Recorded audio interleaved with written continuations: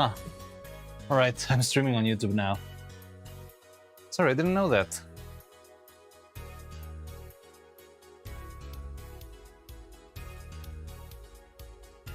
Abuelo moment. Leave your abuelo alone. Hasn't even started yet. Yeah, I just realized. Oh, so that's what you meant with a little bit late.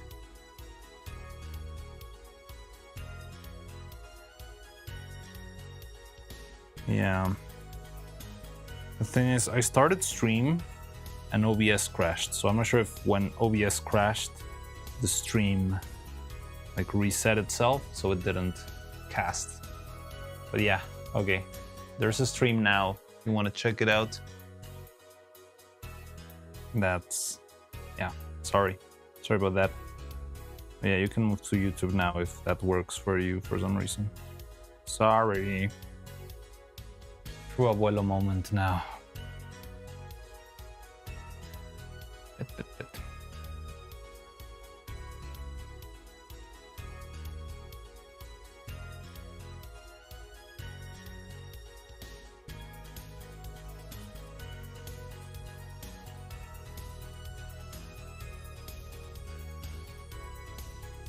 I'm gonna hang up laundry real quick. Alright. See ya.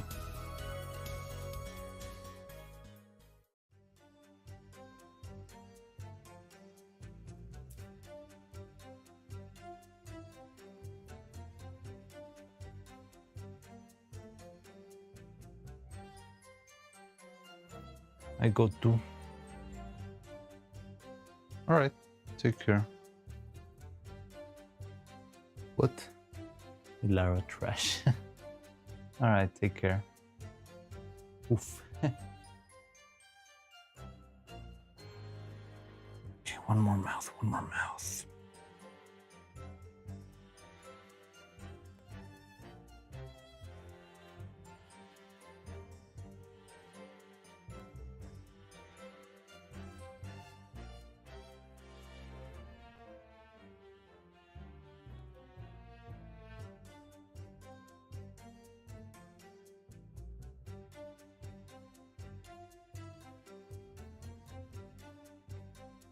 Have arrived at trash. Welcome to trash. How is it? Does it work better? Maybe? Yes? No? Still slideshow?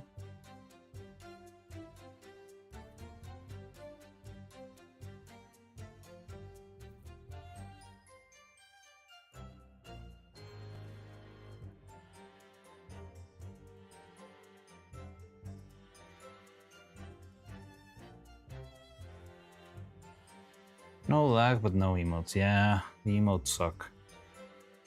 I need to check if there's like any other way. Like, I've always been like doing the easy way out of, at what cost, of using ground control as my window that I put, but there has to be a more elegant way to actually have chat. But the problem is multi-chat. Multi-chat makes everything more complicated. So, and I honestly haven't like searched too much for alternatives. But yeah, that sort of stuff would really help me out. I should spend some time like looking into it, but I've never really got how to make like a custom chat work with multi-chat. And the problem is like whenever you look at how to make a chat window, it's either just for YouTube or just for Twitch, but when you're trying to do both, yeah, there's almost no information on how to do it, which sucks. And it's one of those things that I would love to, I feel like I could even do myself if I understood it properly, but I have like a big impasse on. I know a fair amount of CSS coding and stuff, but I don't know how do you get the information of the chat as messages, you know? And then how do you, I don't know, interconnect that with 7TV and like all of the inner workings. Hellfire. Rip.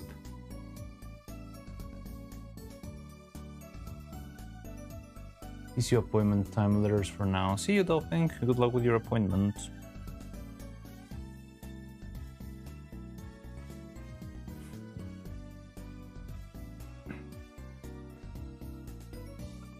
Reap.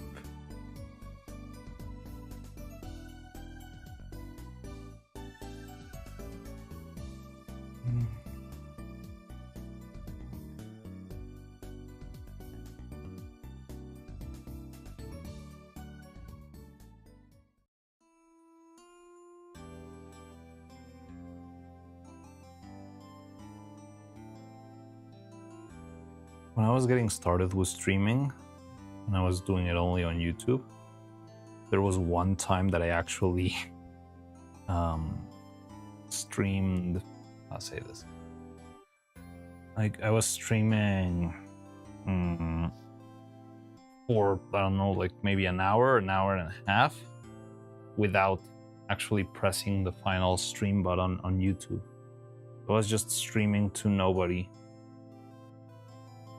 and talking to myself for hours because I thought the thing was working, but I didn't realize there was one less button for me to press. Yeah, fun stuff.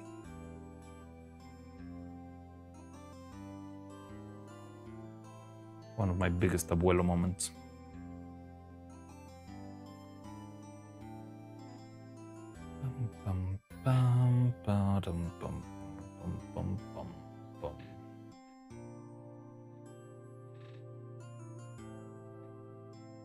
That's enlightening, right? Rip. You're like dual wielding, June. This is the one you were trying, right? Hellfire.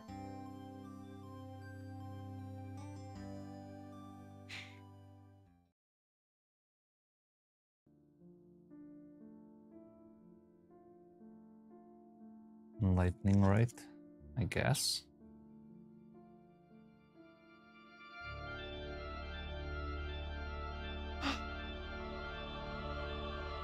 This song always scares the hell out of me. So I feel like it is Made in Abyss music, which gets me blasted. But no, it's Grease. So we already ran out of the other playlist. If you come up to something else you would like to listen on stream, we can put that. But right now, Grease was the next thing that just played. So yeah.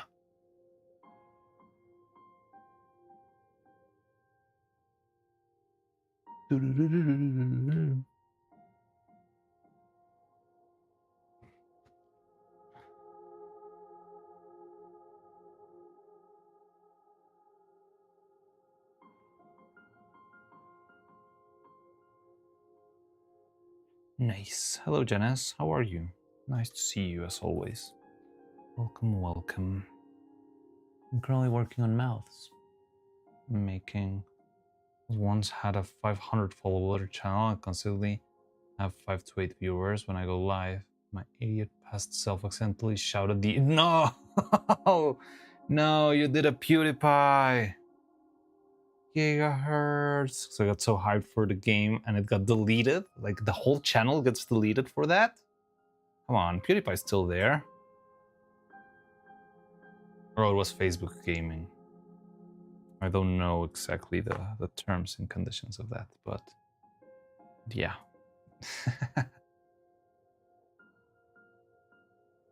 You didn't have the pass.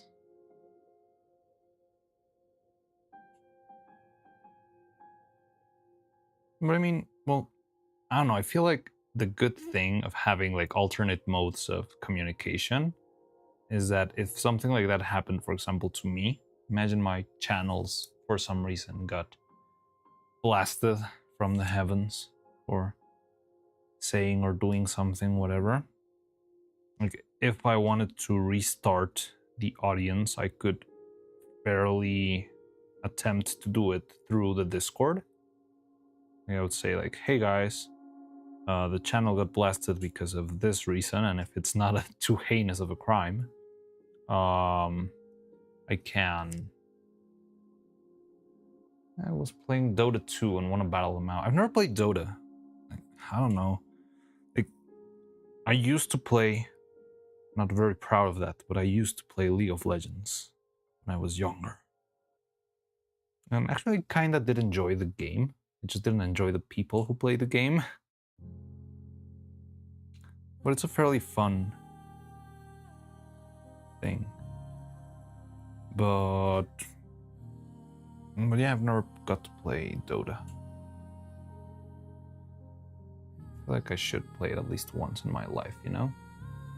But I don't know. Like, those MOBAs feel very sweaty to me. Like, if I want to, like, just start to enjoy the game, I have to actually play for thousands of hours, and I'd rather make Puppet out of that time. But yeah, Dota.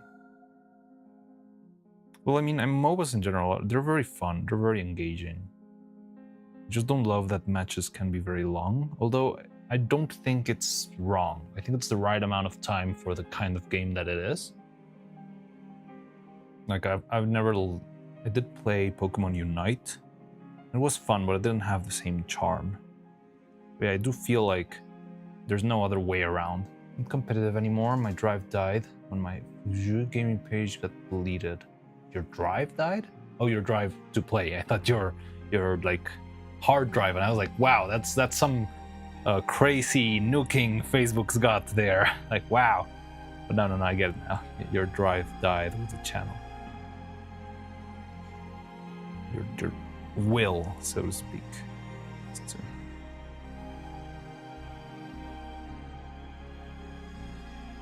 I know my English isn't that good, but you don't have to rub. I'm not rubbing it. I'm also struggling. I also have a bad English, and I'm trying to piece out the words because I always get like stuff mixed up when people are telling stuff to me. It's nothing against you.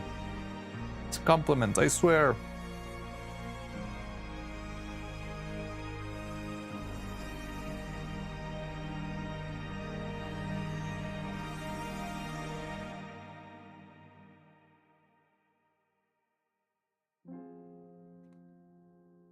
Now we're even. You feel what I feel? Yeah.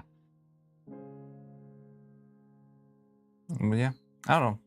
I do feel like I have to play Dota once. But I'm afraid what it will do to me.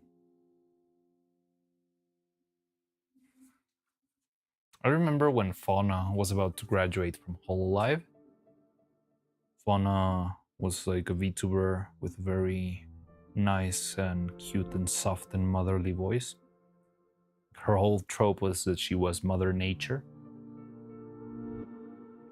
But she was always trying to get others to play either Dota or League of Legends with her.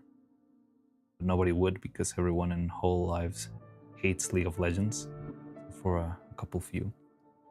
But yeah, like as a little dying wish, she was able to convince them, and I think they played both of them. I think they did play both League of Legends and Dota. But it was a very mild game because nobody knew how to play. They just ended up playing against bots, which, yeah, it's a very easy way to.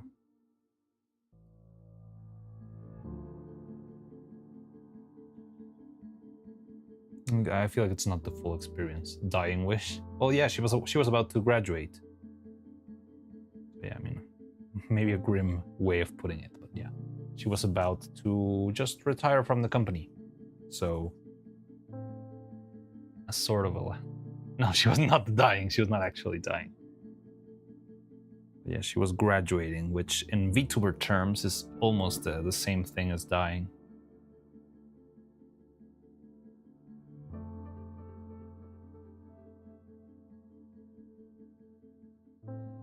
Especially when you're a corpo VTuber, because once you graduate, that means like the whole character is gone, doesn't belong to you. It's property of the company itself. But yeah, after graduation, that means either you just stop streaming forever, or you have to start over from scratch. Yeah, that's why people are always afraid of the word graduation in the world of VTubing. It's like the job application meme.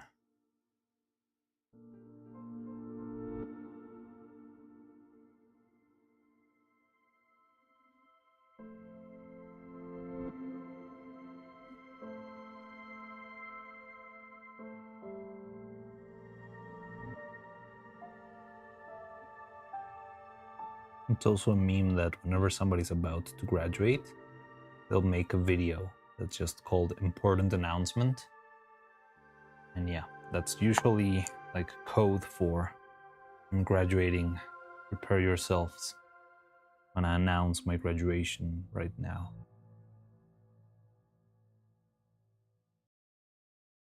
And yeah, people get very freaked out with that. The words important announcement and graduation are scary.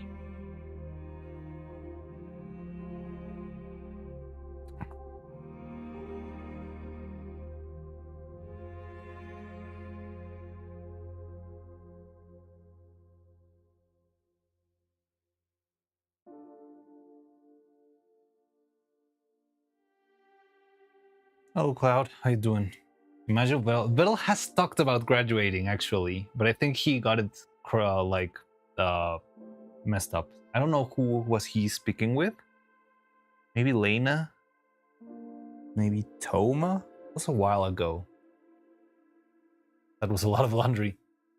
But they asked Vettel like, "What do you want to do, or what's your next goal in life, or something like that?" Because I think the subathon of last year had just happened. Well, not last year. Last year. Like the one where they first broke the hype train record. Oh, I need the light.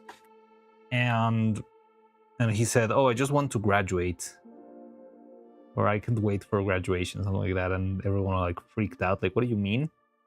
But no, he actually meant more like retiring and stuff.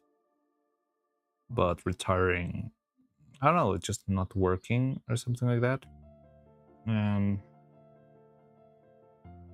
that's interesting because I feel like he could probably retire if he wanted with everything he's got right now. But again, I think that's like him lying to himself. Doesn't sound to me like the kind of guy who just wants to drink pina coladas in the Bahamas. But yeah, he did say something like that. It was a long time ago. But also I feel like what Vettel would love to do is to like fully automate the twins so that he can actually do nothing. He might be inspired at the time by Gabe Newell? Maybe. Do nothing and still winning, yeah. But...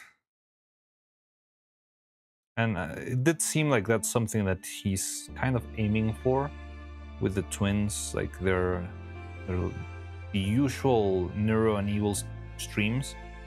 But honestly, I feel like those are the least entertaining of their streams, right? Like the collabs are always much more engaging than regular like Neuro and Evil classes. Okay, I think this clay is already done. Like it feels a little bit too sturdy, too stiff. So I don't think I can use it anymore. So I might make a new batch. But while I'm doing that, I think I'm gonna take a quick break. Like I'm gonna go for an animator meeting and be right back. And yeah, I'll see you in a bit. Just give me a couple minutes. See you.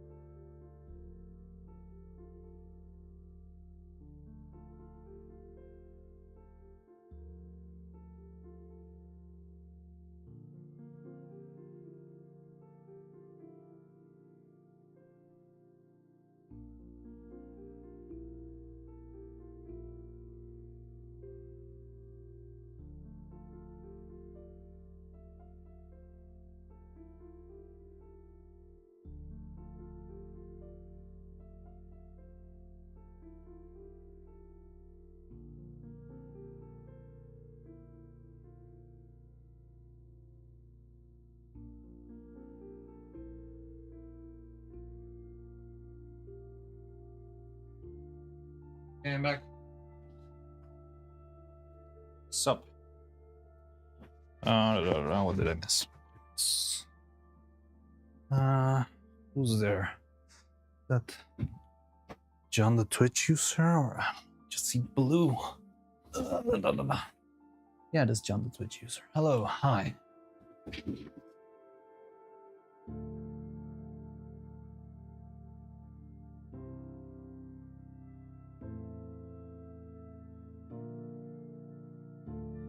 Right, so what are we talking about? Oh yeah, I'm gonna mix a little bit more.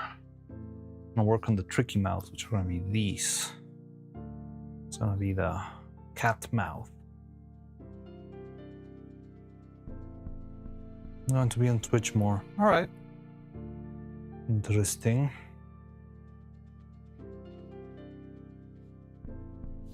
Okay, so let's make some more clay for this. This one I don't love. What else can I do? I'm in dire need of a pie or a bake of some sort.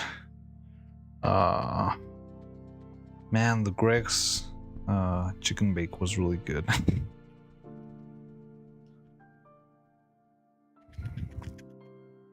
But I mean, Costco chicken bakes are not that bad. A meat pie for a week now. All thanks to you. A meat pie? Why would I make you crave a meat pie? When did I mention a meat pie?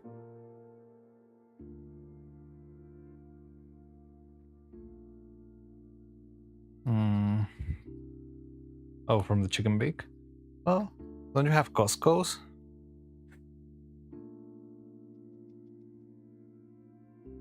I'm not sure what other alternatives there could be, but Costco is always decent for chicken bake needs. Or you could make them yourselves, following Nero's recipe. Here, IDTS. Oh no, not seen one. Actually, I should look it up. Maybe there is a Costco here. I mean, maybe. I don't really know. Because one thing with, I feel like Costco sort of like clashes with Japanese values in the sense that Costco is about everything being big and huge. Wait, what the hell? Oh, okay. What are you up to, John the Twitch user?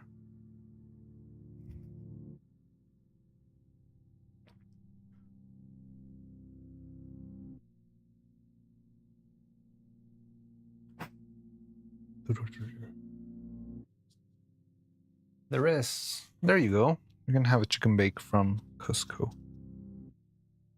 Have you ever had one before? Costco chicken bake? They're good. I like them. Kind of big, but maybe they're adapted to regional sizes. I remember. Oh, wait.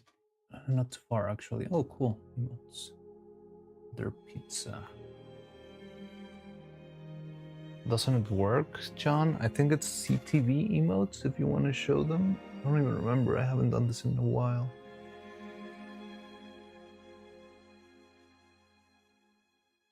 I don't remember how to do that stuff.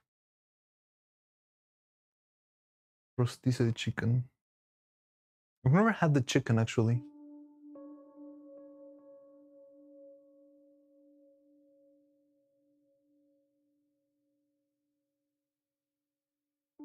Or do I have to do it myself? I don't remember how it worked.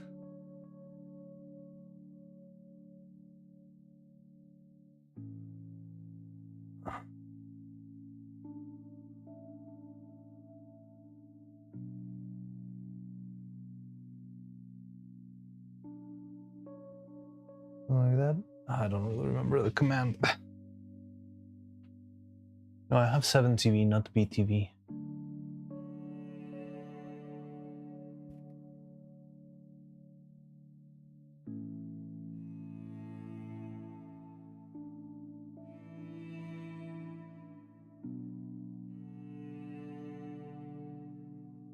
Yeah, it works. Use a command.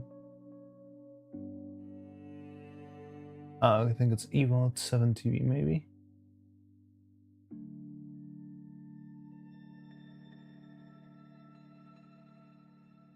There you go. Haha.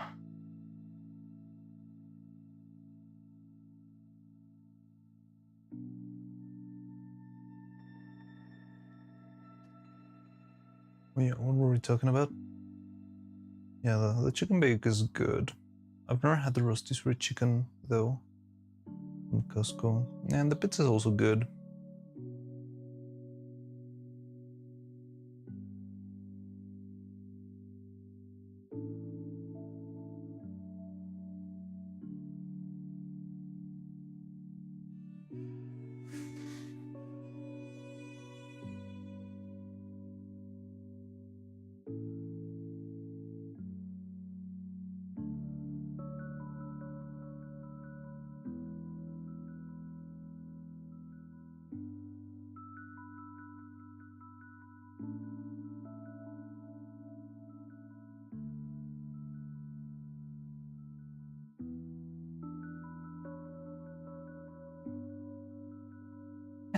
I mean, in Japanese.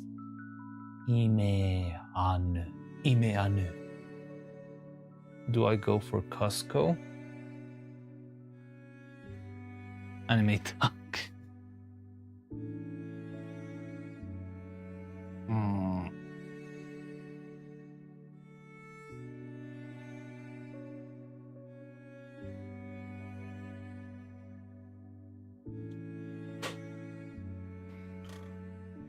Just find a pie shop.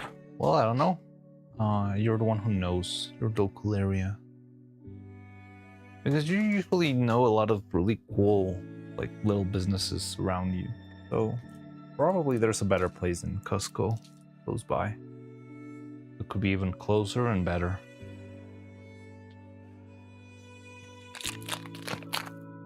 There should be a Neuro-Sama anime. We were just talking about that kind of yesterday, which is like, it sounds promising and fun, but whenever it becomes like an official product, official project like that, like if some anime studio actually tried to make a Neuro-Sama show, it's very easy for it to fall into cringe territory. So yeah, it is tricky. I think it will be fun, but I don't know if it will work first time. It could be a fan-made show, but those are usually like limited to like 5 minutes of animation, you know?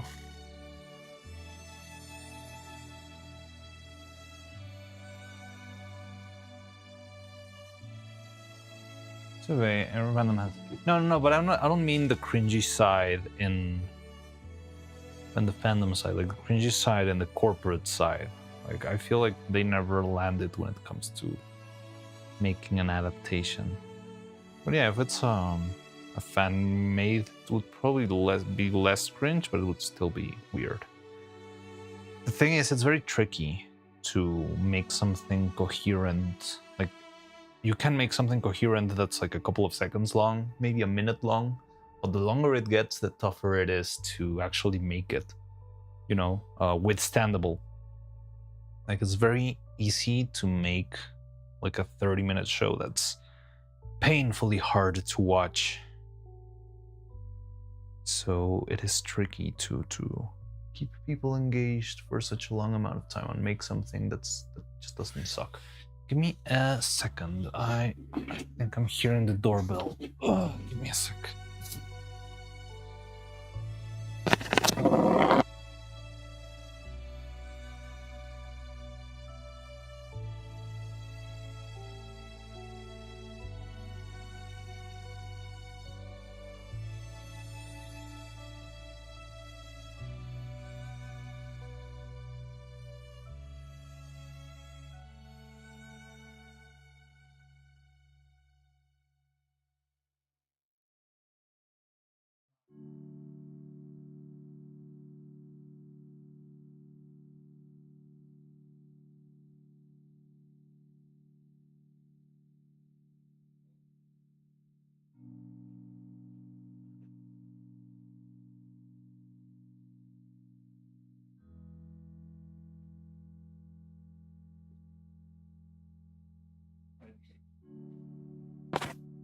That's important. So, what are we talking about? The Neuro-Sama anime.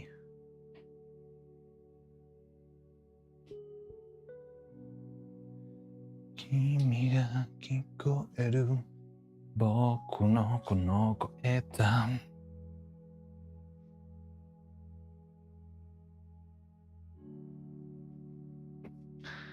Where did I put my phones? There they are.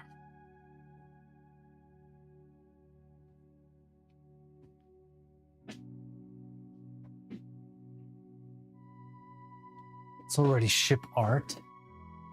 That's done. Already Sims.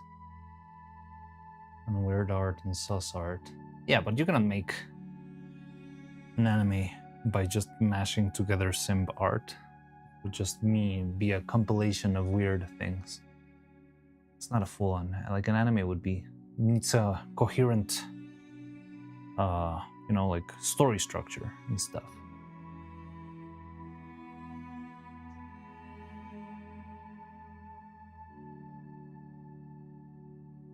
And there will always be sus art on anything. That's the point of the rule number 34, right?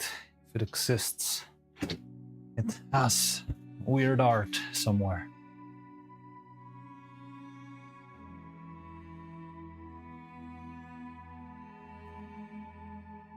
But yeah, that doesn't mean it's gonna get an anime.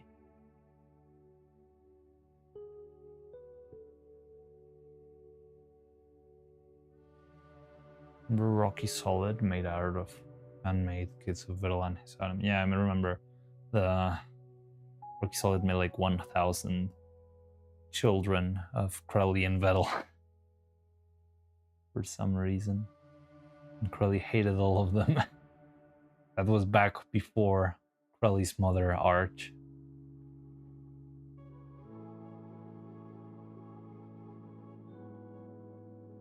She was just like saying that she hated them and she wanted to kill the children, beat them up, stuff like that.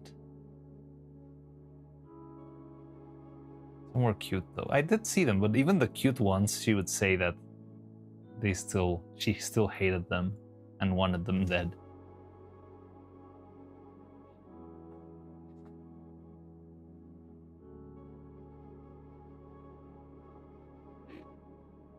You never saw those? Yeah, then there was this guy who made like pen and paper drawings of Vettel's children with Crowley and Mega. I don't even remember who else. He'll always be making like weird turtle cow abominations drawings.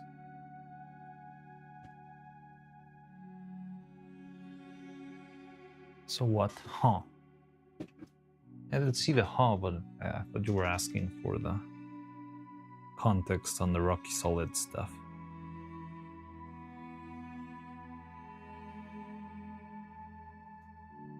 It's gonna be tricky.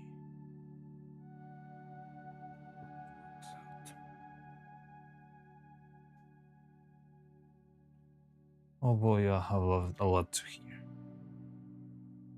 Again, I don't feel like it's such a big deal. I didn't really stick that much. The ones that stuck the most were Crowley's, and that's just because Crowley was making such a big fuss about it. Actually, I feel like I haven't seen any Rocky Solid stuff in a while. I usually watched it. Well, all I saw was whenever somebody else reacted to the Rocky Solid whatever thing.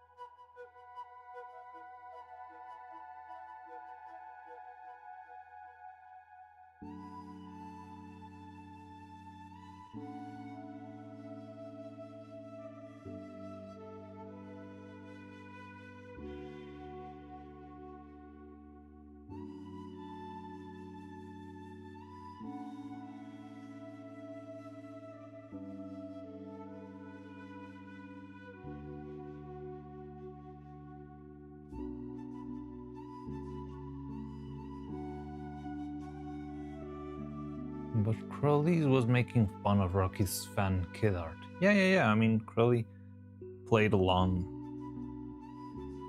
And yeah, I feel like it just faded in and out. It all got... It was like a big part of Crowley clips that I saw until the Minecraft stream. Then everything's been just about like Crowley and Neuro in general. I remember that now. I think I only saw the Megalodon Vettel one. I'm back lurking. Alright.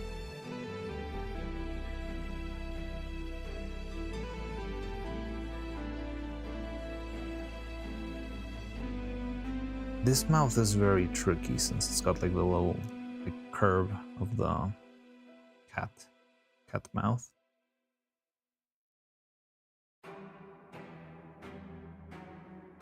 Might do a second layer later, I don't know. Probably being second mom Neuro.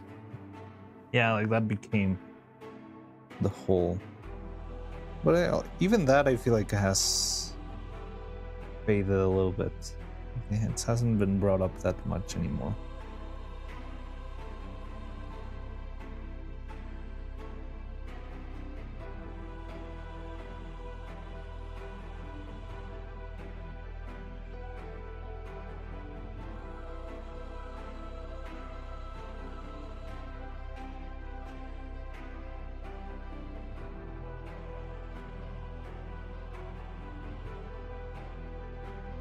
There's one clip of the collab that will always stick with me. I don't know which one. There was a lot of them. I remember like when they were about to enter the end, Neuro was calling Crowley mom a lot.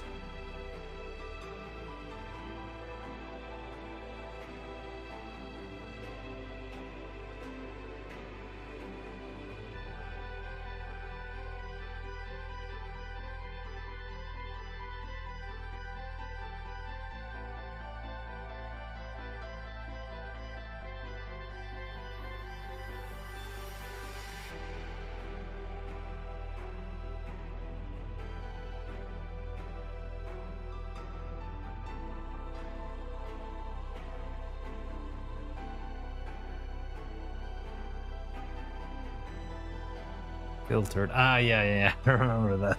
That was incredibly funny.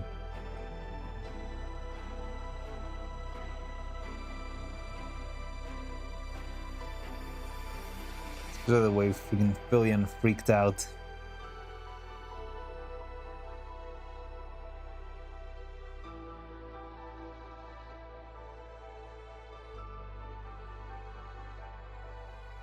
I do remember Fillion saying, it's either Alabama or I don't remember what else.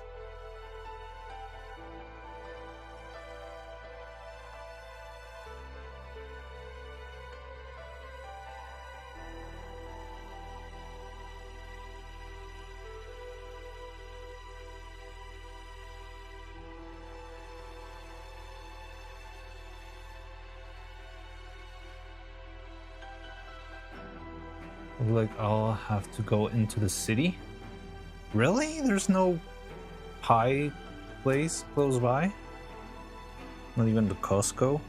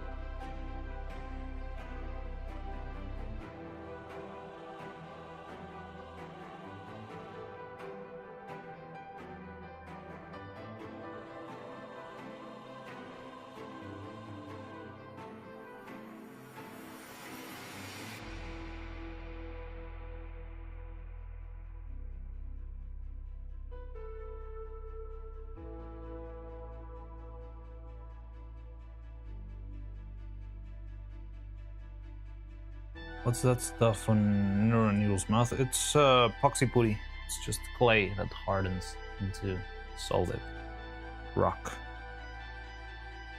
So I'm just applying it on the inside because I just drilled the shape, but yeah, it's a very rough shape, so I need to sculpt the inside of the mouth properly, and that's what I'm currently doing. Just kinda easy, but kinda slow.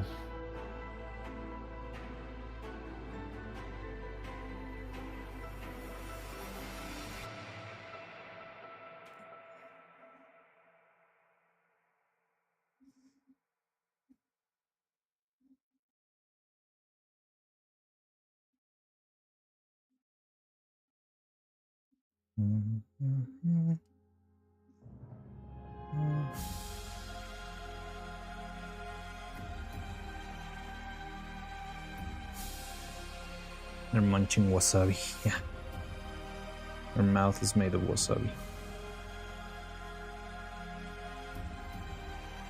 Doesn't really need to be green, I just make it green so I can clearly see if it's properly mixed or not.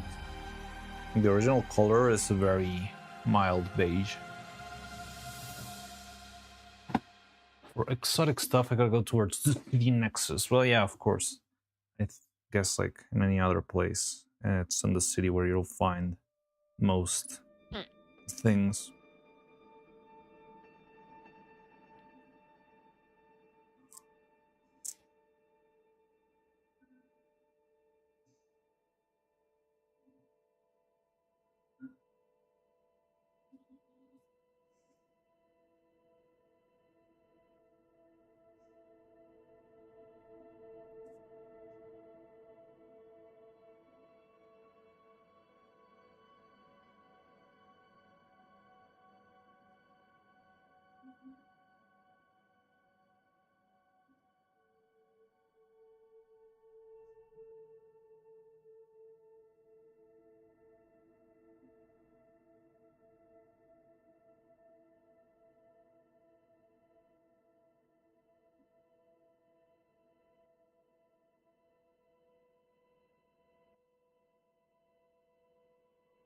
Hmm?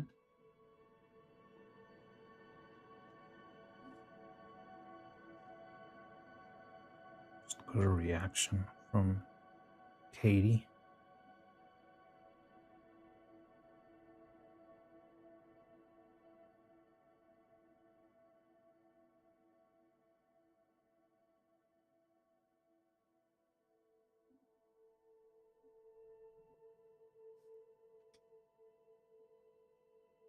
Don't want to go out today.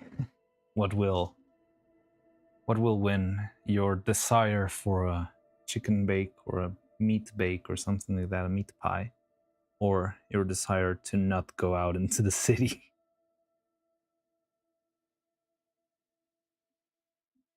Inside of you, there are two wolves. One of them wants a chicken bake.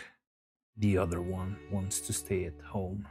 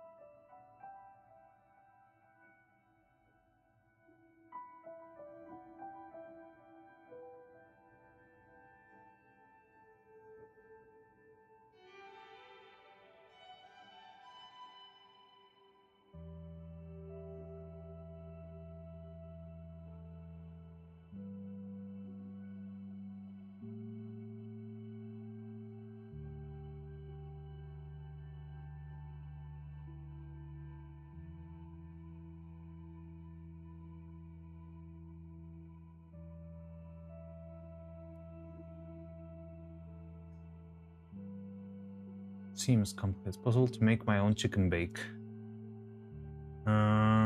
Is it that complicated? I think the most complicated part would probably be, well, I don't know, some depends on the bake, but some bakes are made with, like, what's the name? Like the type of dough. It has a specific name. It's like a croissant dough. It's like custard. No, I'm not sure if it's custard. But yeah, like that part is a little bit complicated, but sometimes you can buy pre-rolled custard. Is it custard? I'm not sure if it's the same. Other than that, I don't really know what else you need for a chicken bake. Besides chicken, probably cream, some sort of condiments.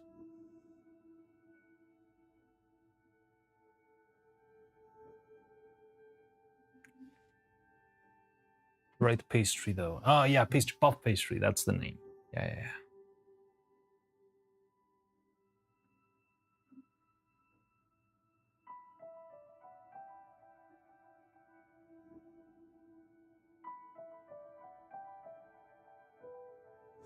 But yeah, sometimes you can buy pre-made rolls of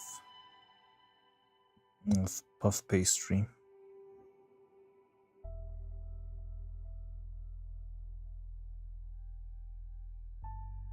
Doomed. Don't have the puff pastry sheet. Yeah, well, I mean, of course you don't have it, but well, I'm not sure if the like a supermarket would have that or not. It sounds, it's a little bit niche, but maybe supermarket has it. No. But then there's another. There are the Costco's chicken bake is not really made of puff pastry. It's just regular dough, right?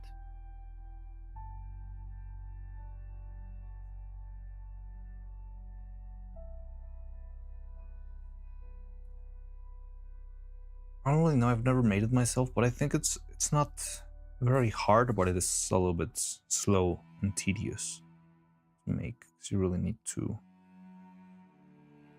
fold the dough a bunch of times.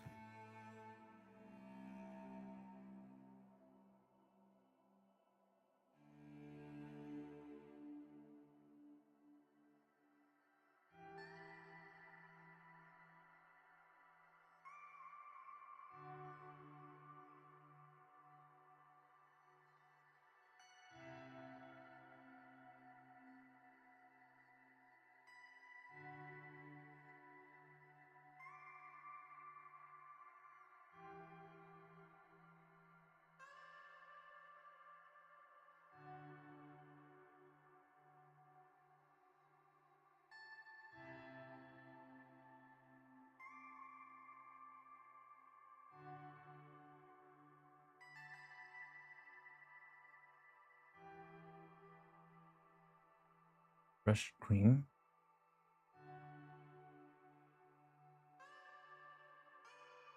Fresh cream. Alright, what is that? It's like sour cream without the sour.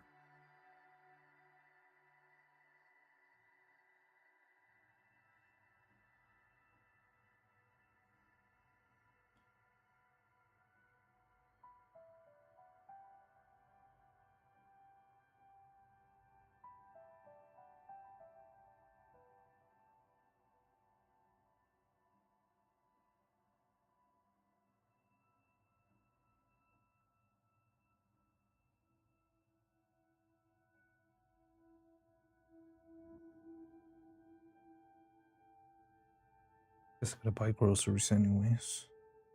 Oh yeah, like making a chicken bake probably requires a couple of ingredients.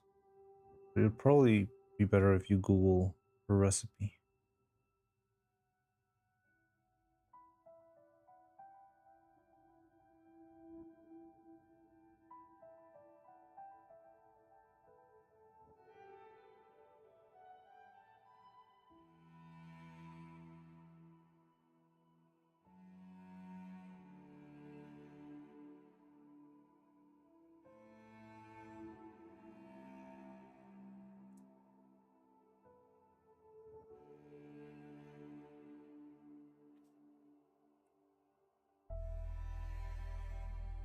Maybe you can make something similar. Like if fresh cream is not an option, maybe. Yeah, like there has to be a way to make an alternative, like I don't know, boiling milk into a thicker cream, stuff like that.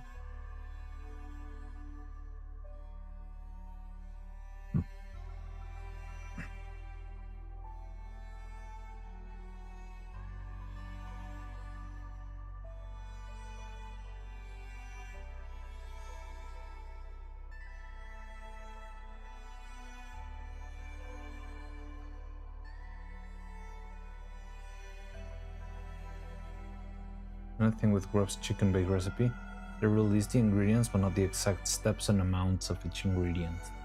That's why you ask Neuro. Full fat milk gives you pretty close to cream. Yeah, exactly. But again, I'm not sure what fresh cream exactly means. Like maybe it's a slightly more diluted version of cream.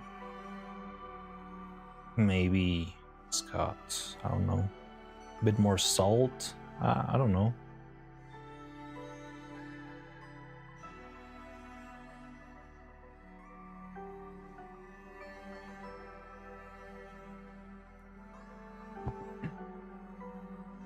Nothing in your recipe per se. I mean, you probably can wing it.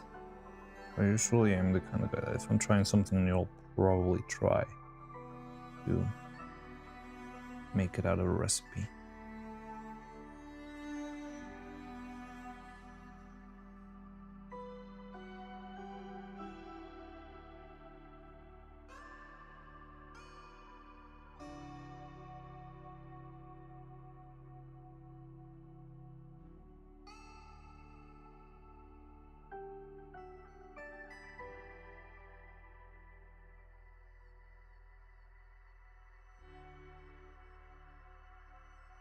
Oh, you really tried making it? And how did it go?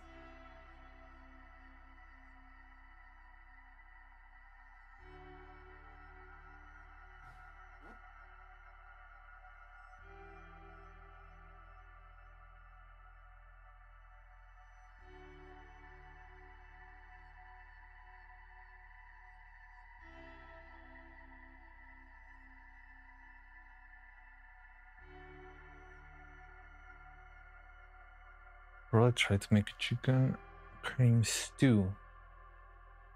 Reduce it a lot, then wrap that in puff pastry. Yeah, I think that would work.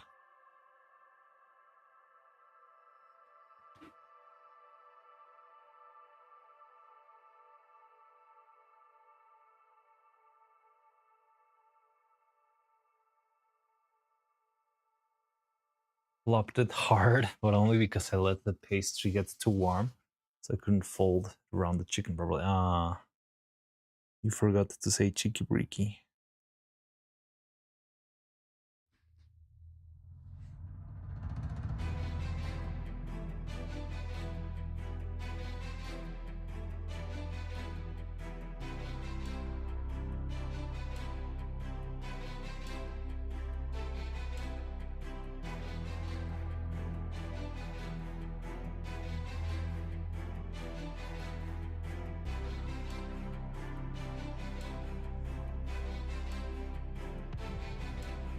But the pic made a section out of this.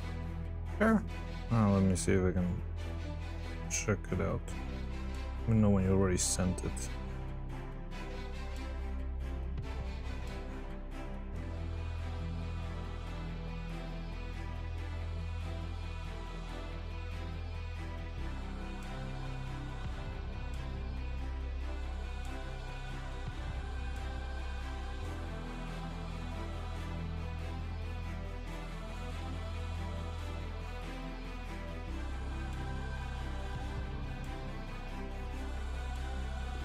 Camembert.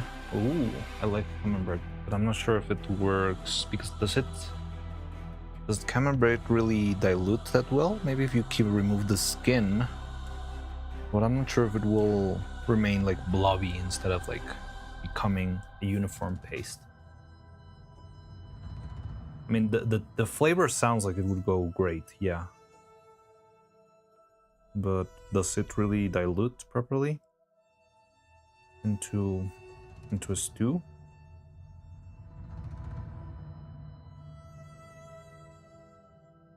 Not home yet. Alright, yeah, no problem.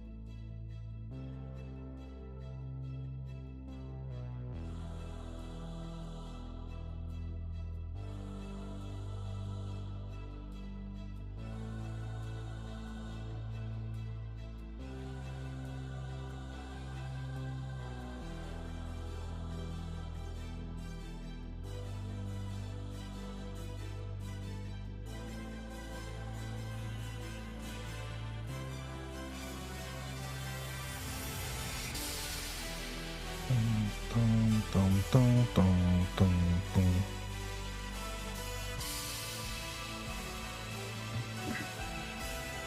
Numbers on Explode matter. You'll find probably.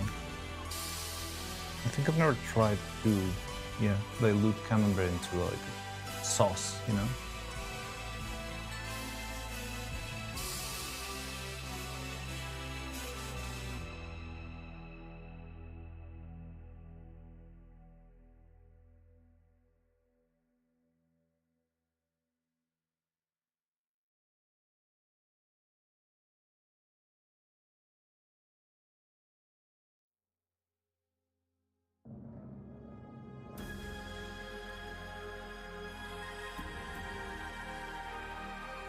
Probably fine, probably. Alright.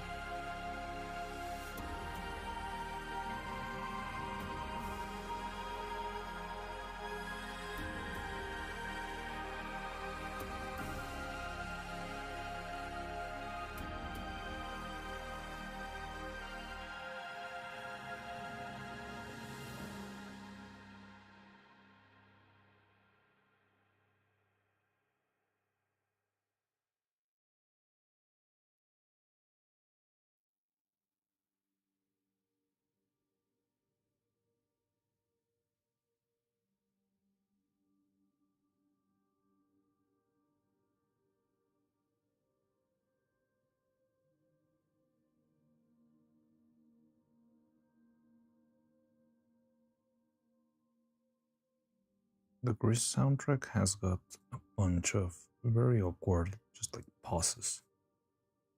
Don't know why.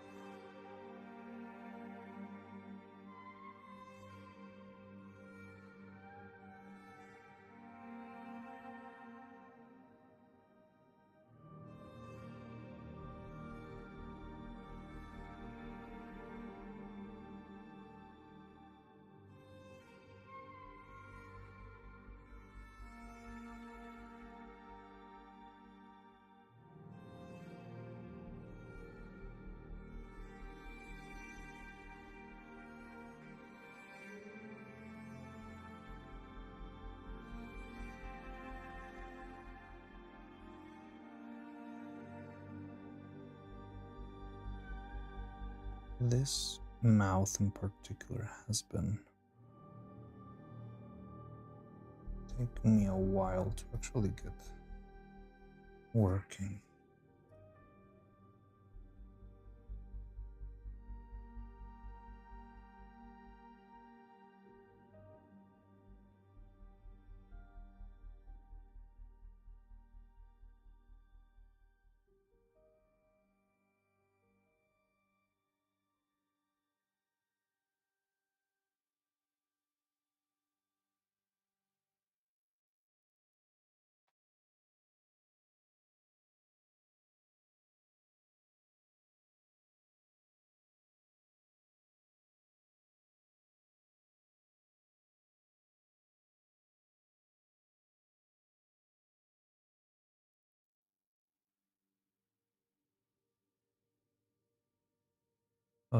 Buying materials to make stop motion, then was disappointed way of remembering the things in the dream that were going to make the process super easy don't exist.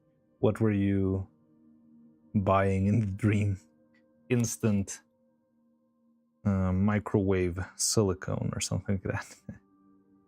I wonder what magical products you came up with in your mind.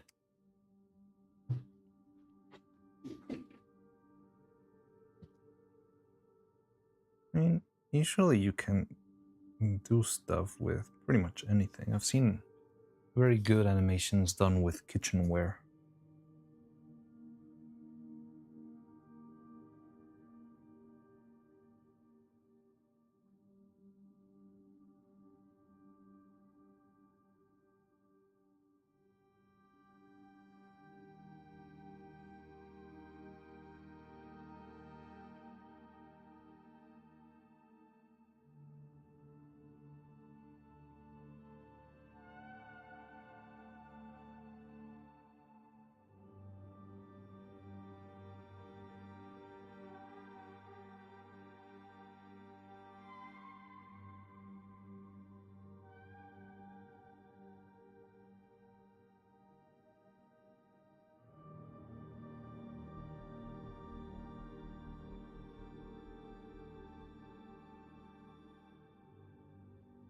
I want to rewatch the gnome video. Oh, I haven't seen the gnome video.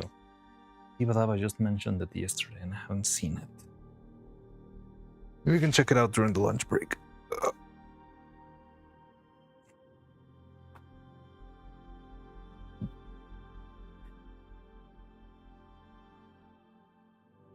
But I think I'm gonna leave this assist for now. I cannot working on this right now, but what I can do, set this up for a mold real quick.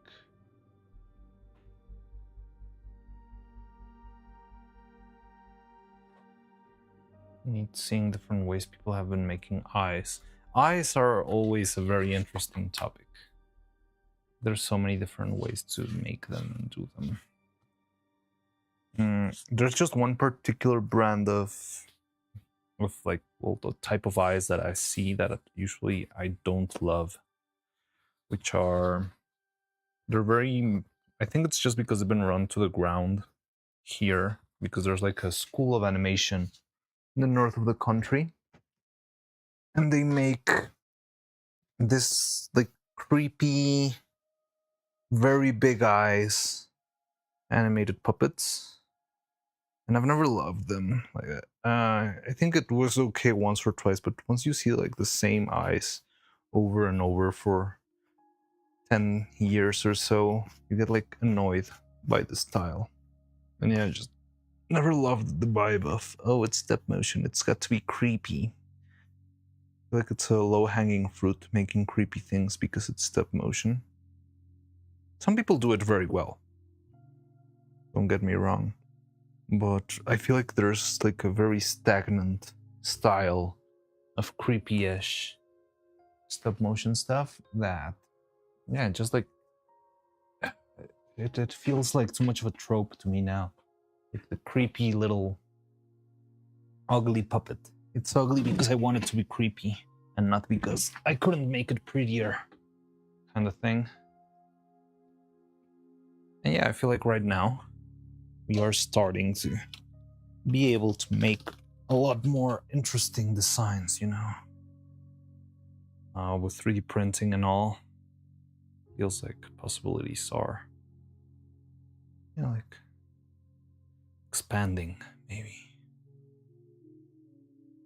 I haven't seen the one you sent, but like, yeah.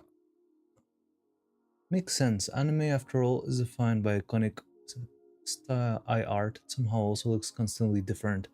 Yeah, that is also true. Anime's got like the standard aesthetic, but there's variations on top of that and such.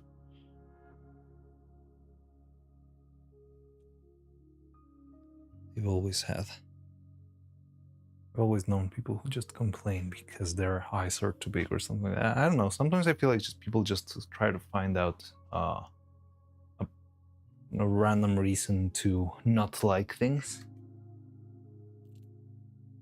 I don't see the appeal in not liking something because the eyes are too big. Especially because Disney movies also have big eyes. Like, it just feels... doesn't feel true. People say that, but I don't know.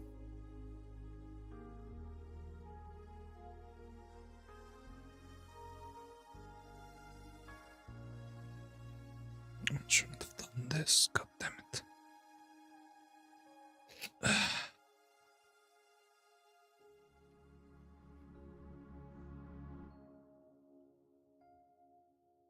Super annoyed with our director of Memoirs of a Snail. Smugness was off the charts when he was saying he didn't use any 3D printing or any digital tech in his film. I've never seen that interview, but the guy is a pretty chill guy.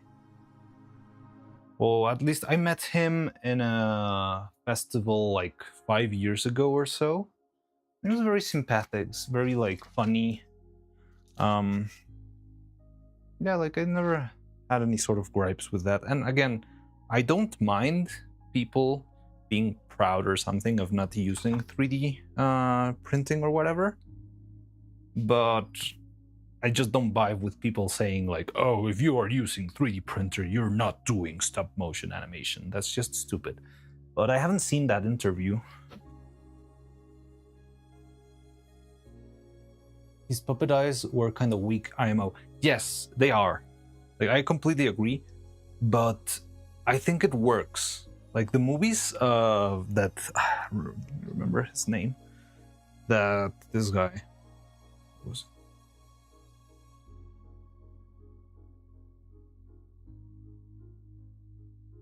The snail. What was his name? What was his name? Adam Elliott. The movies that Adam Elliott makes, I feel like they are intentionally scuffed and a little bit ugly, you know? And it works really well with their stories, you know? Because if it was... If Memories of a Snail was a hyper-realistic Anomalisa kind of movie, I feel like it would be a very unpleasant movie to watch, you know?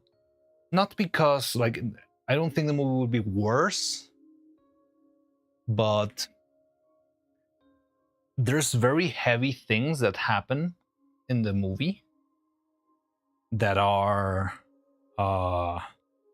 like, toned down with the cartoonishness of the movie, right? Like, you've got, like, paraplegic and, like, shock, homosexual conversion therapy, which it is still portrayed in a very bad light. Like, it's portrayed as something that shouldn't be done. But if you saw that like in live action, the movie would be like a very hard experience, you know? So I feel like the style in Adam Elliott stuff works well with how he does it. Also, hello, Taki, how's it going? But yeah, like the fairness, you get to be smug when you spend years on a project. Again, I'm not sure about the smugness. Like, I didn't see that interview, so I wouldn't know exactly how it was. But I remember when I met him in Mexico, he was doing like a little not press conference, like a masterclass kind of thing. And yeah, he was a pretty chill guy, very fun. He was panicking a lot with the gunshots that you could hear in the distance. What director are we talking about? Adam Elliott. Have you seen Memories of a Snail? Memories of a Snail is this movie about like a little girl who likes snails a lot. The what now? It wasn't really gunshots. I think it was just like fireworks or something. But the guy was in the middle of his press conference and I was like, "Pah! Oh, is that another gunshot?" And he was like freaking out because he thought it was, I think he was just playing dumb on it being gunshots. Like they weren't, I don't think they were actual gunshots. I'm not sure if I can spot the difference from afar. But yeah, like it was just funny.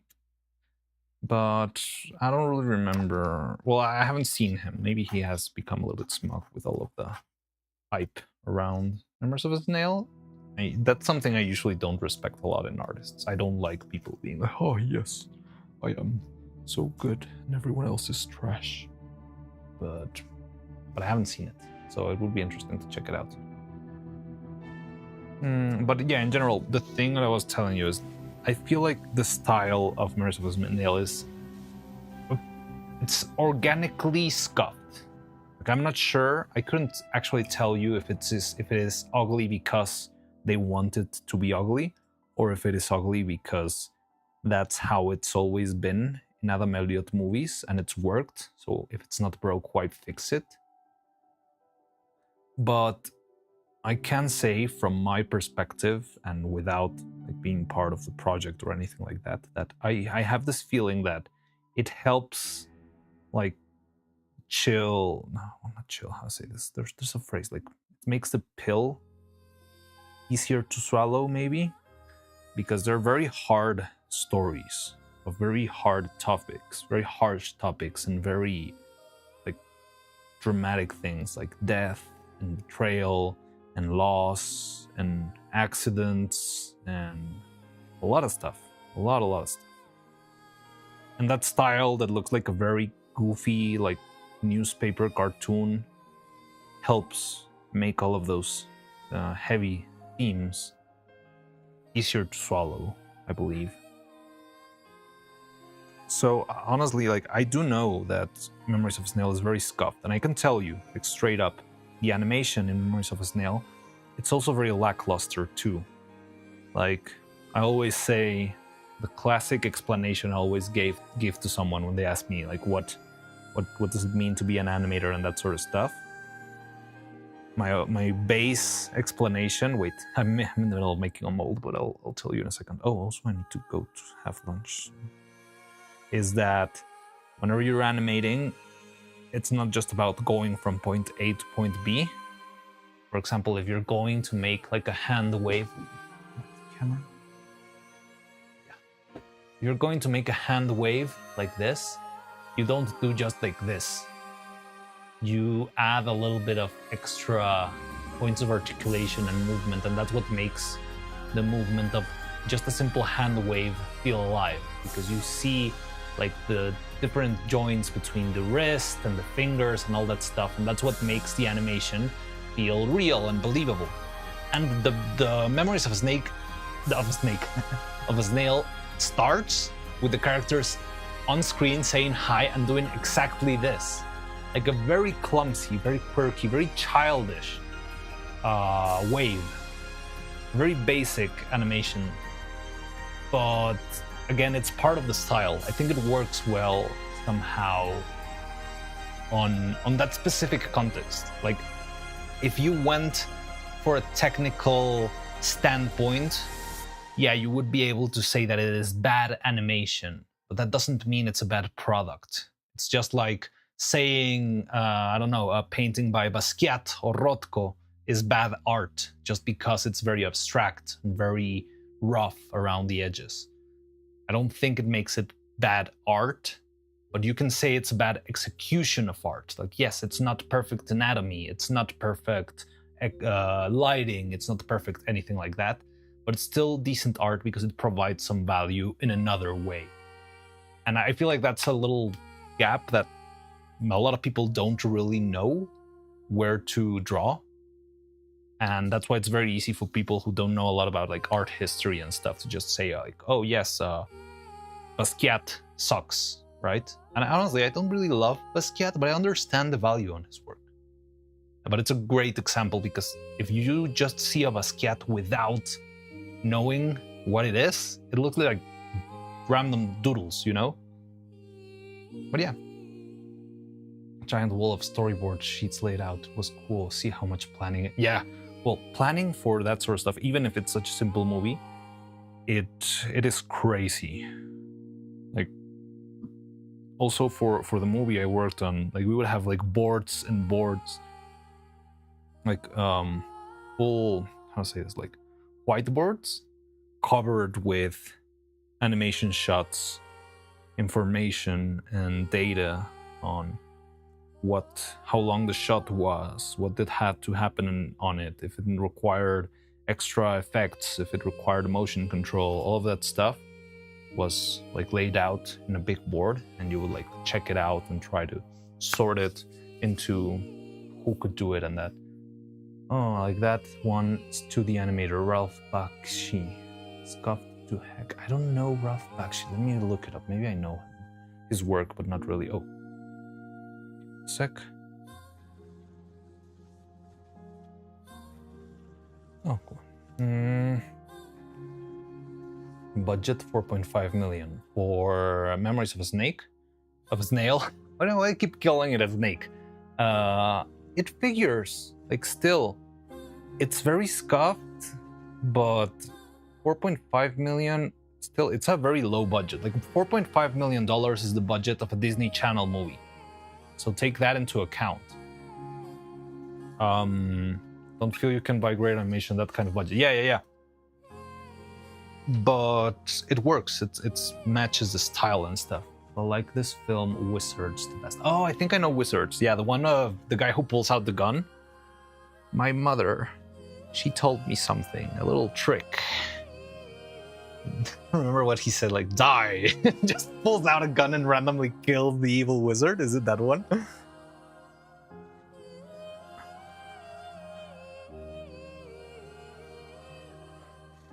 I'm Googling. Oh yeah, Fritz the Cat. That was an animated show. I've never seen it. I've seen like videos talking about it, but I've never seen Fritz the Cat, like the show on itself. But yeah, Ralph Bakshi. I would say Ralph Bakshi's animation is, for what I know, better than... Again, in a very objective sense, it is better than the quality of animation you'll find in Memories of a Snail. But now, for example, Memories of a Snail, I feel like the production value might be even crazier than the movie that I worked on. Like just the first shot where you have like the opening credits and you see like this huge pile of junk and trash, and it's all the things that this girl has been collecting through her life and stuff.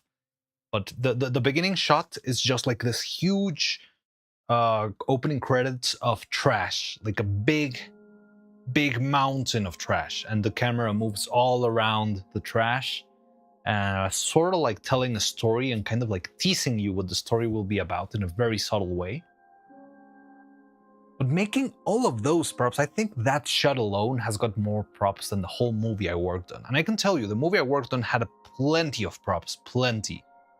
But it did feel lackluster at times, because I can tell you, like, something I'm not gonna complain, but in the movie you can see that there's like a big room, but the big room has just a couple of, for example, there's a children room, and it's got like this big room, but it's only got like a couple of toys here and there, right? But like a real child room, especially like a rich prince room, would be like flooding with different toys and stuff. But designing every single toy individually adds up to a lot of work that doesn't really it's not that worth the effort if you don't have the budget for it. And the amount of props that you see in freaking Memories of a Snake is ridiculous. It's absolutely insane, because the movie is about trash. yeah, so many and so detailed. Even on their simplistic style, it's still very, very highly detailed and very well made. You keep saying snake. I know, I keep saying snake. I don't know why. I'm thinking about snakes for some reason. I don't know. Sorry. I'm just like... Maybe it just rolls in my tongue a little bit better. Memories of a snail, memories of a snake. Yeah, I think it rolls better in the tongue. Snake. The consonant makes it easier on my mind, maybe. But yes, I know it's a snail. Sorry. You also know it's a snail, so don't pretend that you don't understand me. Da-da-da. Ah, Katamari. Good old Katamari.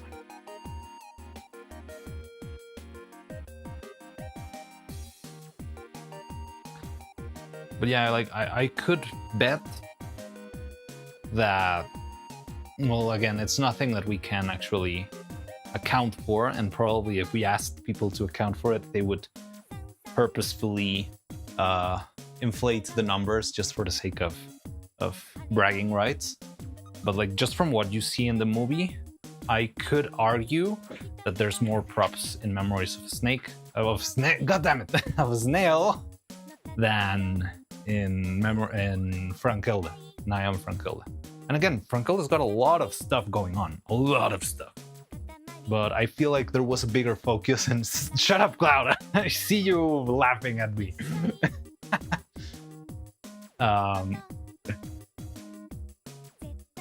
Like, Frankilde had a lot of stuff going on for it, but it was mostly in like sets and spaces. Like, I feel like the directors had a big vision of wanting to make the world feel huge.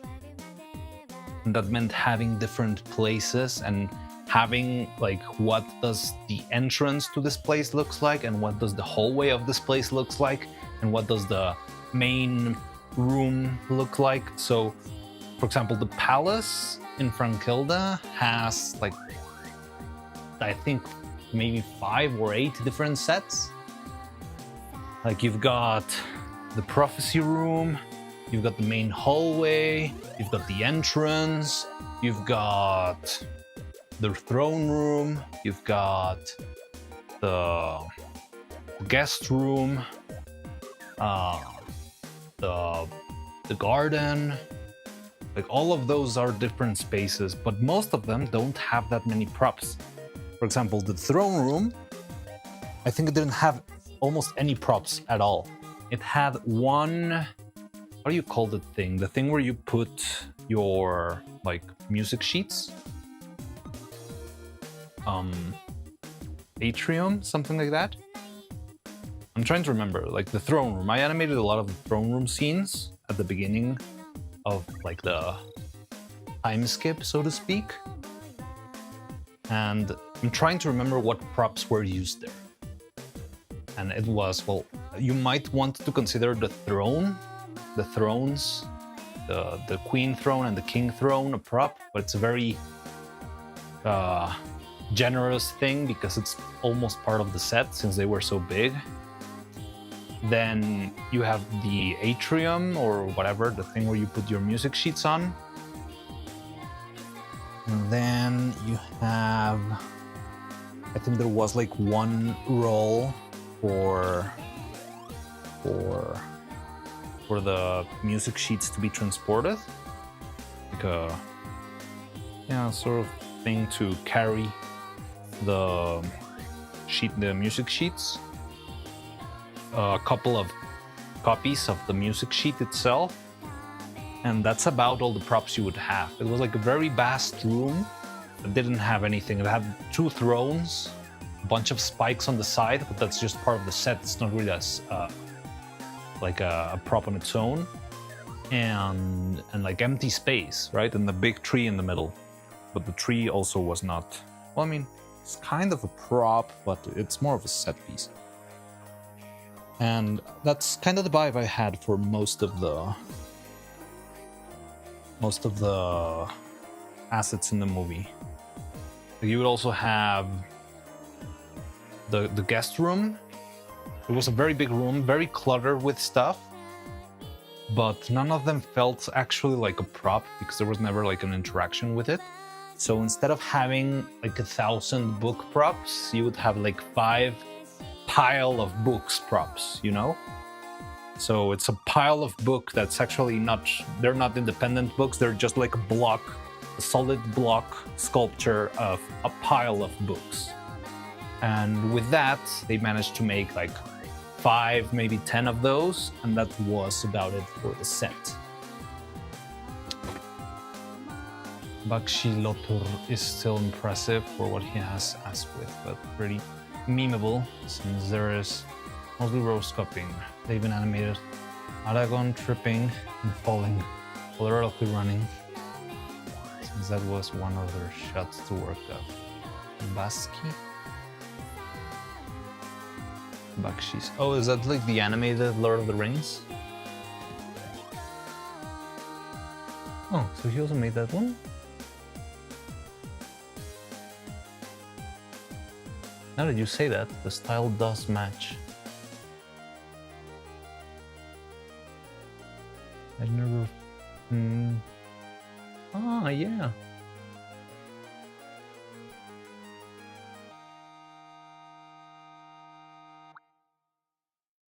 Ah, interesting, interesting.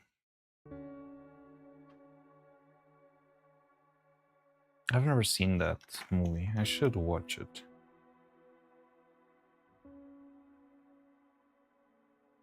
What's playing right now? This looks... It's a Mori, but...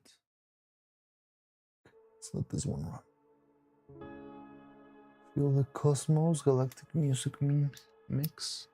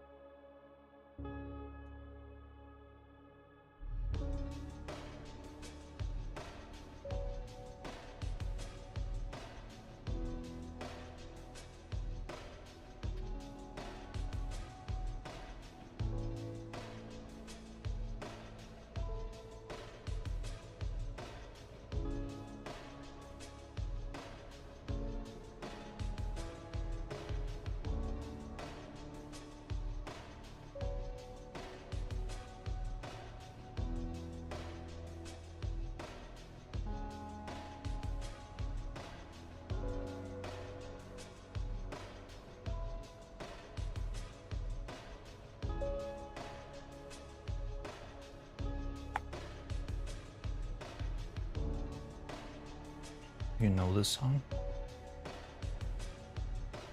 I didn't play Omori.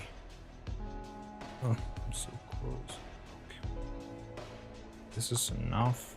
Is it enough? Oh, it's barely enough. Okay. Okay. Means I can make a casting real quick. It sounds nice. It's from Omori, apparently. I've never played Omori. I did see Faye was playing it. Didn't watch the whole thing because, yeah, I wasn't gonna see it. Also, she took a long time playing Omori.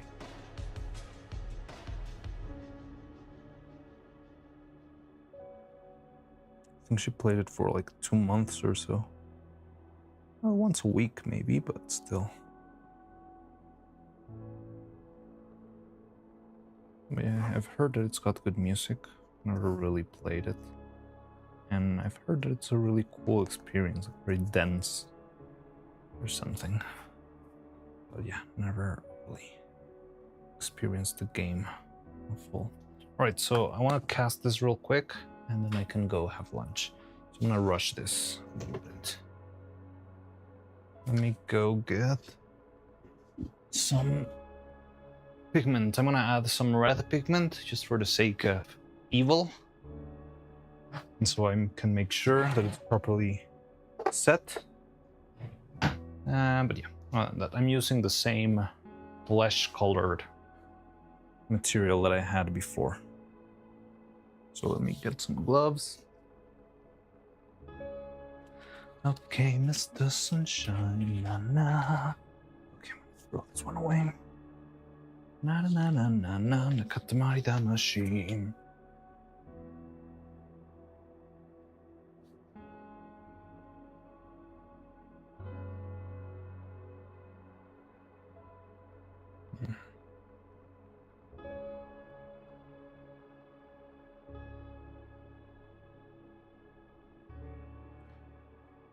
The movie I want to check out, because it's the one that Frankilda has been running against in many festivals, and I've seen that it's been winning a lot of, I don't know, like it's doing good in festivals. It's a movie called Arco,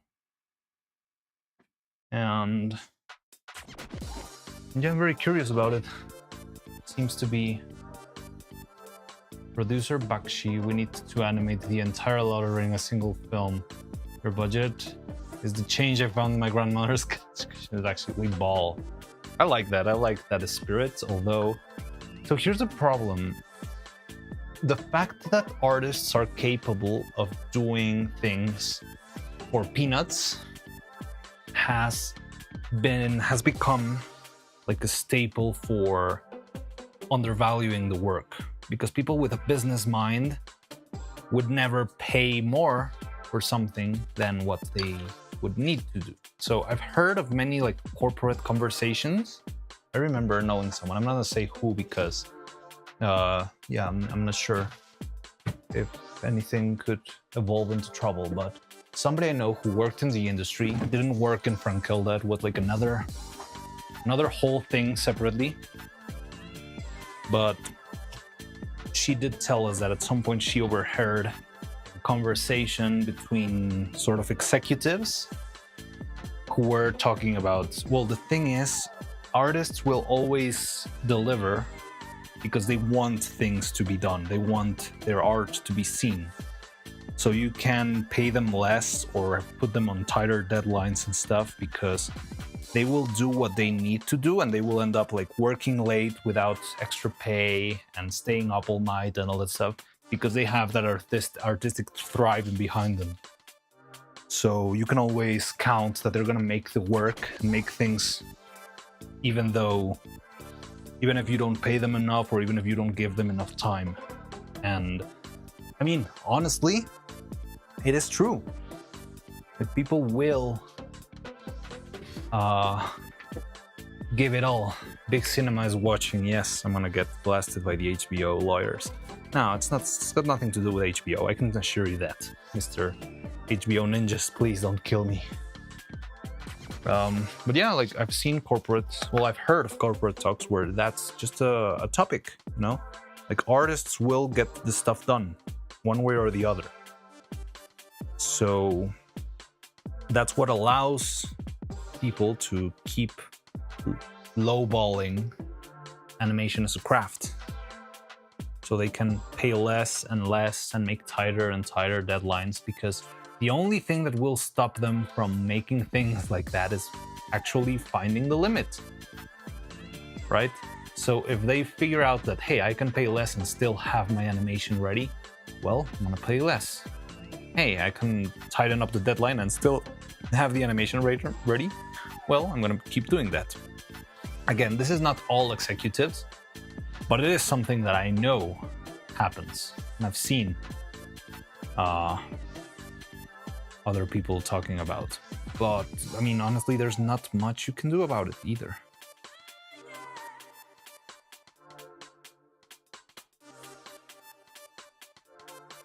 But hopefully, that's why I feel, for example, this sort of medium changes things a bit. Because I can, for example, make stuff, and whoever values the things that I do are free to help me out with, I don't know, a couple subs here and there, or a little sub to the Patreon, stuff like that. What the hell? There's no way.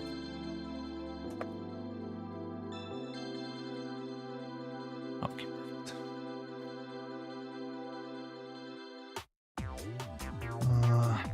I think no, it's not gonna be enough. I'm gonna throw in 5 extra grams. and like it's not as stable yet, but I feel like it's a good way of cutting the middleman, you know? And like I'm not gonna pretend I've got it all figured out yet, but like I like the idea that I can make my productions or whatever as big as I want them to be, as long as there's people who just want to support it, right? So the scheme flips upside down, and instead of having people who are interested in getting more for less, you get an audience that is interested in give out whatever they can, which can be a couple of cents, can be just a retweet, can be anything, but it's engaged people who want to help you out instead of trying to negotiate with people who are trying to, well, get the lowest price out of you. So I'm not gonna pretend I've got it all figured out, but I do like the basis of the scheme, you know, of the I wouldn't call it business model quite yet, but I don't know, the way the income flows feels like it's pointing in the right direction for it to grow and not for it to keep shrinking, because that's the problem with the other productions. They are pushing down as much as they can, like, how can we cut corners? How can we cut corners? Let's add AI, let's do this, let's cut corners. It's all about cutting corners. There will always be somebody who's being paid to find a way to make things cheaper. That will always happen, probably in any industry. And, well, what can you do about it? Like, what's the point of complaining, I guess? But in this scheme, like, I don't think any of you viewers will be saying, like, how can I make it so that I give the sub and that sub gives me more videos instead of, I don't know, more Silksong Let's Plays, you know? Because audiences don't operate that way. That's how executives and business people work, which is understandable. It's what has made society work for 3,000 years. But yeah, I don't know. I'm rambling a lot of them. Big issue with anime and manga production too. Yeah. Anime and manga are also a lot. Well, I don't know how the inside management of anime stuff works. Like, I don't really know. Like, I know it's very famously. Oh god. Wait. God. So 30 drops. We'll need 30. Wait, I need to make math. 12.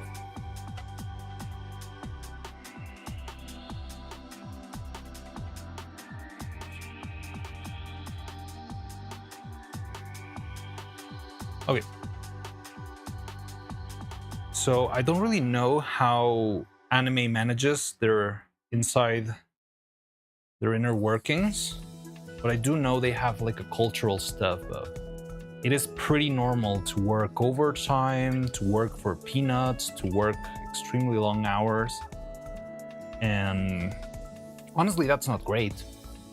Like, I can assure you that probably like the best One Piece animator or JJK animator, they're paid fairly for their experience and stuff. But I'm not sure in those big studios how it is for an entry-level animator, you know? They're actually how much of the struggle there is.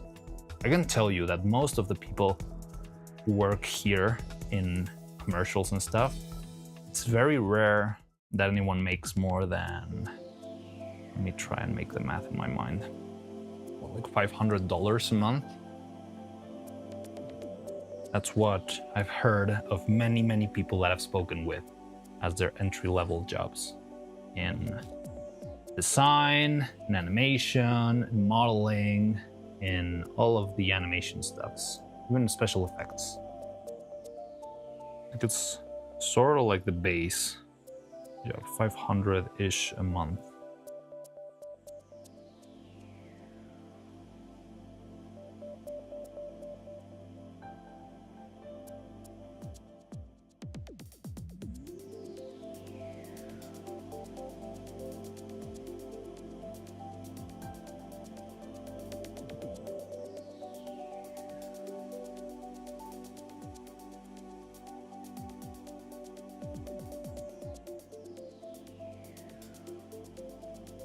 Or I'm locked in casting this. I'll go back to rambling about whatever I was rambling about. But yeah, I don't know. And that's what intrigues me a lot on the new mediums that are coming out, right? Because Has-Been Hotel, well, I don't know exactly Has-Been Hotel, because Has-Been Hotel has like a fair amount of outsourced animation, I believe. But Hell of a Boss, more like it. Hell of a Boss has an interesting, well, it's something very promising, right? It's newcomers who are popping up and they have the chance to restructure the market, right?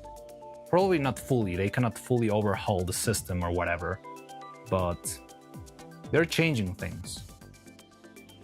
So they have the choice of either leading the industry into further deepening the circles of abuse, of making things hard for artists and easy for executives and that sort of stuff. But the thing is, these teams are usually made by artists, right? Especially Hell of a Boss. I don't know that much about Glitch Media, but yeah, that's like the kind of teams that seem very promising because they have the chance to change the industry one way or another. But it's just a mystery, and yeah, usually people won't tell you how their inner workings go, right? Like, they're not gonna open up their finances, that sort of stuff. It's kind of an awkward thing to do, and I understand it. Like, I think not many companies would feel will not feel comfortable with sharing all their inside like finance information and stuff. But still, the thing is, they have a chance to make things different to how it's been in other studios for years and years. Now, I'm also giving you a very closed perspective on mostly my country. I'm not sure how much artists are respected outside, but I have heard a lot of like horror stories. No, people getting overworked, people getting lowballed in their salaries and stuff. I don't know, you'll see a lot of that. And I think the other problem is that people normalize it. Like, there's a lot of there's very usually the animation veteran or whatever will tell you, well, when I was a child or a newcomer, I worked for free for 3 years and then I started getting paid. So it's just normal that everyone else has that. And I think that is not correct. Like, if you had such a struggle and you managed to make it through, I think it is your responsibility to make it so that that never happens again. Like, I don't like the idea of boasting about, oh yes, I have spent time working overtime from dawn to dusk every single day, including Saturdays and Sundays. I've worked on New Year's. I can tell you this, I have worked like on the 1st of January, right after, or was it in Christmas? I don't know, I remember one time I did an animation. I was working on an animation shot on like a universal holiday, not even a national holiday. And nobody was in the studio except for me. Like, I was the only one working there. But I'm not gonna boast about it. I don't think that's a good thing. I don't think that's a healthy thing. And I don't think that's something that should happen. Honestly, if I went back in time, I wouldn't have done it. But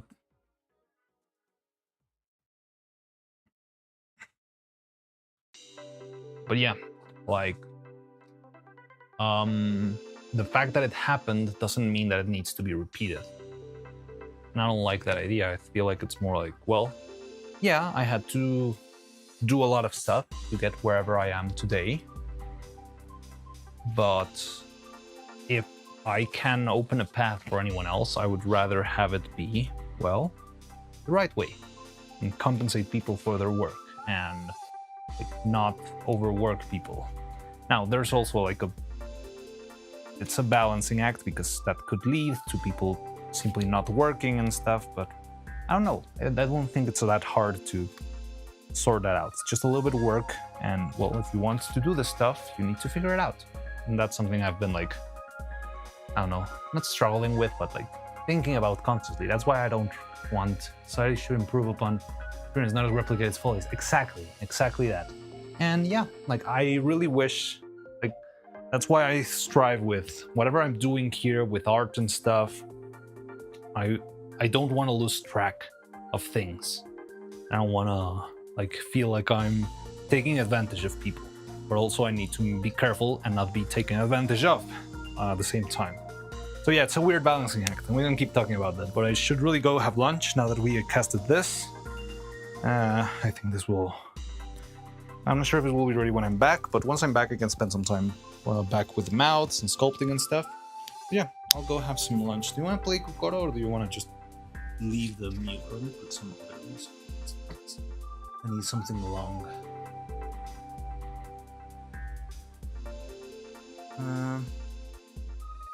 Fire Emblem songs and a risky. City Pop. I'm just gonna put this chill video game music.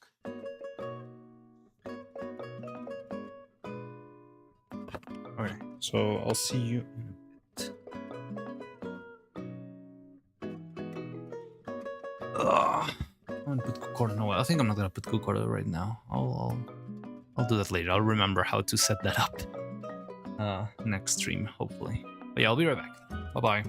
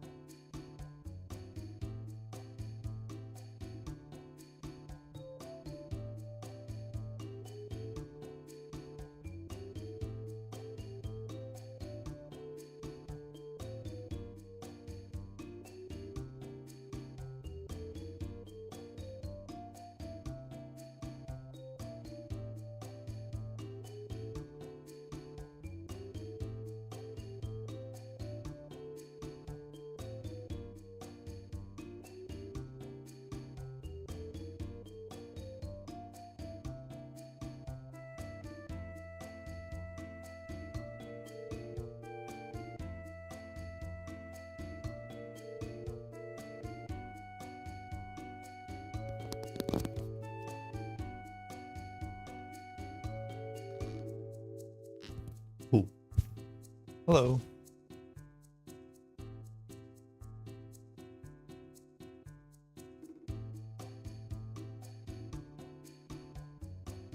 I am back. How's it going? Let's see what this thing's doing. Still very liquid.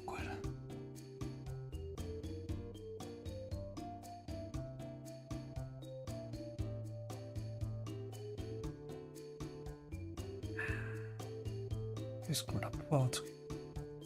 All the markets are still closed. Really? I thought there were a lot of like 24-hour stores in Japan.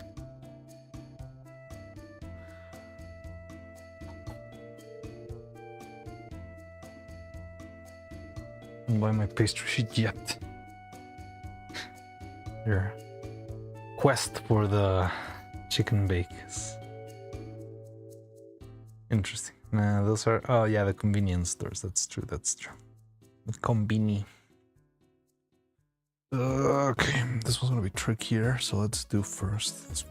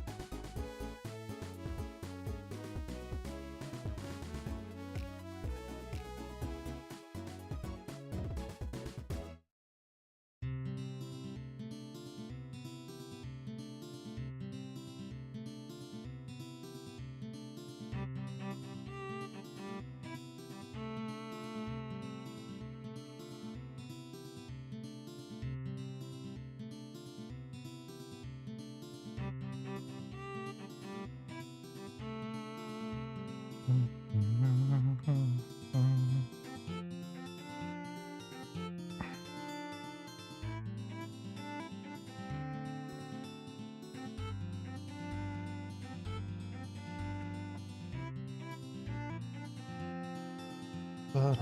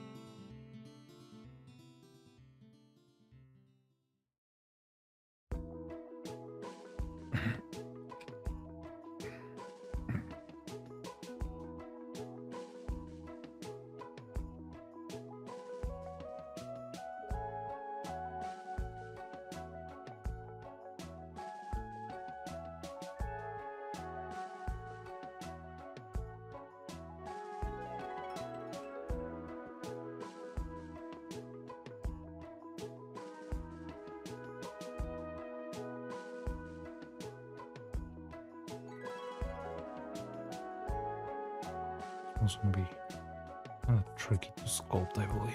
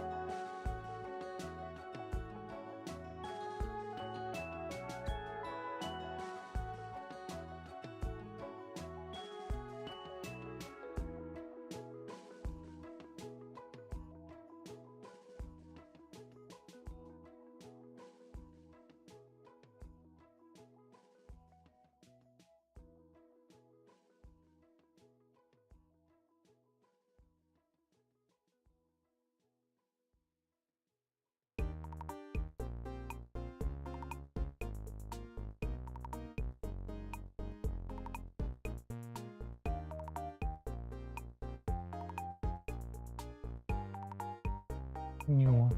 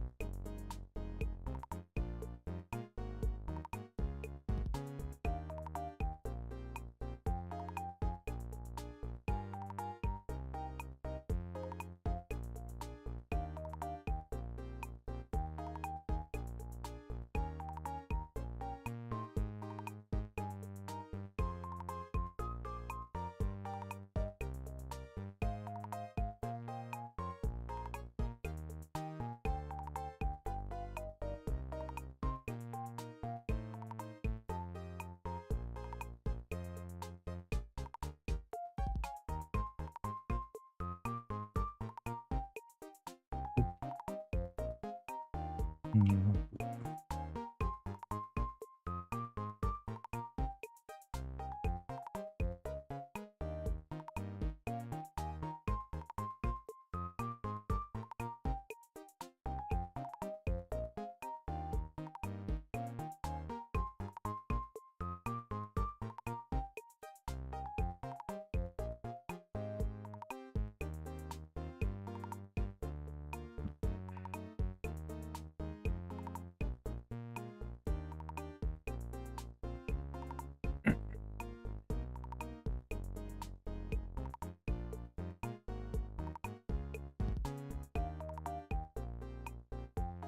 No, hey, how you doing, Blacksmith? Hey, how you doing? I haven't seen you since I got back, I believe. Hi, how are you? I'm already back. I'm working on some mouths here.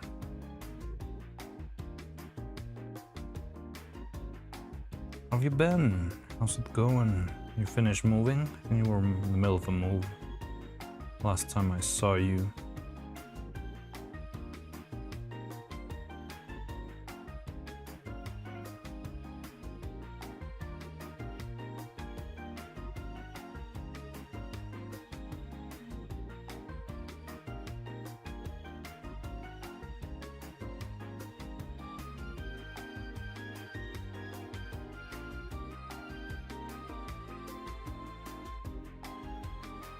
Just finished moving, currently with hill of stuff in the middle. Oh yeah, been there. I mean, like, mountain of cardboard boxes just waiting to be opened.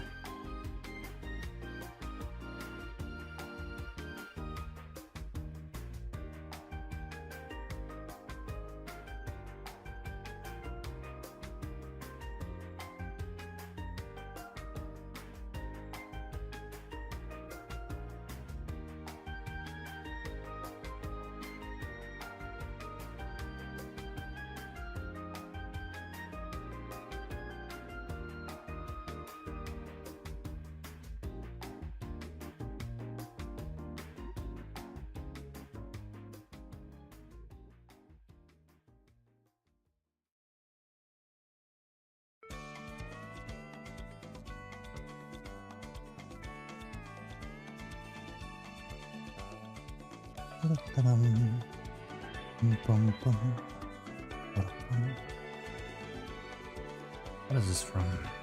It's like Mario Kart. Beach, maybe?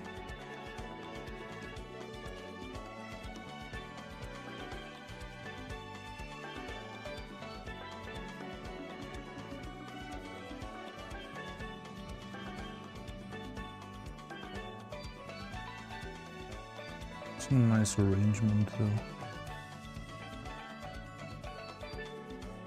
Must be from a Neuro. I'm gonna chill in the bathtub. I'm done all that today. Yeah, you do it. It's well deserved.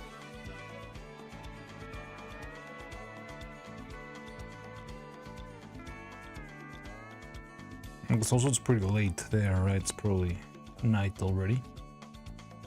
Yeah, you can chill and then go to sleep and rest well.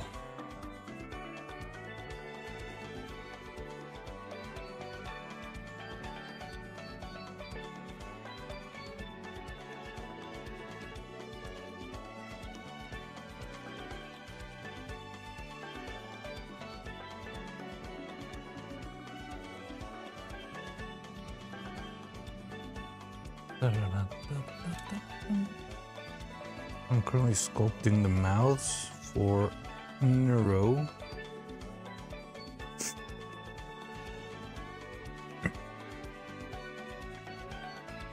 Not that many, but some of them are kind of tricky.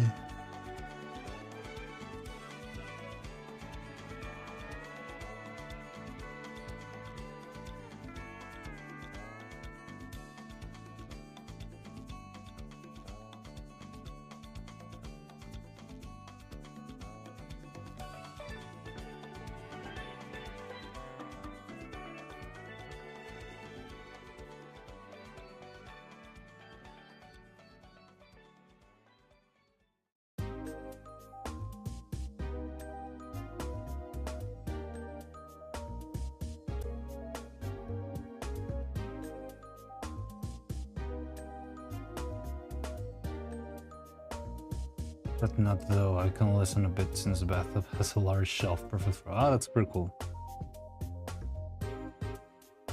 Awesome. Alright. So yeah, we can hang out. It's pretty chill. I've been working on this for a bit now, most of the day. It's not a lot of work, but it's slow. Need a lot of patience for this. And yeah, that's about it. We were just talking before a lunch break about like the animation industry and memoir of a snail. Sorry, I've been screwing up all day with the name of the movie. And yeah, well, nothing much, just hanging, chilling. How was your vacation? It was fine. A lot of running around. A bit more busy than I anticipated, but it was fine. By the end of it, I was already like itching of making stuff. It's like, it's pretty bad. Withdrawal syndrome from not working on stuff. I actually do kind of feel like it might lower my defenses or something because I did get sick. Oh, you got it? What?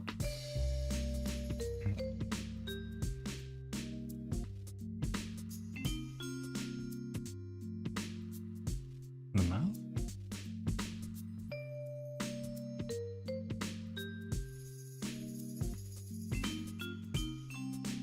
Oh, snail. Yes, I did say snail. So I've been calling the movie, for some reason, Memoir of a Snake, over and over again. And Cloud is having a blast, laughing at me. Not a feeling, can't rest too much. Yeah, like it feels weird, right? Like if you don't do stuff, it's like, start to feel itchy. I need to make stuff. I need to want to see some progress. So yeah, I had a little bit of that, but I did enjoy it. It was nice. Some fresh air also helps.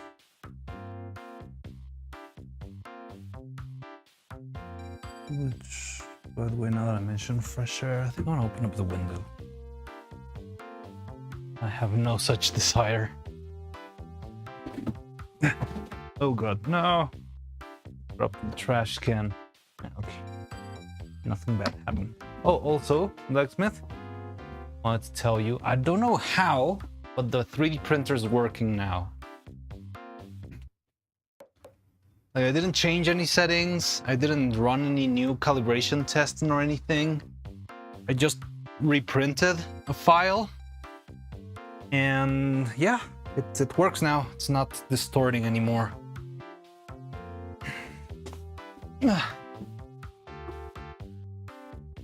I think I kinda envy you, Cloud. Like, it would be nice to just be able to relax fully without feeling any sort of weird guilt or remorse. Then I feel like that would help me. But yeah, I'm not sure. Maybe I could be able to just chill if things were a bit different. Hopefully they will be.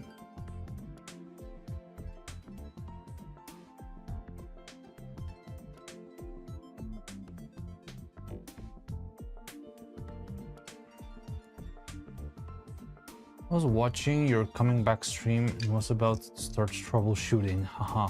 Are we talking about that in the first stream? I think I vaguely mentioned it. I didn't print anything back then, like the time I just made it back. But I did print something. What was it? This, I don't remember if it is Saturday or Sunday. I think it was on Sunday. And yeah, all of a sudden it started printing properly. We have the cube somewhere around here.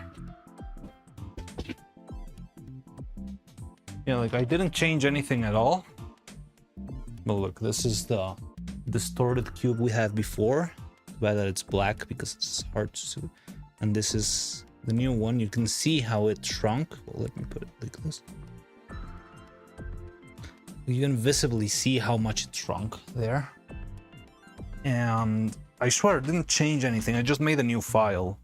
But other than that, didn't change anything in the machine. And yeah, now the calibration, like, it's still not perfect, probably. It's got like 20.2 something scale. Yeah, it's 20.2, yeah, 20.2, 20.3 scale on the side.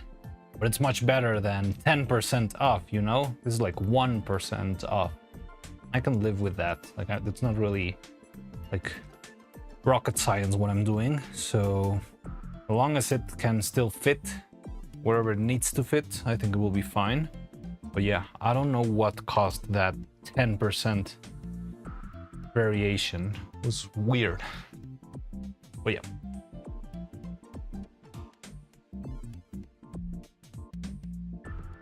But I don't know. The problem is, what annoys me is having this stuff, like, not being constant, makes me feel like it could mean that at any moment it could start failing and I'm not gonna notice because I'm not gonna be printing cubes anymore. And that sucks too. That's what I hate also the other printer that's got like little deviations, and those deviations like are very hard to catch if you're not printing cubes.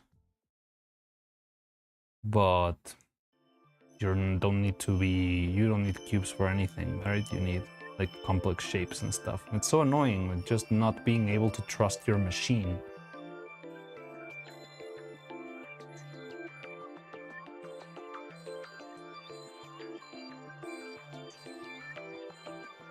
Ah, Karatz was instructed by figure skating. Oh, you're looking at figure skating? How's it going? I don't know what they're up to now. Is it like team figure skating now? Because I did see a bit of the single male figure skating contest. I think it was Kazakhstan who won, oddly enough. For ladies singles, okay, interesting.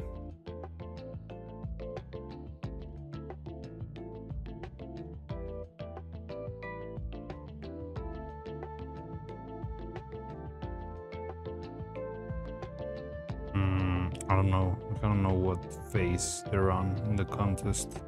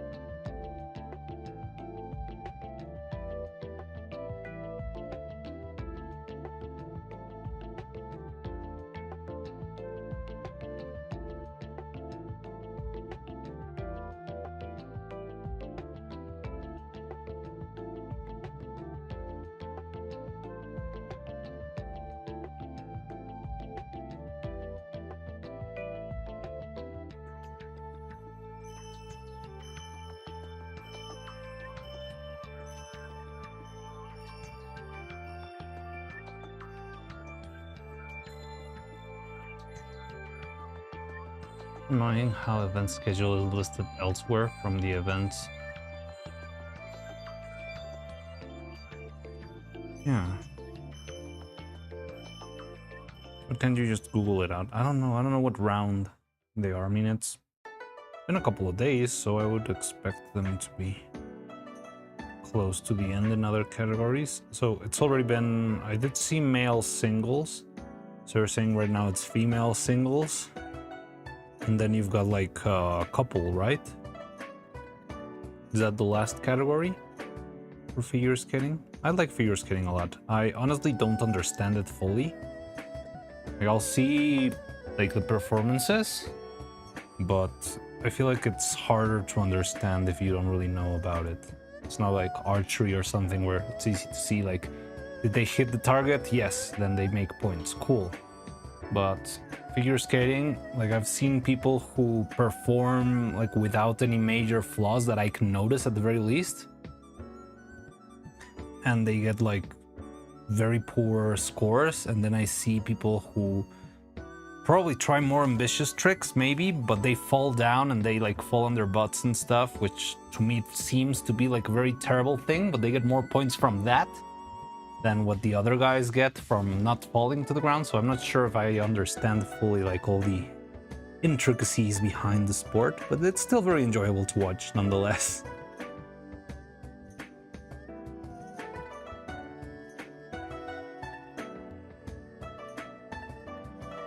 Right, now I can't tell if the event's actually still live or finished. I'm watching on TV cable, switching to computer, and the Olympics website is confusing. Yeah. I don't know.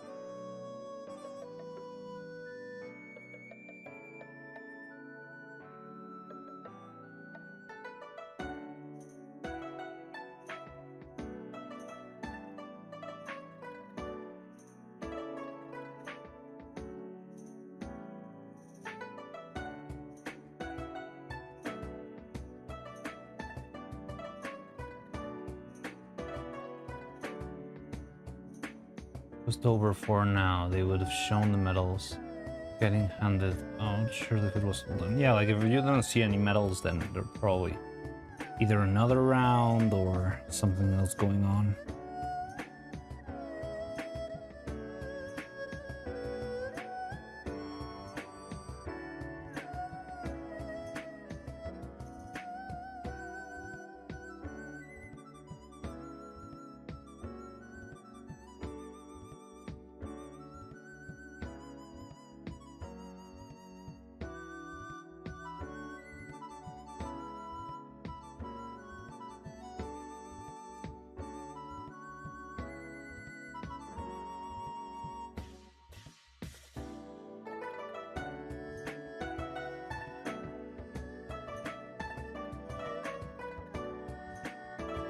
Bucketeer, she didn't fall, but she missed the chance to do one of the big triple spins, missed a big scoring opportunity. The American one was also crying his eyes out. One of the ones that was like the biggest contender for the gold. Again, I don't really know, but I think he also screwed up a lot in his performance. No, I don't think we're talking about the same one because that wasn't a lady, that was a guy. But yeah. In the male one, I saw that the one contender, yeah, from men competition, one of the last ones to perform right after Kazakhstan. I think he fell terribly or something. Yeah, from the men. I haven't seen the female. Well, I'm here, you know. But yeah, oh god. When I was watching males, there was also an American who lost the chance. That sucks. They're kind of jinxed this Olympics then.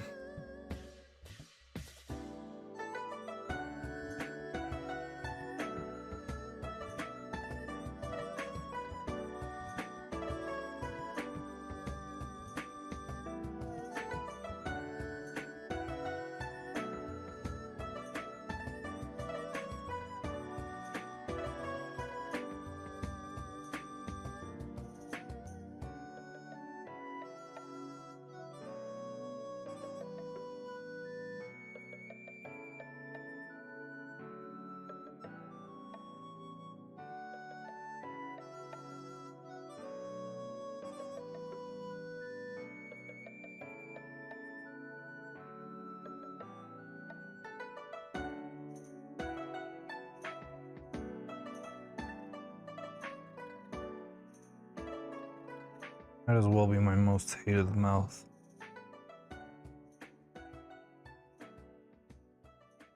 Well, as the paint job does some sort of miracle here, but I really don't like the shape of this one. But I can use it mostly as an in-between. And hopefully that will be more than enough. Now this one's gonna be tricky. Curling and hockey are about the only events I really tried to catch. I've never understood curling. I guess it's interesting, and I think it's fairly easy to follow because it's more of a point-based system, right? It's not like based on vibes like skating. But well, also hockey. I've never watched like a full hockey match, honestly. I did catch a little bit of one match, I believe, after the end of the male skating competition. But I've never watched a full hockey match, honestly. But curling is fairly interesting, but I've also never watched... Well, I've never really understood what the point of scrubbing the ice. Like, does it help the thing go further or less far away? It's a weird sport, curling. But it's cool. The ultimate middle-aged sport. Physical condition is still important, but comes down a lot to technique and pose endurance. Affects the direction. That's interesting. So it's not only the guy who throws who decides where the hurling thing ends up. It's also to the sweeping guy.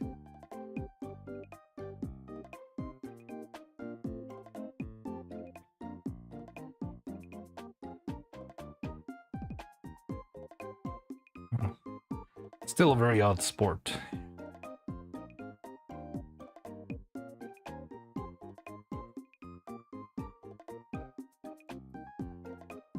Makes it curl to the side. Oh, that's where the name comes from.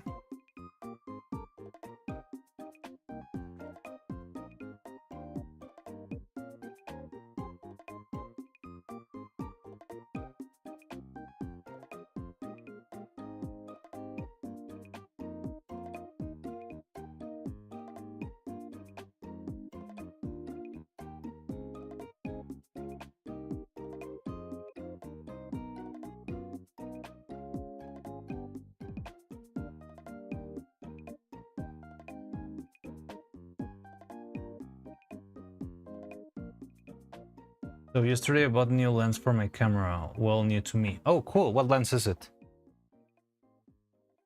Tell me.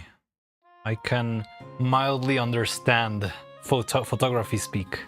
It's actually quite old. Oh, old lenses are freaking amazing. There's such weird things out there. Like, again, Soviet experiments.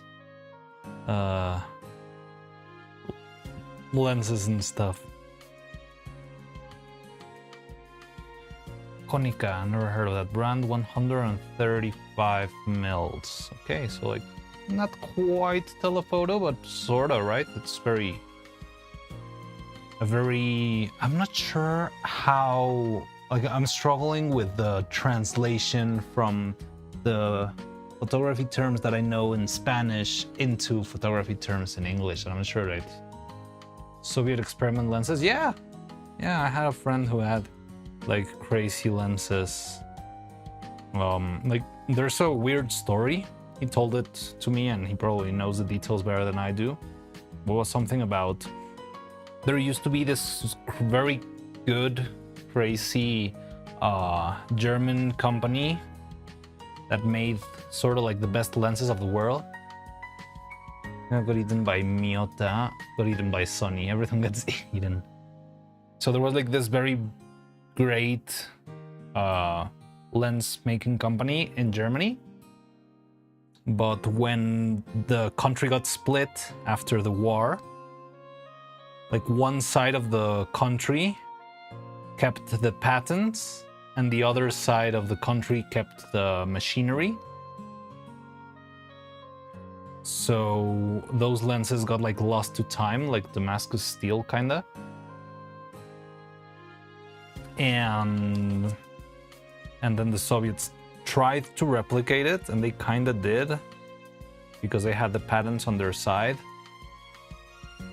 But they never managed to actually do it like as well as the original company.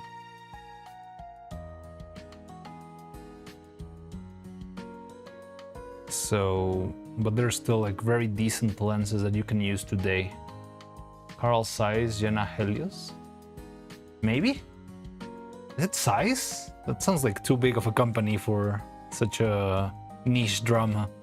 Because Zeiss is still out there, right? Zeiss makes everything glass related. They even make the machines that doctors use for like eye exams and stuff. It was also from Germany. I don't know, I remember he had a lens, but it wasn't like a big company like Zeiss or Helios. I remember he even showed me the lens and it said made in USSR.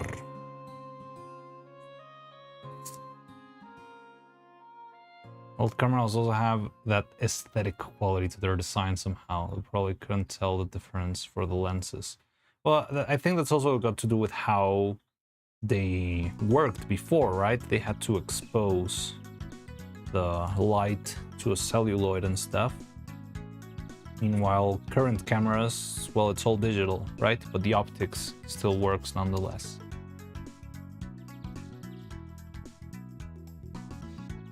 I have... Do you want to nerd out? Oh, well, you have to wait for me for a second, Daiki reads. But I have a couple of lenses that I bought on a flea market a long time ago. Well, it's not been that long, honestly. But I have the wacky dream of someday like trying to open them up and trying to fix them. It's a crazy side quest. Because they're very old, they're kind of crooked and broken and have like fungus inside of it. But I really want to give it a try and just like if I don't fix them and they end up like more broken than they already are, well, they're gonna serve the same purpose of being trash. But if I manage to fix it, I'm gonna feel so cool. But yeah, I'll show them in a minute. The thing is, I'm currently applying this, and I need to do this quickly because this thing hardens. But once I'm done, remind me, and I can show you my lenses. They're close by.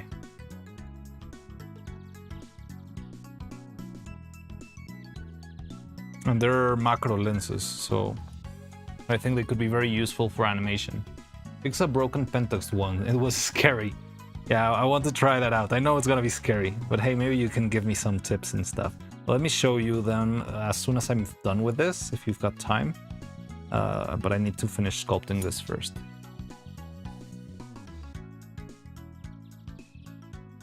I don't even remember the brands, but I can see it soon. I got them in a flea market for like 500 pesos, which was like a steal to me. It's like 3 freaking like big ass lenses.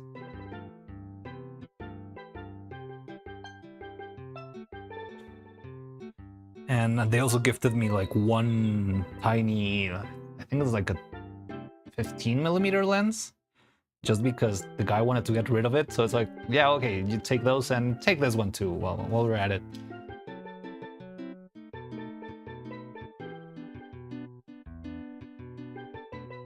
So I think it's just those 4. I'm not sure if there's another one. I'll show you in a bit. I've got them in a box right next to me, actually. And let's segue to a complaint yesterday about the Konica, right? And today...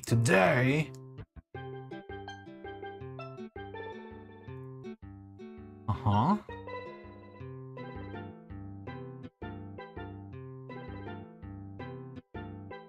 Maybe it was Helios then? I don't know. Yeah, what happened today? Macro's my favorite. And let's segue to my complaint yesterday about the Konica, right? Today... Aw, did it broke? Did it... Konica. Found a nice looking 105 Leicesterdine macro. Ooh. At a price I could afford. Ah.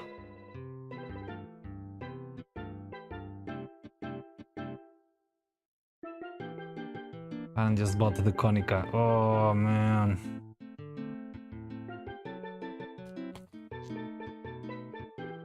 That's the moment you get into debt.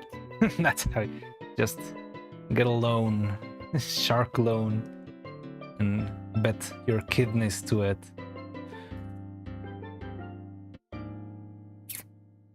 Dine macro. I've got a macro. I bought a macro that I haven't actually used, that I bought specifically for animation.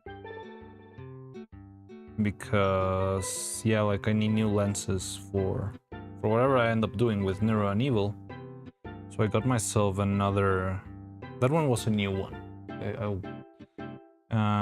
It's like a Chinese brand. What's the name?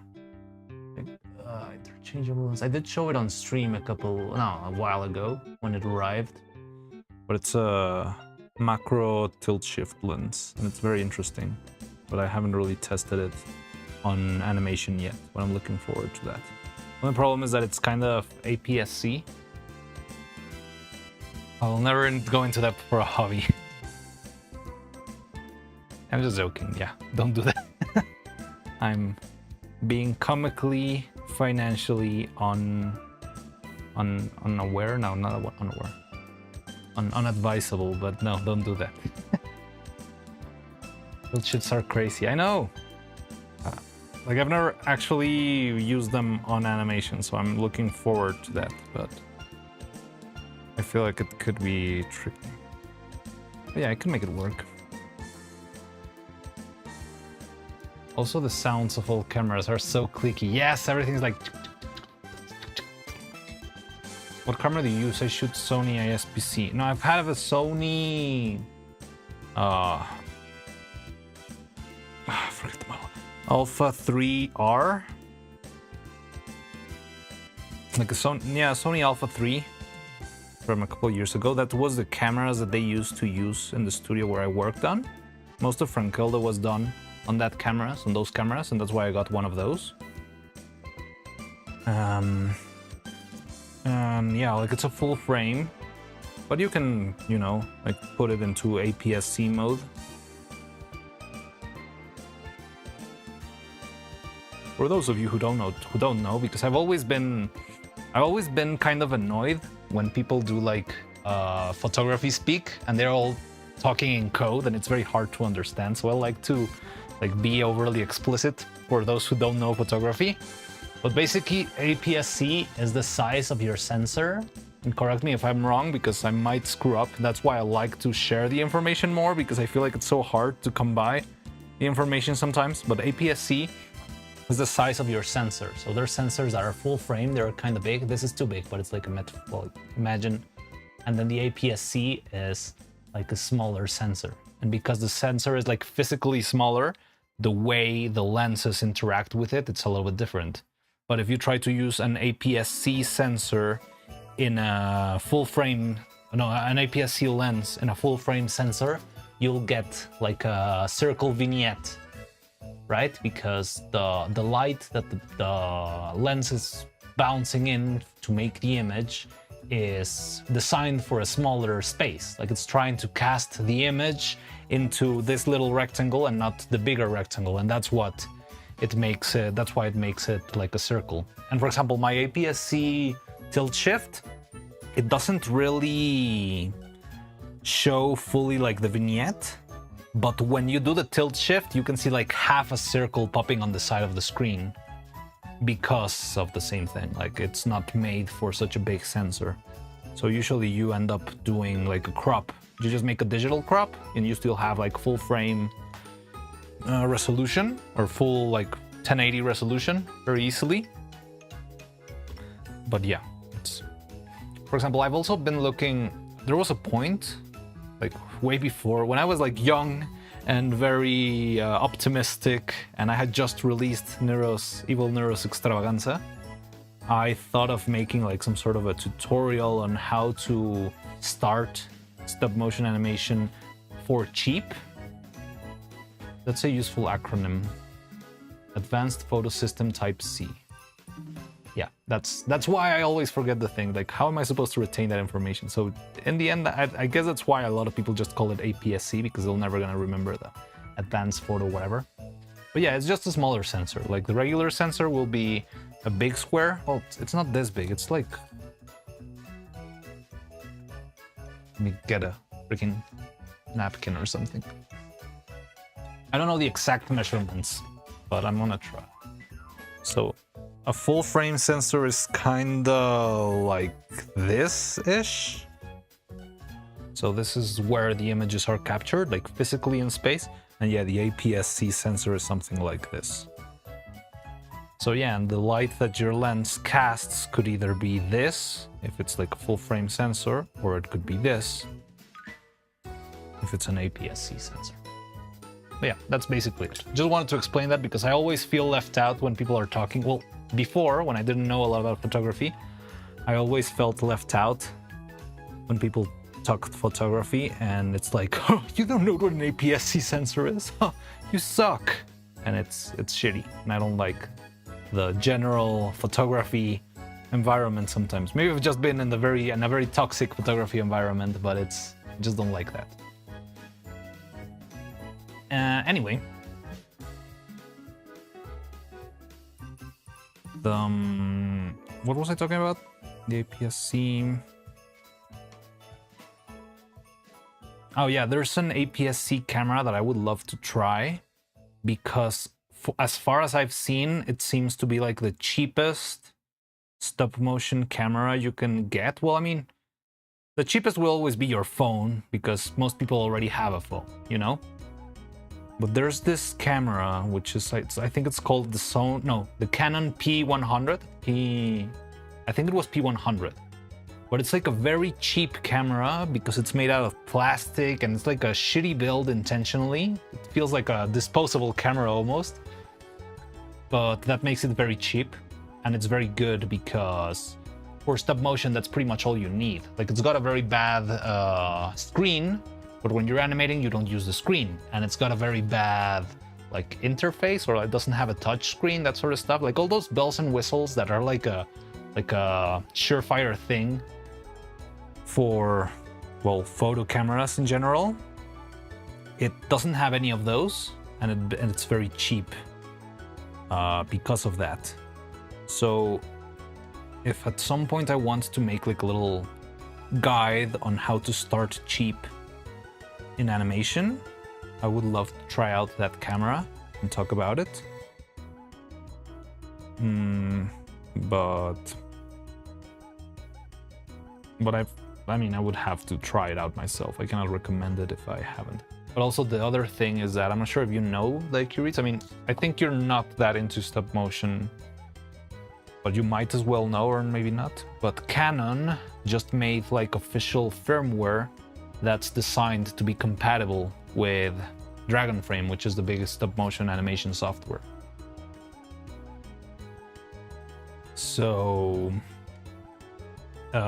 Canon is making like very interesting leaps in quality, even with this like low-end camera, because it gives you the advantage of having like full access to the tools of the camera without having to open the menu. I'm into learning about art stuff. Yeah, I'm interested. Yeah, like, so you should look into the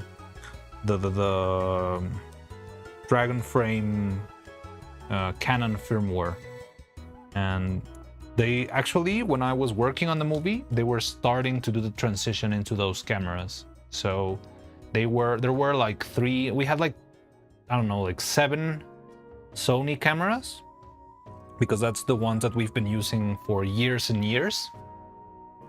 And then they released and they started to make a transition into the Canon cameras. Yeah, when I was like by the end of the movie. So we had like 3 of those cameras and like 7 of the Sony Alpha. And yeah, it seemed promising. It still had like a little ways to go. Like, we were trying the experimental version of the firmware, so sometimes it would crash and sometimes it would like screw up, but it was very useful because it gave you more resolution at the time of shooting the frames. You'll see that whenever we get into animation streams, but in order to like make the animation run smoothly, Dragonframe sort of compresses the images so that you have like lower resolution versions. Like the images that you use for animating, they're actually more like the screen captures of the display in your camera. So it's a low resolution image, like 360p kind of thing. And that's so you can like keep making I don't know, like a 1000 frame animation and play it without having the computer to crash because it's a lot of pixels. But with the firmware, somehow, I don't know exactly how it works, but it gives Dragonframe like the full access to actually render a low quality but high resolution image. So you'll get like a very compressed image color-wise, but you preserve a lot of detail, and that helps you out so that the animation can be read almost as cleanly as it will be read in the big screen, while you're animating, which is really cool. But again, it did have its little flaws. It did crash a bunch of times and it was very annoying because we would have the camera mounted on top of like a crane. The camera was like here in the crane, and when the camera crashed, we had to turn it off and back on again. But in order to... Wait, Munshin's here? Wait, what? What other animator whose name I forgot? Oh yeah, Munshin. You scared me, Belfink. Yes, Moonshine. You just uploaded an animation today. Well, I think it was yesterday. I just saw it before stream. It was really cool. I just don't... like, haven't fully got the full... like, lore of his world. It's got, like, a very weird anime girl, like, story going on. And I've seen a bunch of the shorts, but I still haven't fully figured out, like, all the ins and outs of the world. But yeah, I did see a little animation from Moonshine. Also, something I noticed with Moonshine that I want to ask him about is, it seems like he uses a lot of motion blur. And I want to ask him, how does he make the motion blur?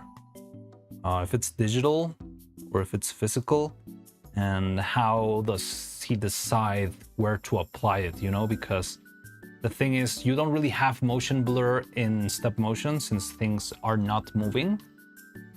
So it would have to be like a conscious decision that if I'm going to do motion blur, I need to apply it like this or like that. And I'm intrigued in how that process works. I like motion blur. Motion blur is interesting. I've done a couple very interesting shots with motion blur in the movie, but it's a very scarce resource, like physically. Maybe the production, like the post department, may add extra motion blur digitally, but that was always like beyond my scope. But yeah, like, I find it intriguing, like the bridge between digital and physical blur, and which one works better for what, and when to apply it, when not to. It's interesting. I don't know if it's Twitch or my internet, but stream keeps cropping out. Hopefully it will fix itself. Well, it seems like, on my end, it seems like the connection is cool, but... oh yeah, it says it's unstable. God damn it! Ah!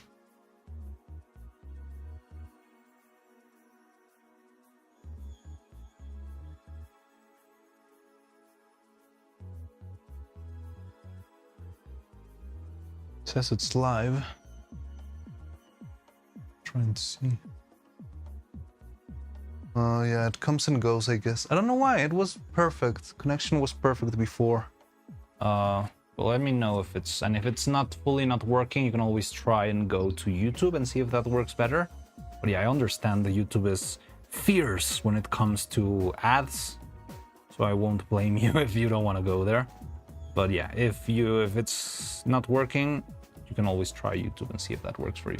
The only one who noticed it is probably on my end. I don't know, my Twitch screen does say it's somewhat unstable, so it might be a problem on my end, but who knows. But anyway, I'm about to finish this. So what was I talking about? Moonshine. Oh yeah, but when the camera crashed, I would have to like personally shut off and back on the camera. If it was in the middle of a crane, it was very hard because you had to like reach out and very carefully try to press the off switch and put it back on. And if you didn't do it, well, or if you did it like, if you pushed the button too hard, you could move the camera and have like a little jump in the middle of the camera move in the animation. So it was very tricky.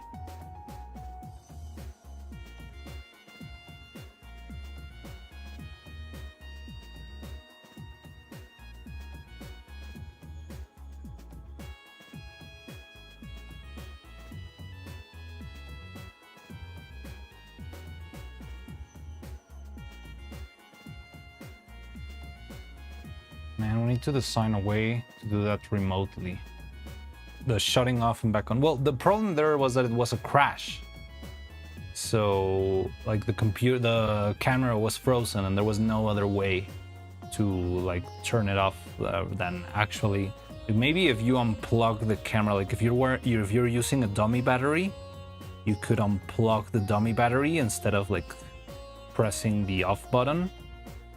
But I don't remember why that wasn't an option when I was doing it. Maybe because it would take too much time. I'm not sure if the dummy battery had some sort of like charge on its own.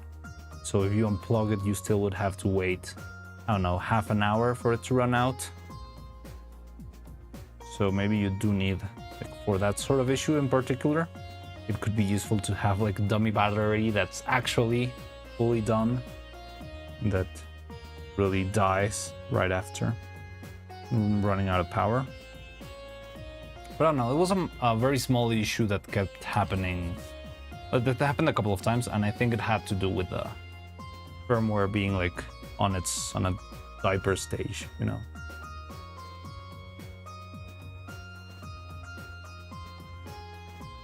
There's also a picture that I wanted to share in Discord after watching your pictures, Daiki, which is a one I actually made a long time ago.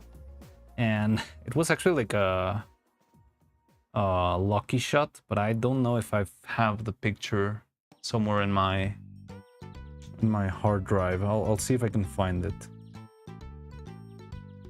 And I don't remember why I remembered that. I think it had to do something. It was similar to one of the shots you put in the Discord, I think? I don't remember. But it came to mind when I was looking at your pictures in the stream, the channel.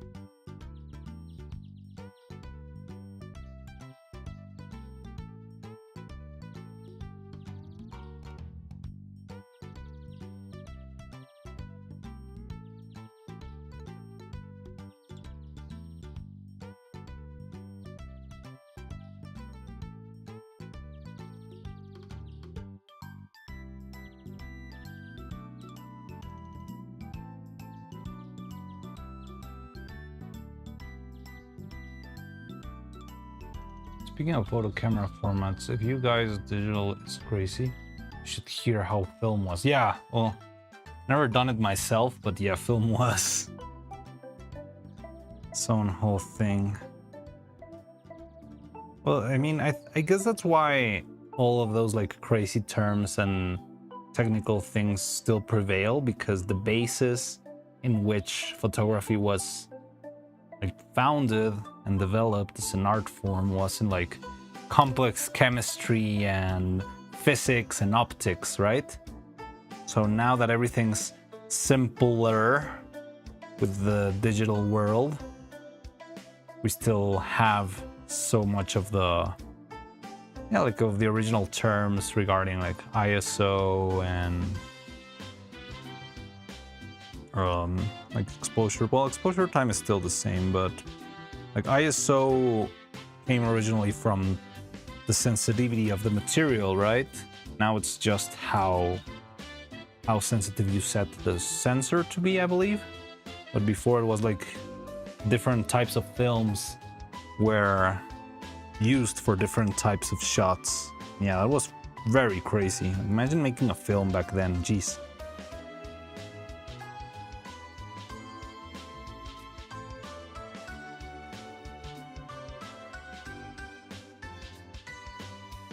That doesn't mean current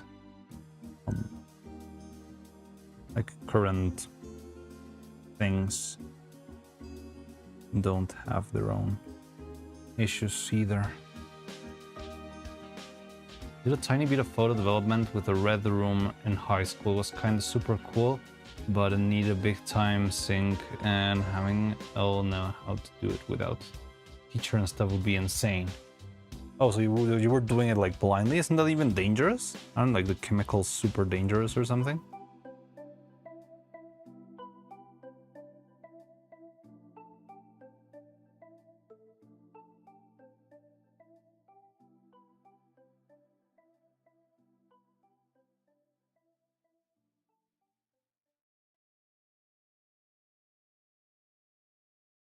Then we can color correct and get whatever shade of any color we want. Back then it was limited.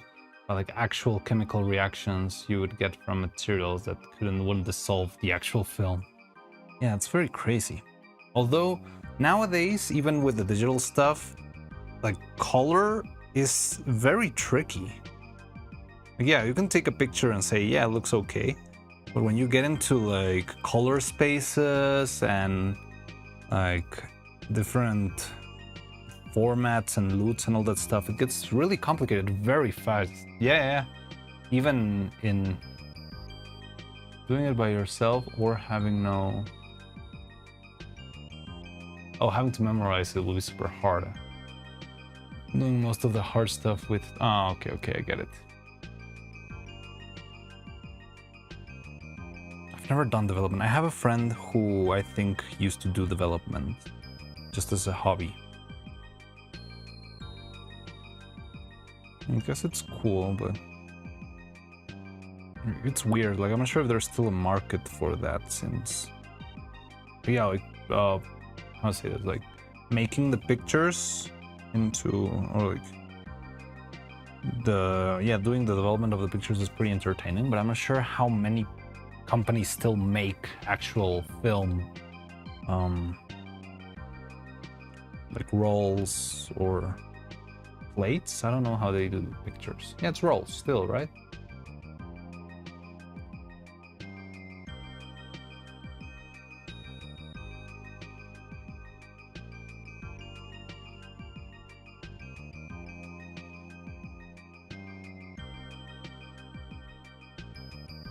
I'm not liking this mouth at all.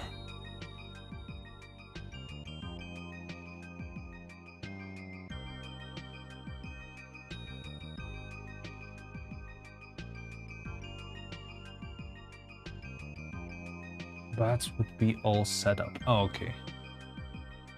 Camera, photo film, or special essence. Film is making a comeback. I'm probably staying away from it just for cost reasons. Oh yeah, it is very pricey, right? Like the new vinyls and stuff, they're also very expensive. But sounds fun.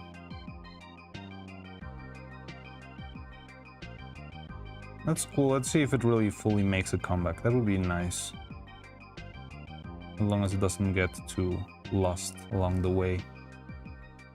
I don't know. I don't trust. I feel like corporate greed is everywhere now. So now you'll get a subscription service for your film needs. Just $1 million a day will grant you access to 5 rolls of film. You can take 10 pictures with this.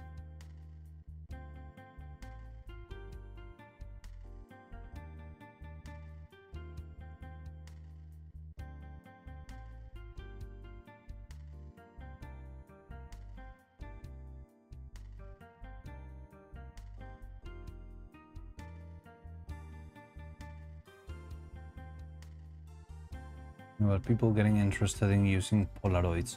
Yeah, but Polaroids are like the basic version, right? It's like hipster, but not quite. Like, it's already set. Polaroids, I think what made Polaroids so popular back in the day is that they were so simple to use, right?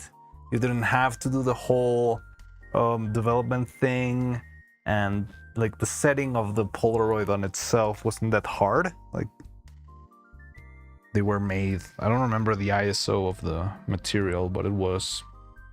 And they also did have a little bit of a comeback. Yeah, I remember having one. Well, I did gift one as a present to someone in my past, tragic romantic past. And it was pretty cool. Polaroid camera. Well, it wasn't like a actual Polaroid brand. It was a Fujifilm. Sister got a Polaroid style instant. Yeah. The Fujifilm. I don't remember the name of the model. But yeah, I bought one for chick once. Not worth it.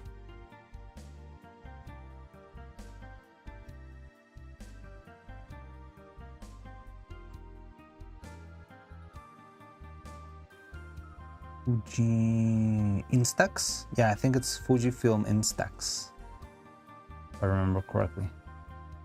An appeal is tactile, nature, physical, which could possibly lead to some getting into more complex camera film things. That would be nice. Let's hope it actually pushes for more people to try.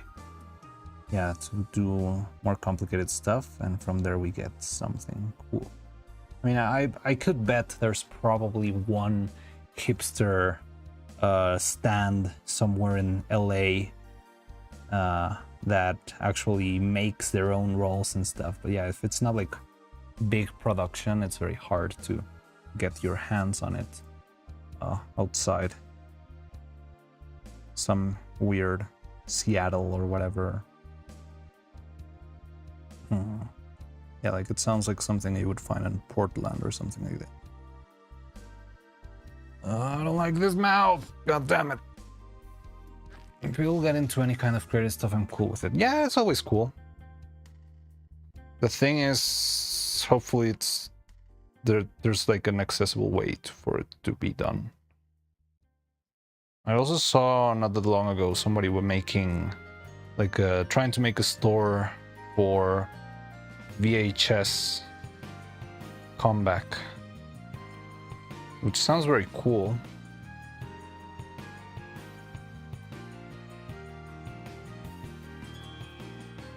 Did he ever tell you about the animator? There's one stop motion animator who's really good, like extremely good at his job. His name is Max Winston, an absolute legend. But he watches VHS tapes while he works. So he's got like a great archive of lost VHS tapes.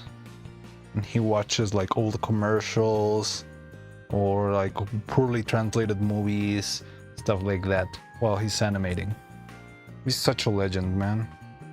That guy really, yeah, it's really something else. And his animation style, I think I've showed a little bit of Max Winston's animation here. Do you remember the Daffy Duck stop motion stuff? I think I showed it. Delphink might have been here when I showed it. It was back, yeah, way back when we made like animation nights. I miss those. We should do that more. Maybe we could do that only on Twitch or something like that. They were very fun. But yeah, on YouTube you get destroyed, obliterated from copyright infringement.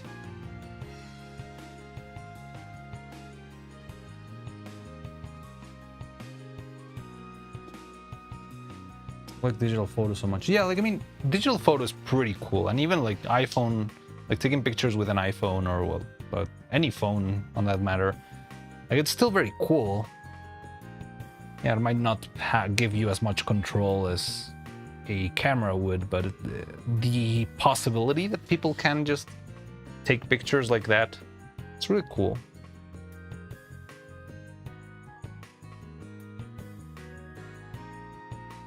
Remember you introduced me to Max Winston and how some country singer comes up when you searching the name on YouTube. Interesting, but yeah.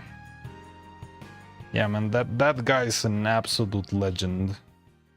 I love his work with, yeah, madly. There's not a lot of Max Winston stuff out there. There's the Daffy Duck video. There is the thesis film, I Live in the Woods. Made a video with the voice of Justin Roiland. I think it was called Evil Goo? Hateful Goo. It was Hateful Goo. And the Uncle Grandpa stop motion special was also made by Max Winston. That's what I know him for. And yeah, he is great. Freaking absolutely great. And he knows me. He recognized me once. He was like, hey dude, how are you doing? And I'm like, what? Ah! I fangirled so hard. Probably he wouldn't recognize me anymore. It's been a long time. But man.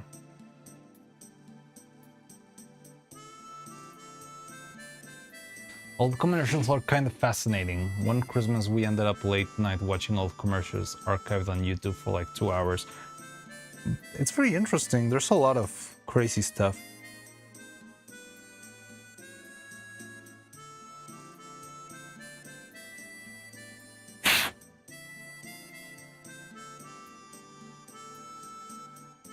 like this mouth.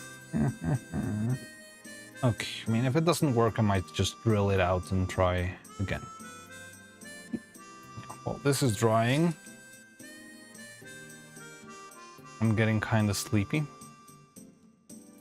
What time is it? It's in like 7 a.m. I mean, nothing's stopping you from sleeping. I'm not sure if you're trying to readjust your sleep schedule again. Oh, one part of the stuff advertised, but the way stuff is advertised ends up feeling. My friend has done production on commercials. Surprisingly elaborate thing. It is. It's very crazy. I mean, it depends on which and how and when. But yeah, it's a lot of work and a lot of money. Even like small ads sometimes move a lot of money into them, which feels kind of weird. It shouldn't cost the amount it costs, you know? Well, sometimes. But another thing that happens a lot is that like commercial, like the agencies, they make like most of the money, and then the production teams, well, that's my experience in animation. Agencies sometimes like keep a lot of the investment, and then the production team really gets like peanuts out of it. And it's very weird because, I mean, oh, what's this doing here? Got a little ducky here. I wanted to show you the lenses that I got. Look, there's some crazy macros from like the age before time. They're very interesting. You got like multiple, I don't know, things to them. And I would really love to fix them and learn how they work. But yeah, this one sounds terrible. It feels terrible when I move it around. Sometimes it like, yeah, this feels terrible. There's this one. I think they're all macro.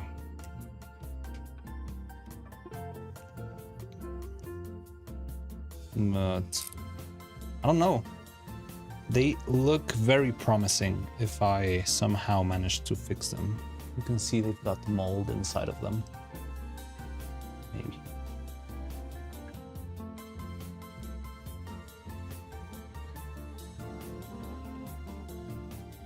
This is one that they gave me for free. Just because I was there. I was like, okay, and take this one too, why not? It's 50 mil. Oh, okay, it's 50. And this other one.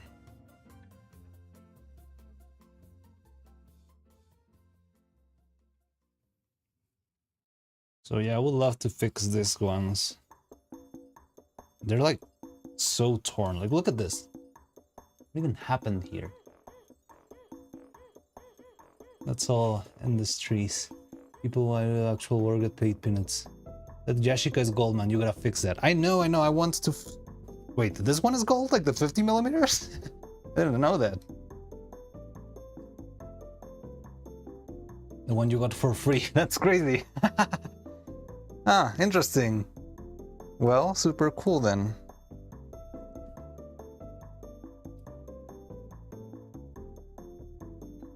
That's the best one you got.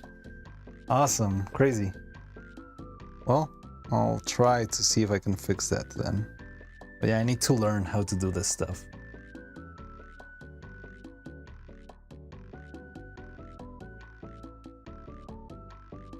But that's like one of the side quests to the side quests to the side quests that I've had.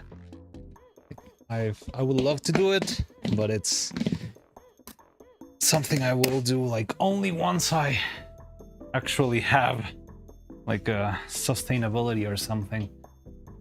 Right now everything's like a big bet, and I can show you the one I bought for animation here. I think I bought another one though. Oh, it might not be here. I think this is just the box.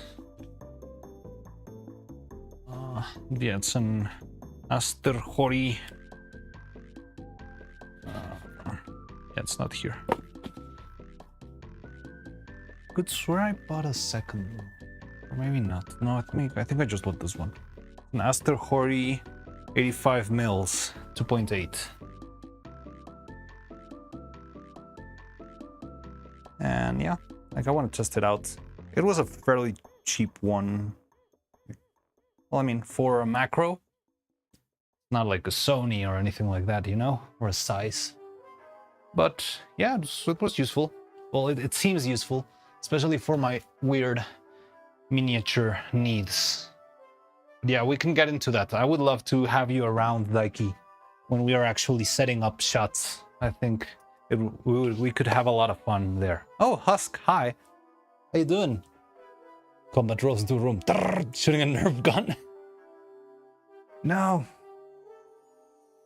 You could screw my mold, Husk. You could land a freaking dart in the middle of my liquid silicone. We'll love to see how it's done. I think we can have a lot of fun with that.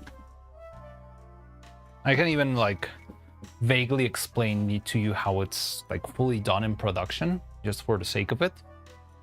Like we're not gonna do like the full process probably, because it's kind of pointless if I'm just one guy. But yeah, I can show you whatever I remember on how they used to do it. I'm gonna have to redo this one. How they used to do it. Matrix dives over the table, shooting a suction cup gun at your massive forehead. Shut up! My forehead is massive.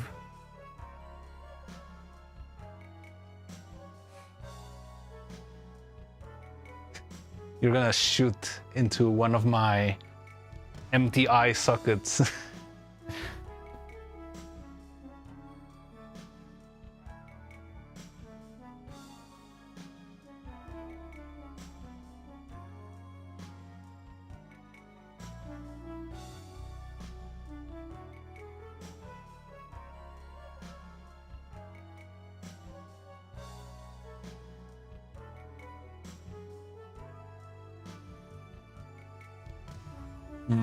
But yeah, how you doing, Husk? How's it going? I could see you had a lot of fun yesterday with the double Silksong stream.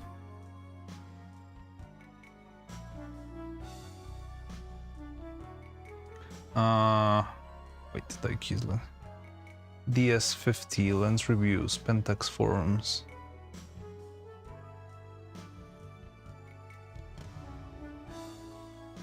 Yashica.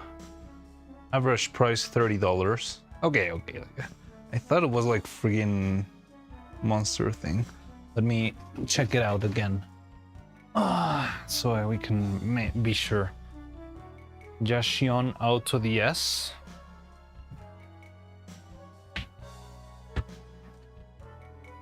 I haven't opened this lenses box since I moved from the other workshop.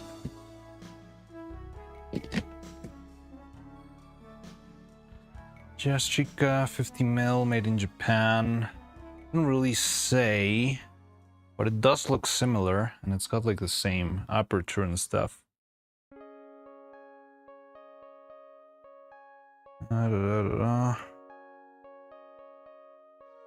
Oh, it's... Why is it backwards here? No. Yeah, it seems to be exactly that. Yeah, it actually is. Well, for those out of the loop, I just showed a couple of lenses that I got from a flea market, and yeah, Daiki Reed's telling me that one of them is actually pretty sought after. That's this one, which I was actually given out for free. This was like the freebie with my buying 3 large lenses for around $25. I mean, I still would make the money back, but I think it's better as equipment rather than $30. Hey, that's cool. I didn't know that.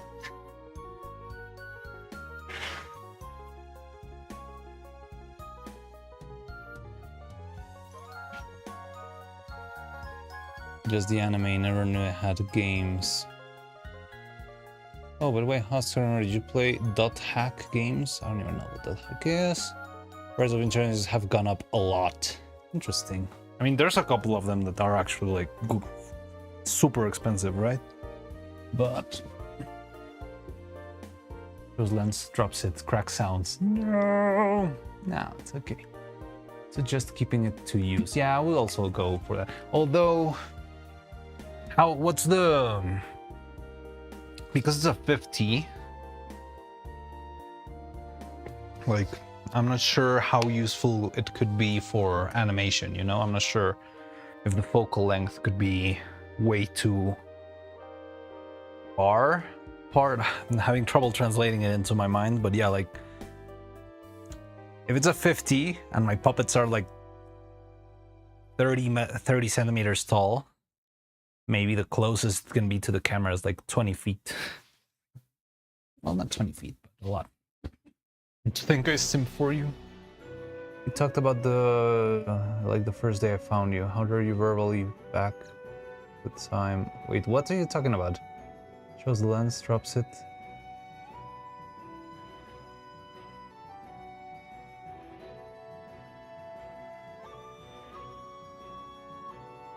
What are you up to now? I'm in the middle of 3 conversations right now. I was just giving it to use. Yes, of course. Is it too long to use? I mean, I can use it for regular photography, but I'm not sure if for stop motion it will work. I think it's just that for stop motion.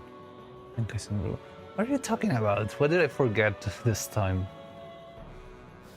Are we verbally back? And the time we shared together.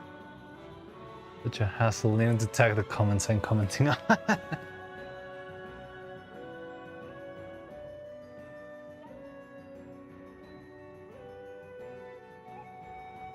Or what, the .hack games thing?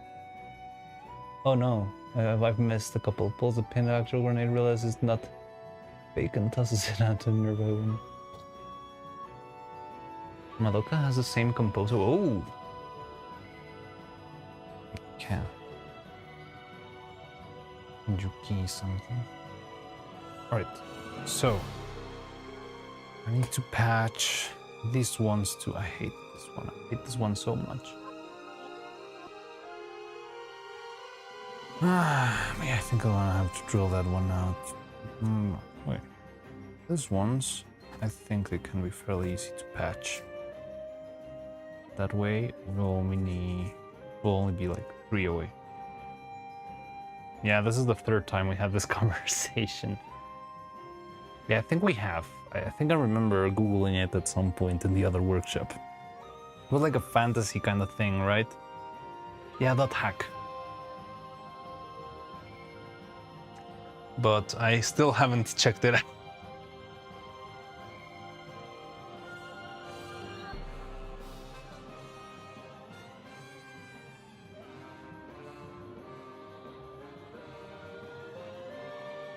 .hack outbreak.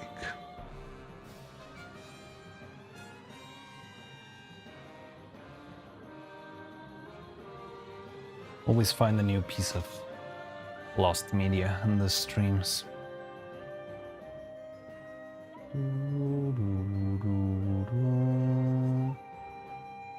The silicone is not hardening. Let's patch these ones up. I think these ones will be fairly easy. And from there we can move.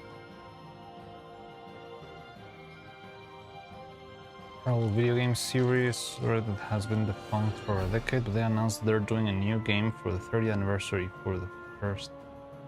Oh, like a full new game? It's not like a remake, a remaster, new from scratch?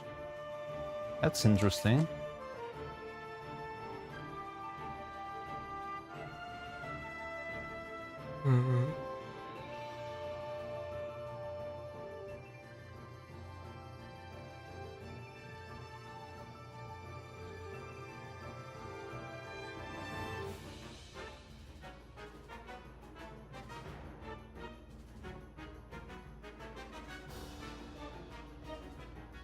Yeah, I'm hesitant to be too excited since it's been a while since Cyber 2 Connect was released. Anything good, but never know. I mean, I guess you can be a little excited just for the sake of the franchise, but yeah, who knows if they will deliver or not.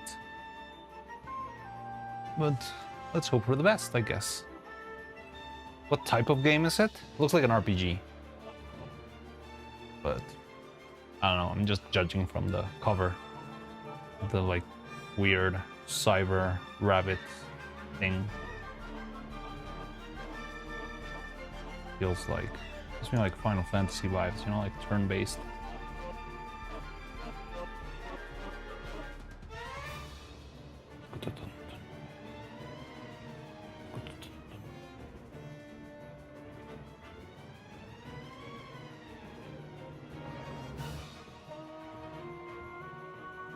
RPG. What said the trends with Sword Art Online blew up? Oh, so it's like about being trapped in a video game with a hot girl?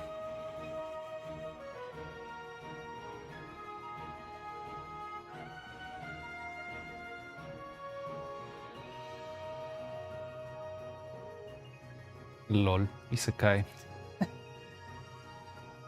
Oh, Isekai in general.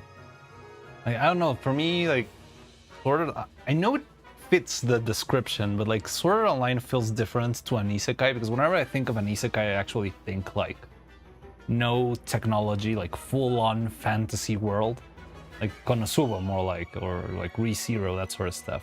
But yeah, you're right. Friggin', I guess it qualifies as an isekai, of course. I don't consider Sao an isekai, but they do overlap. I mean, it is an alternate world, right? Never saw past like episode 1. I think you did good. Honestly, like I saw it when I was in high school. No, not even high school, like middle school.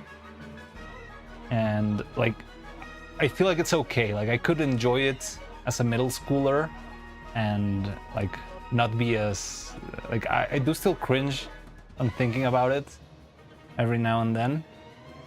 But I think like if I had seen it at any moment in time, it's better than I saw it when I was like just a young kid. You guys are young.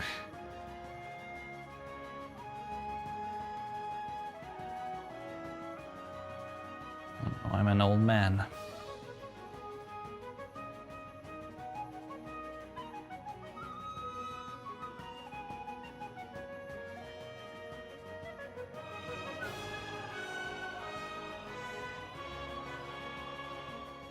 Yeah, I was young. Now you're making me self-aware, like, when did Sao come out? I remember I didn't see it when it was like just releasing, you know? I saw it like once it was already out. Funniest meme I've seen of Sao was the Shrek 1, where he's yelling at Donkey. I haven't seen that one.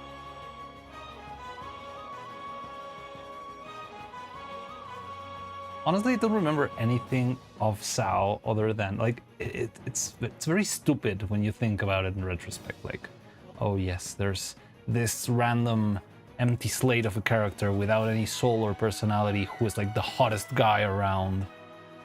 Just stop touching the players for 5 minutes. No, I haven't seen that one.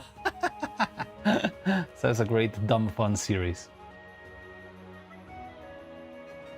Yeah, I think it's good for that, but like when I try to think about it too seriously, like going back into the past, I do cringe a little bit with all the, oh my god, your lack of personality is so appealing. I think I'm gonna fall in love with you.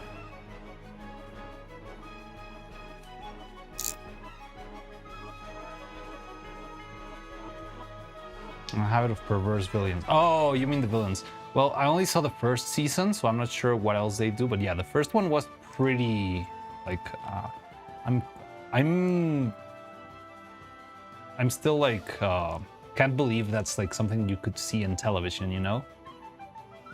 Like I guess things happened off camera, but it was pretty not say so at all, you know?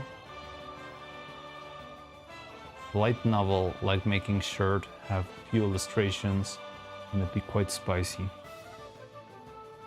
I don't know about the light novel, honestly.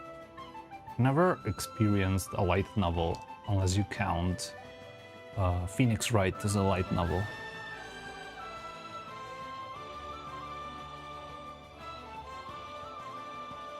I just recall admin kidnapping Asuka and her character looking disheveled. Yeah. No, there's like a... I don't know if I can speak about that in Twitch, but yeah, like at the end of the first season of Sword Art Online, there's some weird stuff happening off camera, but like a couple of meters away from camera, you know? It was most of season 2. No, I didn't see season 2.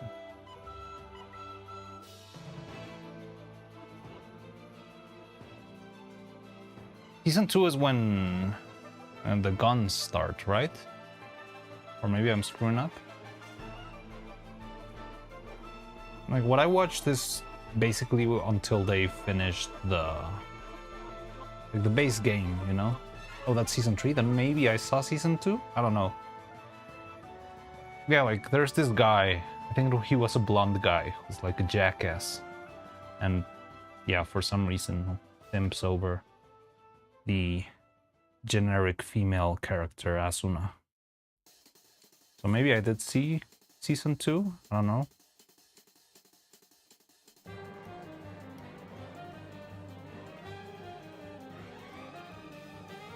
Wait, this one probably gets into trouble.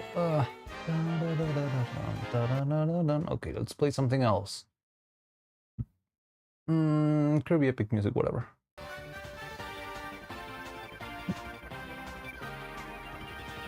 Oh, like a jackass, he isn't one, but there's a lot of crossover.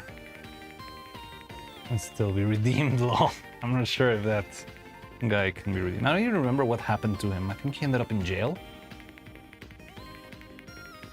Gun Gale Online was about Kirito getting the HOTS for his sister. Yes, but the thing is he doesn't know it's his sister, right? And that's the drama.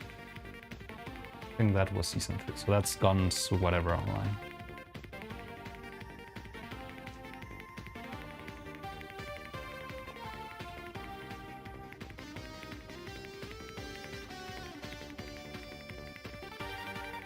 Yeah, you see why I kind of cringe when I try to remember Sword Art Online?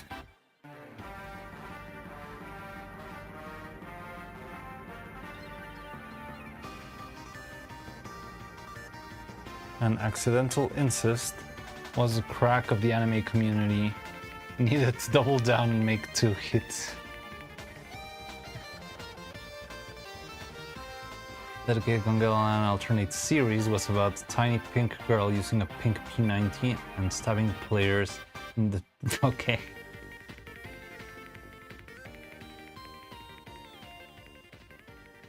In the nuts. Sounds interesting. What even is Sword Art Online anymore? Feels like they just make up wacky stuff and just fill gaps in between.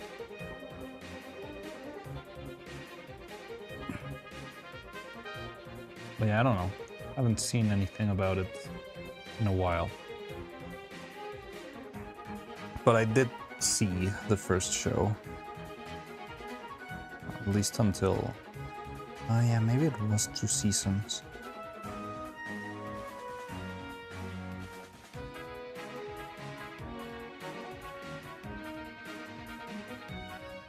So Matt Crunchyroll refuses to pick up the English dub Sword Art Online. Alternative Gun Gale Online Season 2.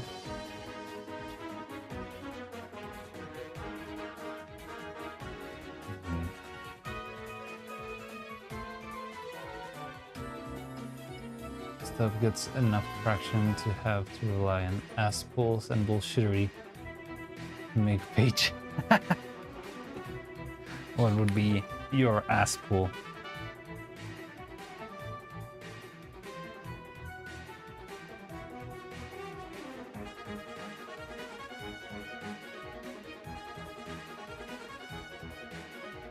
You're gonna marry the king of demons and the other king or something like that. I don't know, I'm trying to think of the worst ass pool.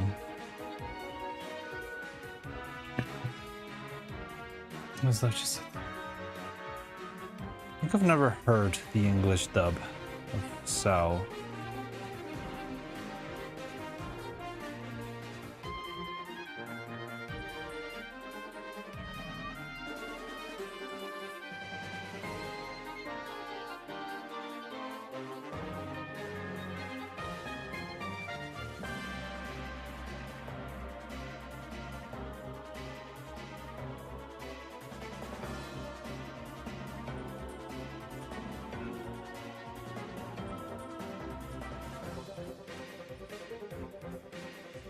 It was voiced by English dub Eren Yeager, which is hilarious. Eren Yeager. I think I have heard Eren Yeager's voice a couple of times.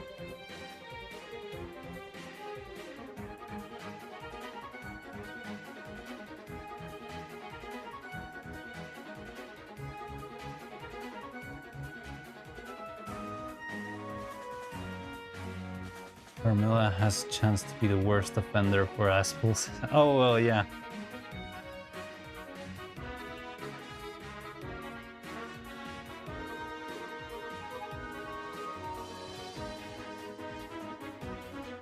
So you're going full Evangelion there. Again, Demon Instrumentality Project.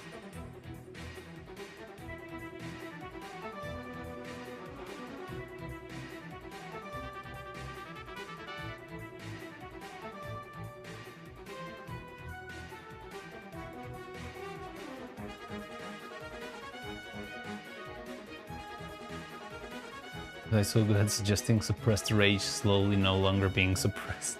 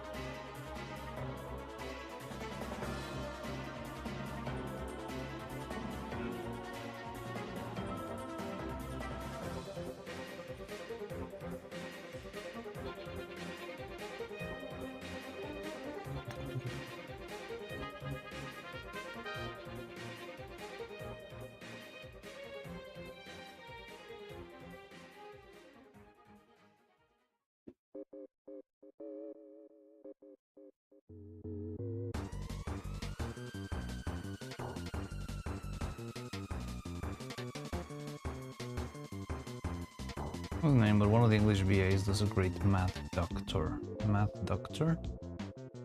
Oh no. Trying to think of math doctors. This guy, Steins Gate guy, Ocarine. Show Tucker. Oh, Tucker. I think I've never heard the dub. Well, again, because I'm not like native English speaker, I rarely there's rarely any Spanish dubs. Yeah, usually, I mean, if I'm going to watch something in another language, I might as well just watch it in Japanese. So that's why I probably have heard of almost no English dubs ever. Besides like little clips that I might find online. Garlic from Dragon Ball. Yeah, I've never heard of garlic in English either. I mean, and Dragon Ball is like a cultural thing here. We had that conversation once about how the country itself has no problem breaking the law for the sake of Dragon Ball Z. Have you ever seen that statistic that whenever a new episode of Dragon Ball releases, cartel activity gets reduced by something percent?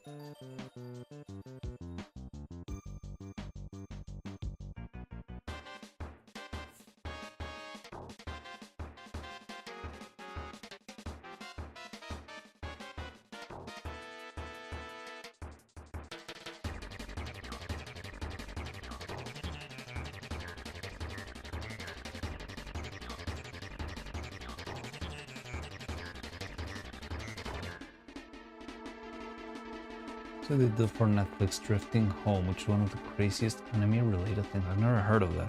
Drifting Home?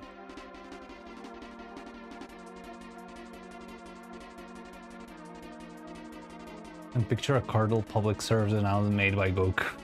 Hola, soy Goku! That would be very funny, you know?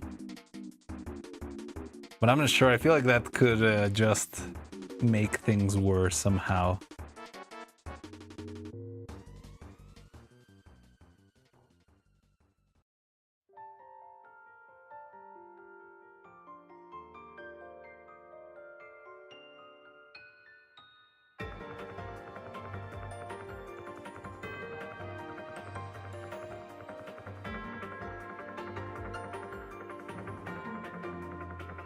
I see it being voiced by the abridged Goku too. I don't know the voice of the abridged Goku.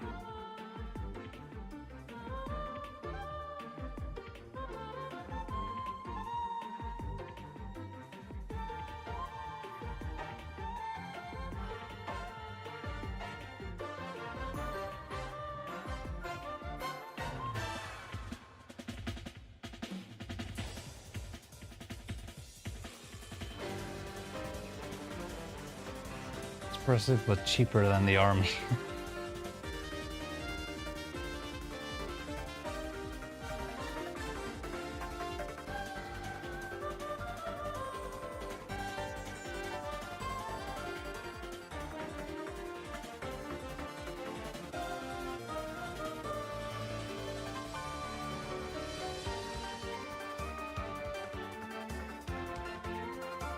Would honestly be hilarious.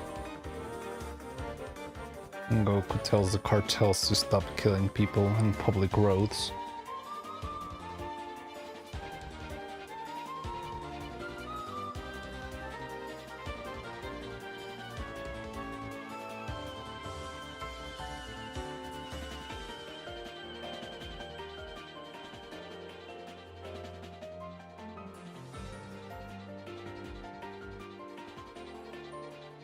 Imagine if Akira Toriyama managed to solve the world's drug trade problem by hiring them to make and animate new episodes of the manga.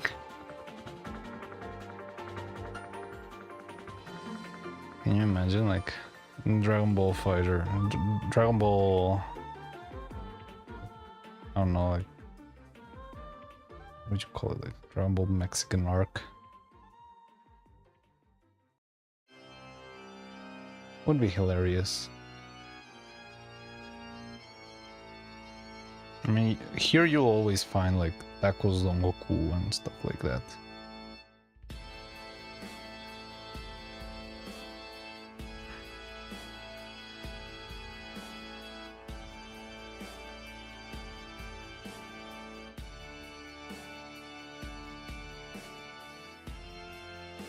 Made in Abyss threw a lot of people off initially because the art style was such a contrast to the story. Well, I think what happened also with Made in Abyss is that it doesn't really kick in. Like, you can kind of feel something's off, but if you don't know anything about Made in Abyss and you watch like the first 12 episodes, it just feels like a mildly intense, kind of heartwarming, childlike story, you know? Nothing terrible happens at the beginning. And then you get to the 4th level and it just cranks it up to 11. No breaks. I appreciate it as an artistic statement, but the audience, it wasn't gonna be attracted for the art and vice versa. Yeah, but now it's a staple, right? Like, it managed to survive the disparity between art styles and stuff. And whoever knows about Made in Abyss knows about it and loves it and wants to see more in 2050 or something, whenever it comes out. But yeah, it was a risky play, to say the least.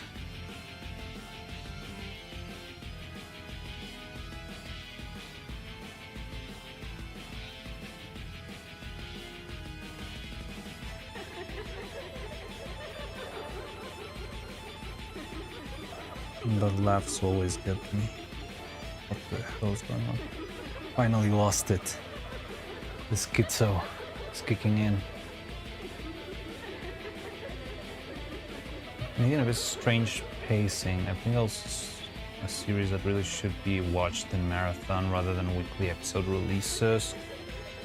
I think I do agree. Well, I'm not sure. Maybe I think you shouldn't probably watch like. Well, yeah, it's fine. You can watch everything in a single. Well, not a single sitting, but maybe like a week. But I don't know. I don't mind waiting for the next season. But yeah, you're right. Like watching episodically could feel underwhelming. Like, oh, another training arc with Ozen or stuff like that. Yeah, get how it could feel slow. Frieren did it right. Sure, they added fan service, but also extended those simple quick cut panels into glorious animation. I don't really know how. Yeah, like. Well, I never read Frieren, so I don't really know the pacing changes, but Frieren has a very interesting. It's got a very interesting pacing in general. Like, I remember when I was watching Frieren. Hello, Cloud. Been painting? Oh, cool. Also, I recall my first draft had a tournament arc explaining the Demon King Ascension. The classic tournament arc.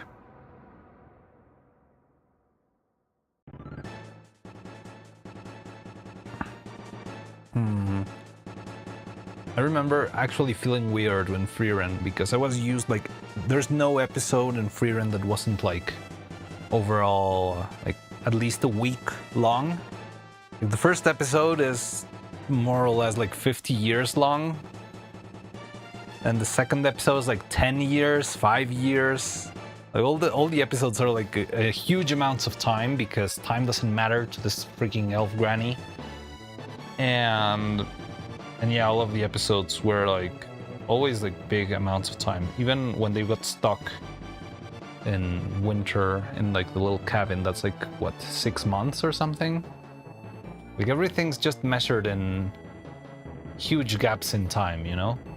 And then you get the exam, the wizard exam, and it's weird that everyone's like every episode starts to be like half an hour long, like IRL, maybe 2 hours if you're lucky. And it feels completely weird. It's like, what the hell happened? This is not the Frieren I'm used to. One episode should be like 5 weeks at the very least. Just keep those episodes, they suck. I did kind of enjoy them. Not the best thing ever, but it's okay. Or which ones do you mean, though? Interrupt Frieren when they were battling some students in a maze or something? Is that the exam battles? Yes, that's the exam, I guess. That's almost the end, isn't it? Like, that must be like episode 20? It's 25 episodes? Yeah, no, lost me there. Yeah, I feel like it changes a lot. Like, Frieren in general is all about, I don't know, an elf trying to understand time and experiencing it not through herself but through Fern and Stark and that sort of stuff. And then the arc of the wizard exam just feels very different. Music video.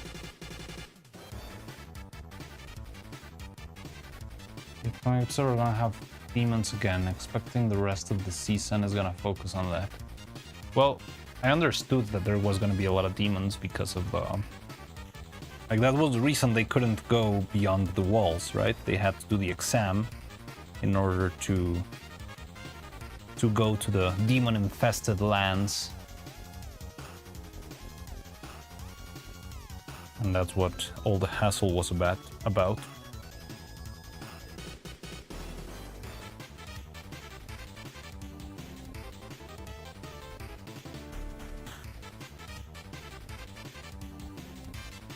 but I don't really know what's gonna be, what comes up in the story.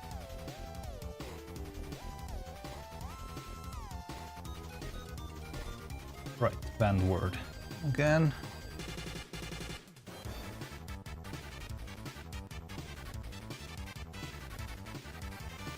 I thought you were good at avoiding automod. You've been throwing Husk. Looking forward to what it could be building up to. I know, newest season is there all like about 3 frames of MILF abs. Okay. Type faster than I think about what I'm typing, especially when you're talking about MILF abs apparently. I don't know who you're talking about though. I don't really know what characters. Probably a new character, I'm not guessing. I think you're talking about elf abs.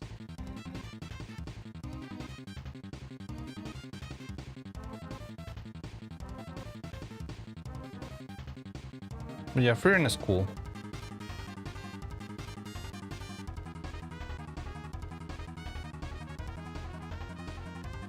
Got automated too.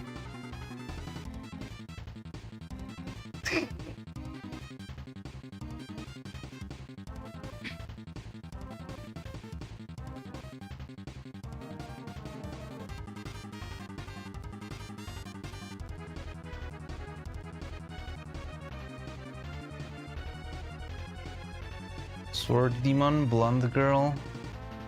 Sword demon? Didn't she die? Or maybe, I don't know, I haven't read it, so maybe it's another demon? And I haven't seen Freerun, like the new episodes. I wanna, just haven't. Put it backwards so that you're talking.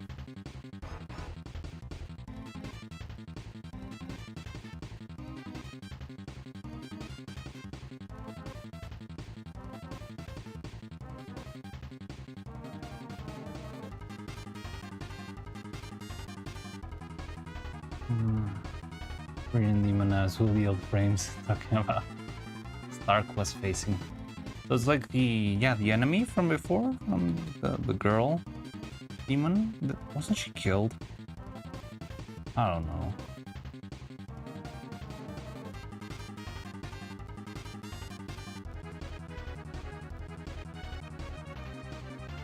I must have missed those frames.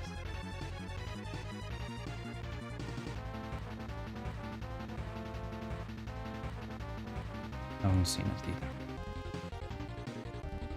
So this season, how long will it be? It's also 25 episodes. Another thing I haven't seen is JJK. Well, I did see like first season and the movie even, and half of the second season, I believe. Yeah, right now they're already starting the third one, right? 10 episodes this season. Oh, okay, so it's fairly quick. I feel like in general studios are gonna fall into the Attack on Titan format of splitting the season into like 15 parts, so it's like season 1 part 1, season 1 part 2, season 1 part 3, and so on and so forth. I don't know why I smell it in the air. That's gonna be the future of anime industry. Everything will be parts of the season thanks to Attack on Titan. Which, I mean, I guess I don't mind, but it's weird. Added to inspiration. Fine. Let me go see your freaking MILF abs. It's not there. Hasn't showed up.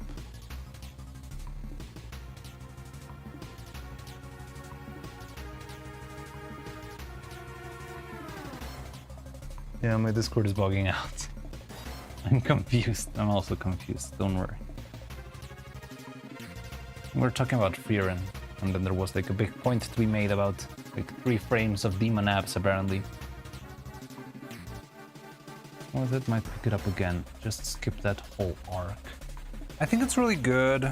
I wouldn't know how to skip I think probably it would be good if you don't skip like the final fight of the maze. But everything else is just like nothing. It's a nothing burger of random characters you don't really care about fighting. The tests of the maze and stuff. But yeah, not really. Korean anime or manga? We're talking about both. I'm only a manga watcher. I've only seen the manga. I haven't read. No, I've only seen the anime. I haven't read the manga. Sorry, I'm glitching out.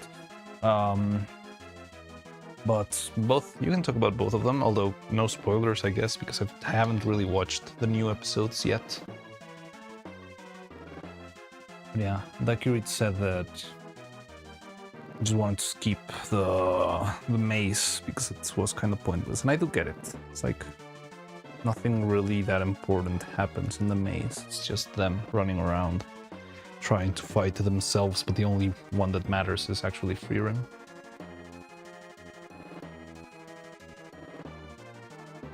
Find the last episode chapter of it. Yeah, maybe the last 2 or something.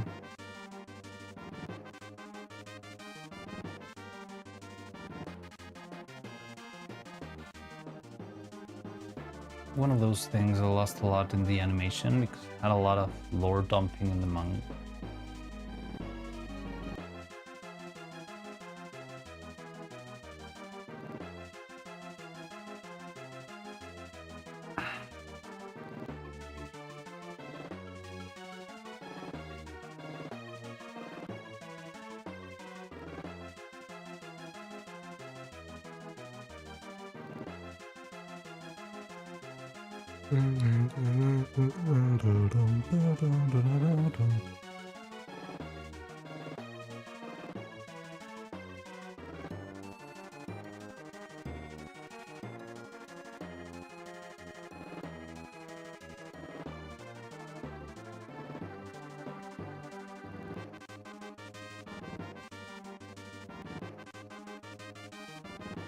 It's 5 damn minutes to upload 3.5 megs.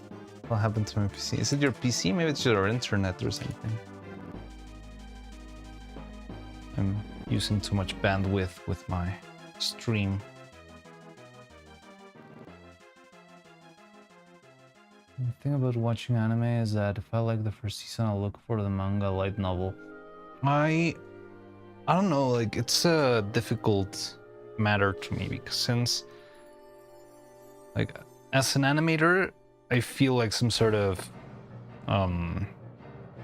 commitment to animation as like I really want to watch the thing, like experience it for the first time and fully animated. So usually whenever I end up reading something, it's either something that hasn't had an anime yet, something where I already watched the anime, or where I know they will never make it into anime. For example, Berserk. I know there will never be a faithful Berserk anime. Like there is the movie and stuff and the old series and all that, but it's just a tiny fraction. And if they ever wanted to do Berserk again, they're probably gonna start over and you're gonna redo the redo of the Eclipse, but you're never gonna get very far past that. I don't think there will ever be like a decent Berserk show, unless it's like 20 years from now after the manga ends and they want to do like a 50th anniversary something. But yeah, like Berserk, I do read it because I feel like it will never reach the screen in animation besides what we already got. Like we might have like another movie of the Eclipse again, but it's never gonna be the manga, and it's also never gonna be like the full thing in the manga because the manga is way worse than anything you can ever imagine.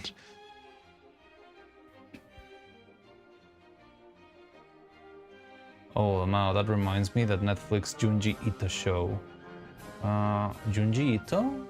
Netflix made one? I remember Uzumaki by Adult Swim, but it wasn't by Netflix. It was terrible. I also remember watching a video of the production team going to like a Shinto temple in Japan. Like the American producers of Uzumaki were going to the temple to pray for a very good production year in this beautiful start of 2020. And yeah, that didn't go very well. I get that you'd be interested in the animation itself. Yeah, like I do like it. I do enjoy reading manga and stuff, but it's like whenever I watch something and I already like feel engaged to it, I feel like some sort of commitment. For example, I was also into. Oh yeah, it wasn't Netflix. Oh yeah, so you did mean the Ultimate. Yeah, that one was terrible. Absolutely terrible. I think I noticed that and was annoyed given the likely garment like that would show so much body detail. What are you talking about? What? Oh, you're talking about the apps? Okay, let me go watch the fucking demon apps here.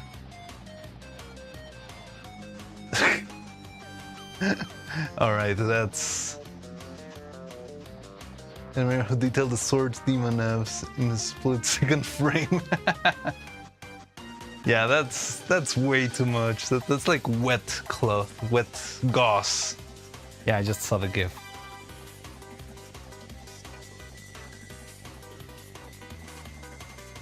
But yeah, in general, I do tend to lean towards animation, even if that means I have to wait 5 years or something to watch it. I remember I had that experience with Attack on Titan too.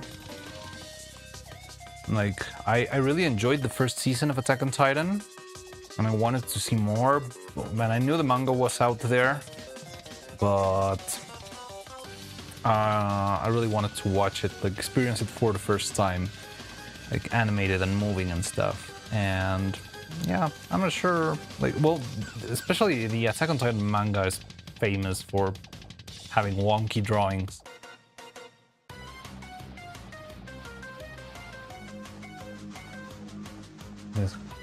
I don't even know what that is. I might not even live to see the final season of ReZero. ReZero is I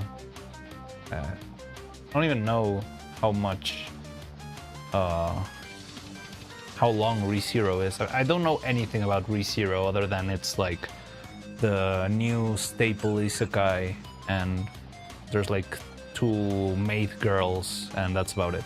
Should I watch it? Should I watch ReZero? Is it good? Right now, my pending list, well, I do need to rewatch, or well, like finish Rerun if they keep releasing episodes. I do want to watch Jujutsu Kaisen, even though I kinda not like the show. But I like the animation a lot. But yeah, like Jujutsu Kaisen is so dumb sometimes, but it's still fun. I never finished My Hero Academia, which I liked a lot. It's apparently a lot stronger than season 2. Well, here's the thing. My gripe with Jujutsu Kaisen is not about the animation or how, I don't know, like how it's done and stuff. My gripe is that the show in itself, it feels very brain dead. Like, whenever a battle takes place, it doesn't really feel like it's a real battle. It feels like, oh yeah, we're introducing this new character, and this new character is just gonna mug whoever and the other character is. Like, it just feels like everything's just designed for character A to destroy character B in an epic way, and comb his hair while he do, while like, you know, like brush his hair while he's doing that. But like, I don't know, it just feels fake most of the time.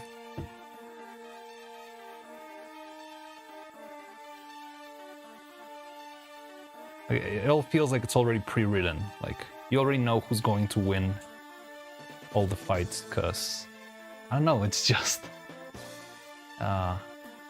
whoever introduces the new character wins, basically. After reading the plot summary of the series, and I figured, yeah, like it's very brain dead, but the animation is cool and all of that. I do agree that there's like cool effects and stuff, and they're probably gonna do a lot of cool things in the future, but it is very, very brain dead. I always had that gripe with it, and I did argue with a friend about it, like, because I was defending My Hero Academia, which is not a perfect show, but at least it makes some sort of sense. You know, in GJK, it's like, these guys are allegedly in a school. I haven't seen any of them take a class even once. It's just like a crazy system of child exploitation where they are sent to freaking war zones just for the sake of it, without being taught jack shit.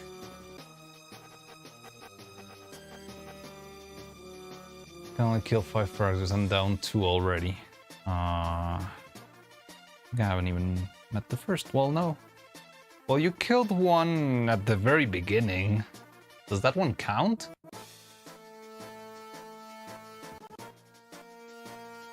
Like, it's like the start of the story. Like it's actually like the, what was it? Like the inciting incident? Is that the name of the thing?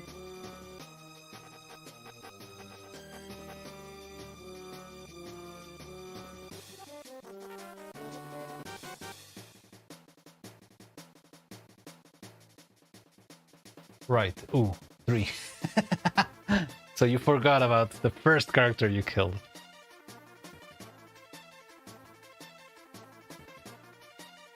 He also has super bland baseball filler episode. But it wasn't filler, right? The problem is that the baseball... Oh no, the baseball filler. Yeah. I thought you meant the... Yeah, the other thing, the contest. I mean, one filler episode doesn't really bother me. It's not like Naruto that had like 40 filler episodes between arcs.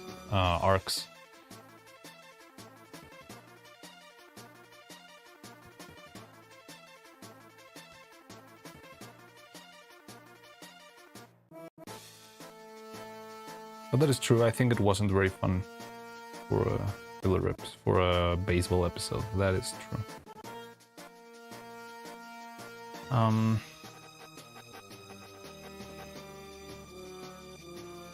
Well, one Chainsaw Man, for example, Chainsaw Man I did read, but I read it because it hadn't released in anime, and somebody recommended it to me. So I was like, yeah, sure, whatever. So I started reading Chainsaw Man, and I just figured out, like, I haven't seen it. I think I would be okay with seeing Chainsaw Man, watching Chainsaw Man, even though I already read it.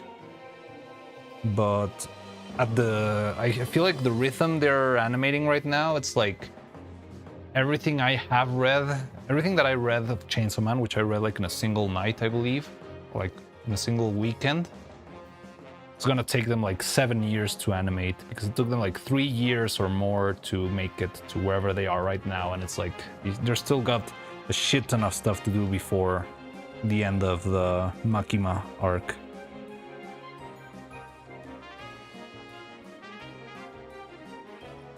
Revolutionary Girl Utena still... Wait, what are you talking about?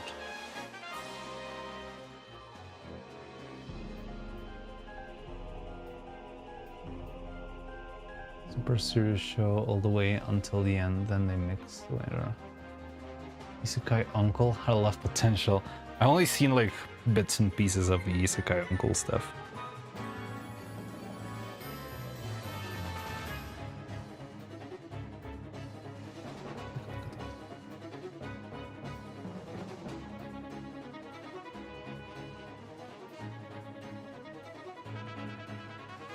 For a second there, I thought you were talking about another Utena character.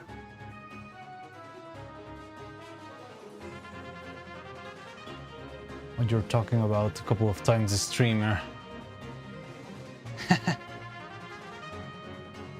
Sorry, I get lost while making mouths and stuff, and all of a sudden I go back to the chat and there's like a big wall of text.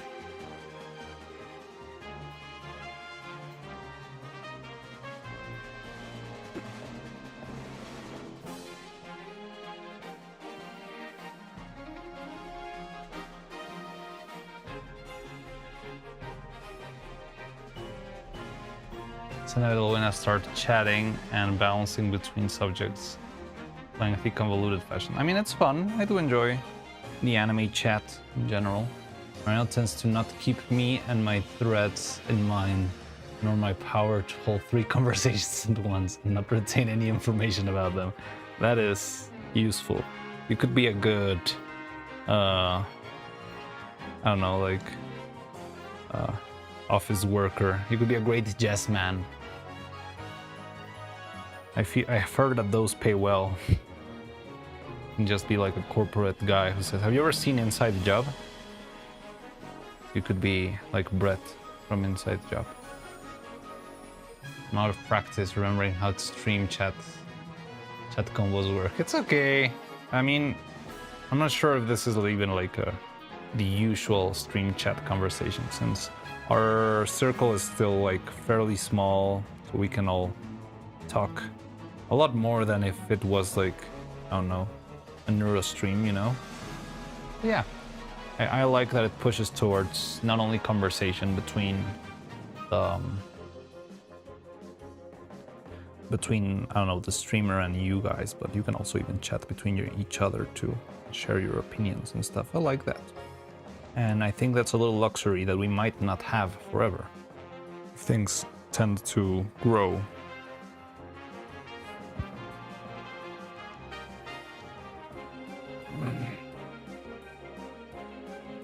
Sup, Jersey?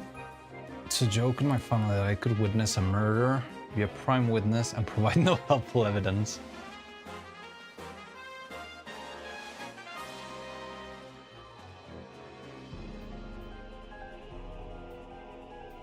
If I ever break out as a streamer, I am banning anyone who has seen my antics on this series. They're banning everyone here. They'll think me, Dressy.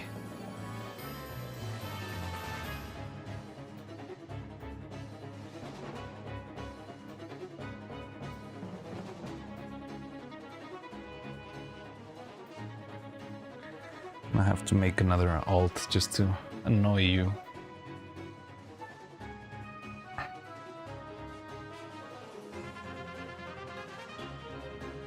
You don't have VODs, right? Me? Well, you have. There's YouTube. I'm gonna watch my VODs on YouTube.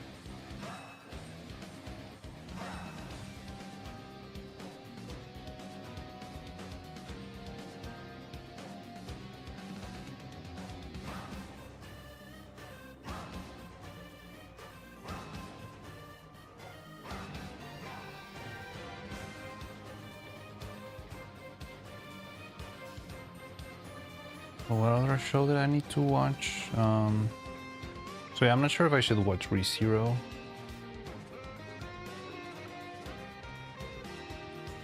I'm looking forward to Dungeon Meshi Season 2, which hopefully will be the end of it. I'll keep religiously watching One Piece, well, reading. For example, One Piece is one thing that I enjoyed first in anime form, and then moved into the manga once I reached the whole thing. Dungeon Meshi 2 coming on. It doesn't have a date yet, but they have confirmed that it's on the works. I'm guessing maybe 2 years from now, maybe 1 year. But it is coming out. They did make like a little teaser trailer.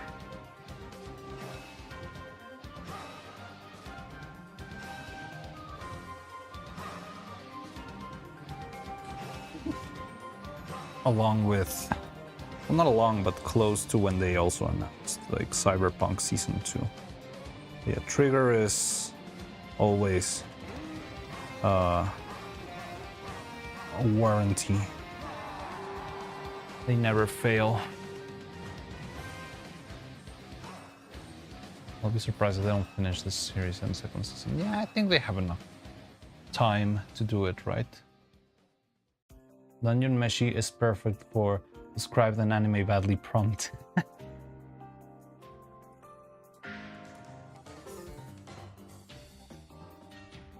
Well, I think it's just because it's a really good show at pushing things into being much more than what they seem to be. Yeah, at the beginning it seems like a silly show about cooking, and then the world blows up and grows into like so much more than just a bunch of idiots cooking random dinosaur parts.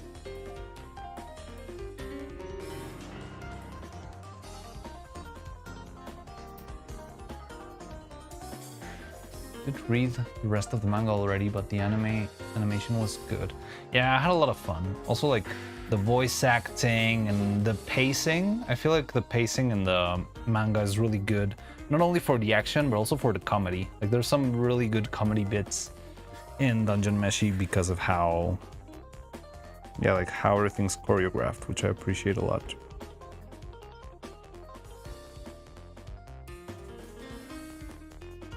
It's quite literally telling how unhinged yet still plot relevant an actual game of D&D can be. Yeah, that is true.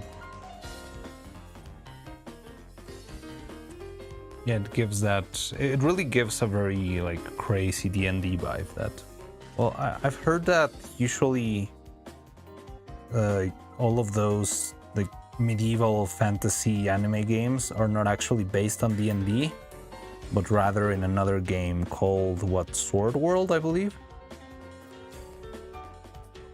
But it's similar in base. On Dungeon Meshi to crossover with Goblin Slayer.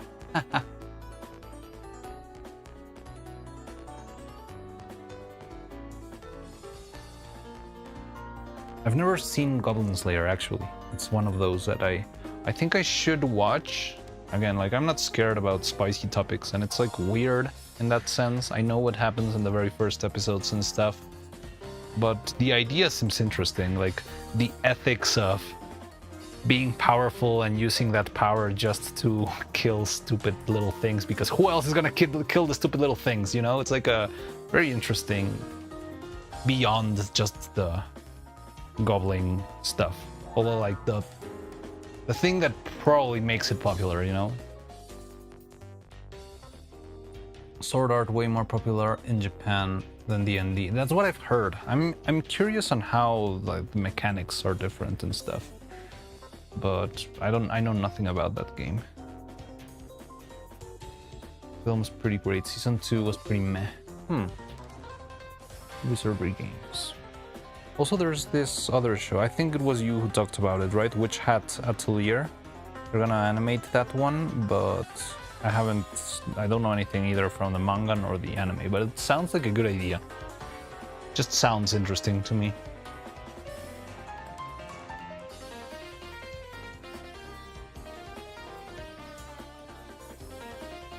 And they made us believe Penny can derail a train. Which had to Talia. That one sounds fun in general.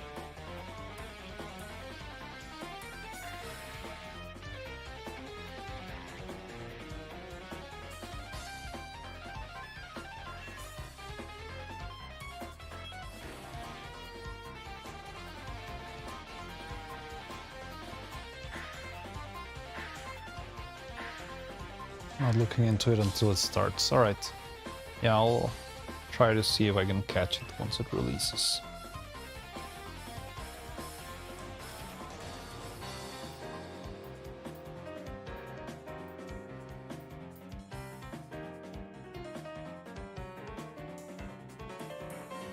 Well, yeah, I don't know a lot about Goblin Slayer, but it does feel...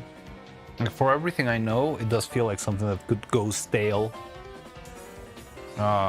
very quickly. Like, yeah, alright, that's your thesis, you need to take care of the little plagues and all that stuff, and yeah, it's everything like raunchy and over the top, but how do you evolve on that? Like, what happens after that? If it's got 2 seasons, it's got to have more than one like, Goblin Layer, right? I'm so looking forward to learning how to pronounce all the characters' names too. Unless they pull off an Attack on Titan with Bero Toto Toto, who had like 15 different pronunciations to his name. I was letting suffer the same way Overlord did. They went real dark and decided to pull back. Did Overlord go too dark? I don't remember it going very dark at the beginning. Like, yeah, you see them killing people, but... well, maybe you're talking about the novels? I didn't read the novels, and I do know like a lot of the heavier stuff is like, it's not retconned, but it's like moved to the side. Like the farm, the happy farm of Demiurge or something like that. They never explicitly mentioned what it is and how it works, but you get the idea. And yeah, I don't remember any other like dark thing in the beginning, but they cut out that helps explain the plot and some things that happen in the background. Yeah, like all I can think about when you say that is the Demiurge farm.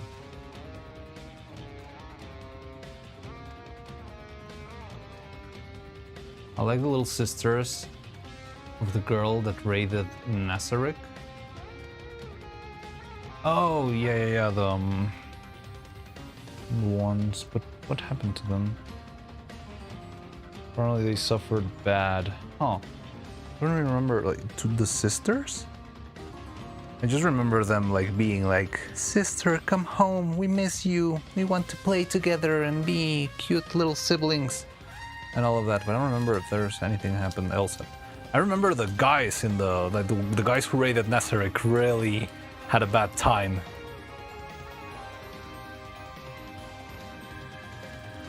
Okay, but I thought you meant like the show itself, like pulled back, like having like heavy things in the beginning, but you're saying like just pulling back from stuff that's in the light novel, not pulling back from the show itself.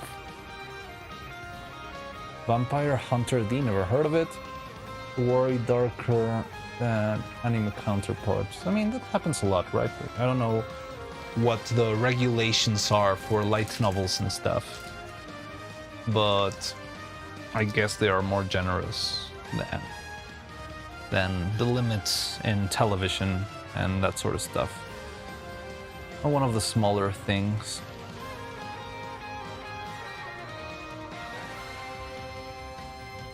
Yeah, maybe I should read Overlord. I think I would enjoy reading Overlord, although they didn't have Mari.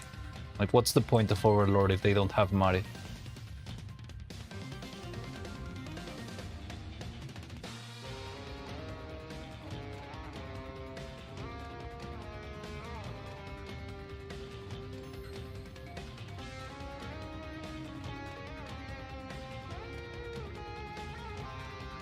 Vampire Hunter D was one of Yoshiaka's early illustration projects. God knows I've read a lot of essay and cannibalism. Again, Berserk. I don't think LNs are regulated at all. Interesting. I wonder why, like just because anyone can publish them online or something, or do they actually print them out without caring whatever's written inside?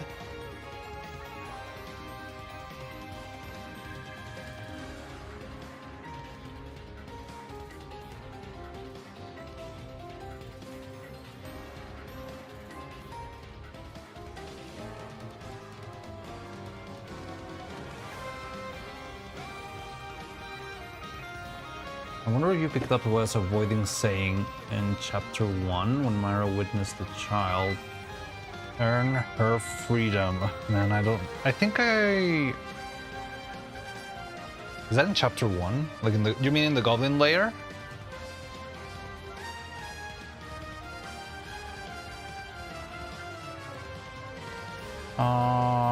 Yeah, maybe I might have missed it. I always understood it as just dying. And I mean, I'm not sure if you're going for something darker, but I just saw like dying and that way. Yeah. Her mother, yes, dries up. That's a crazy statement, but yeah. And yeah, well, I thought with earning her freedom, you just meant dying.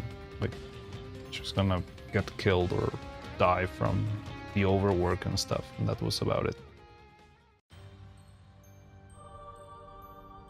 But yeah, maybe I didn't catch it. Didn't quite catch it. It's funny because writing itself always feels very accessible. It's an English translation, but yeah, the intended demographics are usually for older readers. Well, yeah.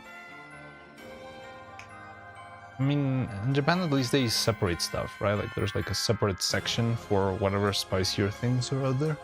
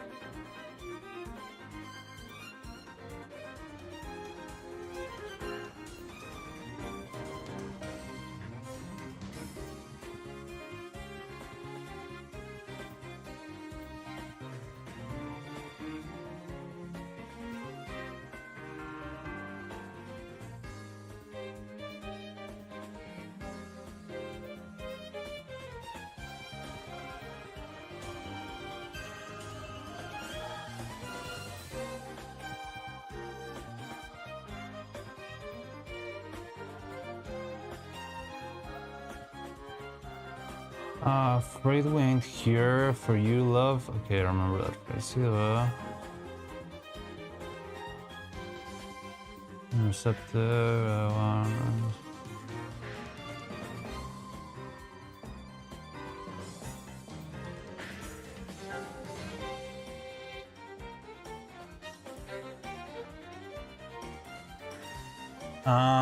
Okay, good. Yeah, maybe I didn't catch it. Like, remember when I was reading that part? Yeah, okay, now I get what you mean.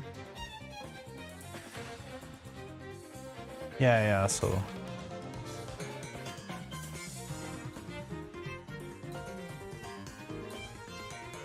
I'm guessing you mean just like replacing the mother or something. Now, I'm not sure if this conversation could be too spicy for Twitch, my guy. But yeah, like, is that what you meant?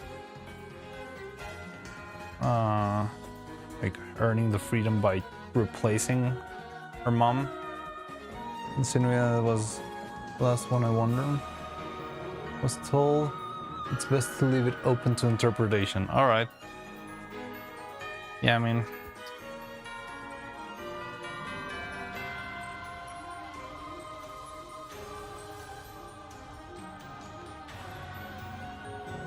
like whatever system they try to use to argue that they are civilized, it's not really, like, it's kind of nonsensical in the end, honestly. Like, oh, we are so considerate. We only do half of the terrible things we could be doing. Aren't we great?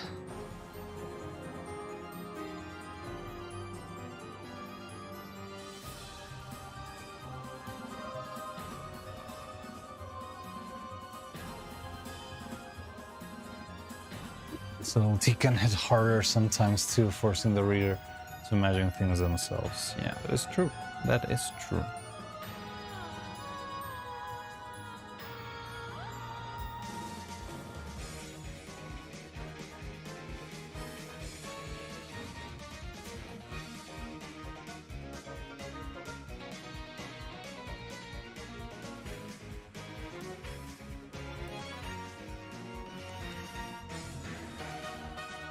Should be nearing the point that more or less describes the underlying framework I use for them.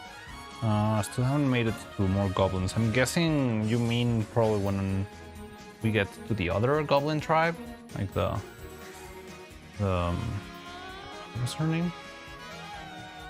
It was not Mira. I'm getting confused here. Forgot her name, even though I never met her yet. Madeline. I'm guessing, but I don't know. I haven't made it there yet. Anything used in innocence can be weaponized by the opportunistic. Still getting discomfort thinking about the scene cuts doing Takopi's. I haven't seen Takopi's Original Sin. I've heard that one's also good. Letting my imagination too much work over what happens if. I recall if it's chapter 4 or 7 when that's said. Yeah, well, no clue. Haven't made it to either of those. By the way, you already wrote like chapter 8. That's the one you wrote yesterday. You called Mitli saying it.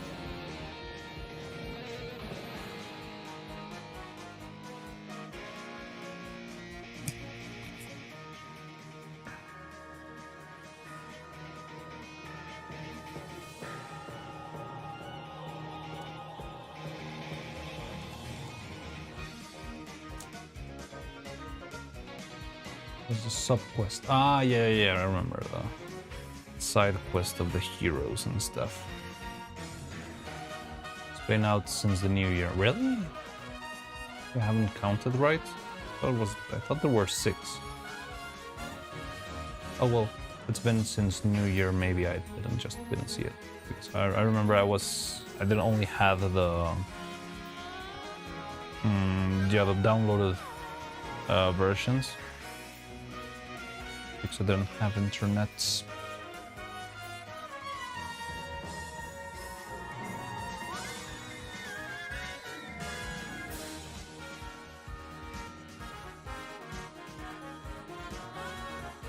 You're reading on what? But I lost my password around 6. No, I was reading in the one you sent me. Press whatever. Fiction Press. That's where I've been reading. But yeah, I haven't reading out any like extra stuff. I've been like just reading stuff. But we can mildly talk it out on streams. I do think I could at some point write stuff down. But yeah. Right now I think I'm fine with reading. I can like fully think on the rest maybe once I finish reading. Maybe, I don't know. I should read more. Maybe I should try and fit some time to read after stream and stuff like that. It would help me out.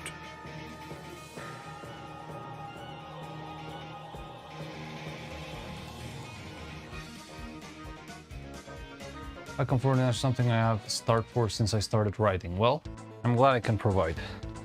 I'm enjoying it. Yeah, like the experience of just sharing stuff and talking about it. It's cool.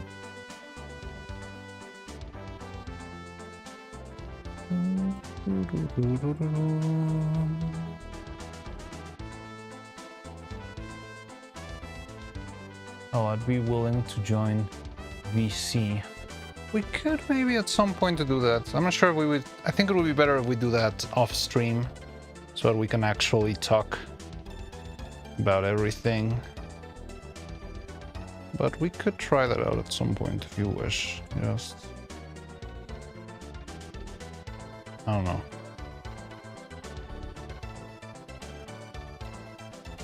Let's see. We can schedule it sometime, but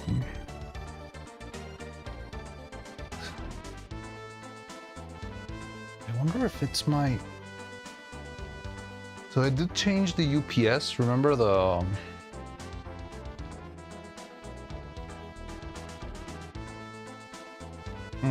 yeah, the UPS that kept beeping all the time.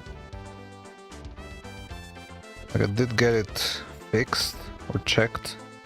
Now it's not beeping anymore, but it's still cracking a lot. Like I can hear the relays like every now and then, and I'm concerned it could break again or will start beeping again anytime. But yeah, I mean it's just got fixed, so hopefully it will not.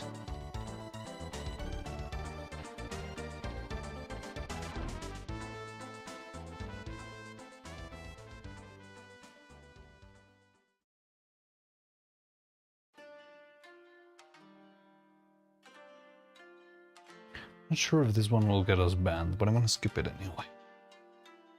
Although I like it a lot. Tsuchiguma of Justice. Otsuchi of Justice, sorry.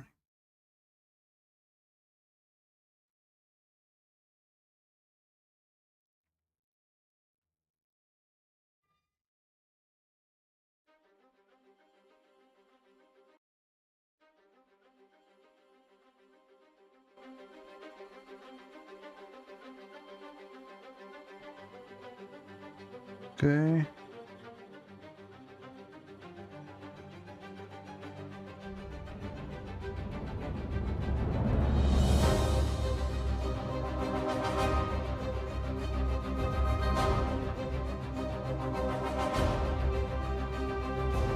Ugh.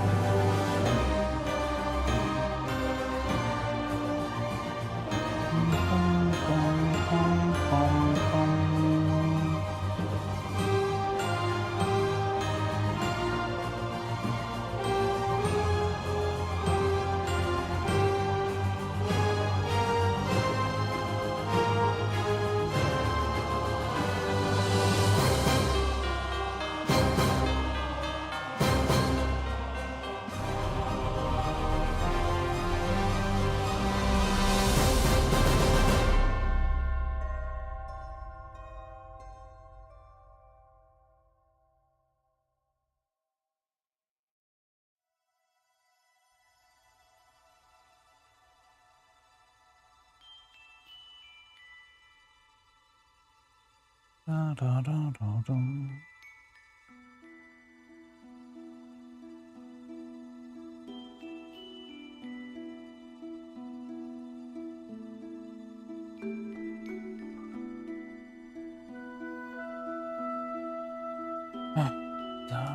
Why did those drums at the end sound kind of crispy? I don't know. Maybe it's a little bit too loud. Maybe I should lower it.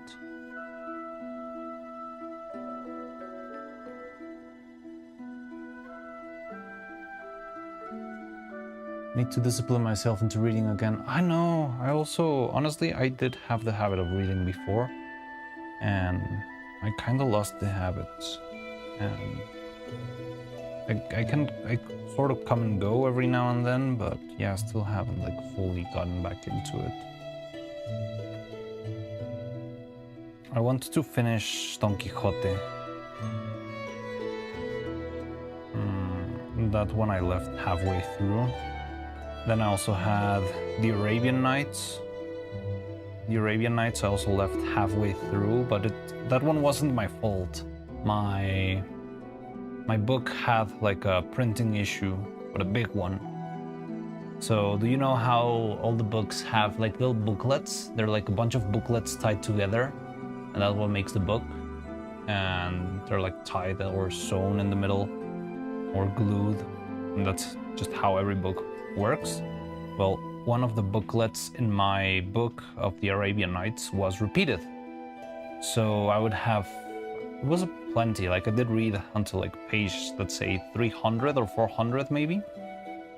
But I don't know, from page 300 to 300 or 430 to 470, the booklet was repeated. So instead of having the page 300, 430 to 470, I would have from page 400 to 430 twice. So there were like 30 or so pages missing from my book. I couldn't make it. I mean, I could get another book, but I have never looked for it. And also it kind of sucks. Like, I already have those books. What am I gonna do with that?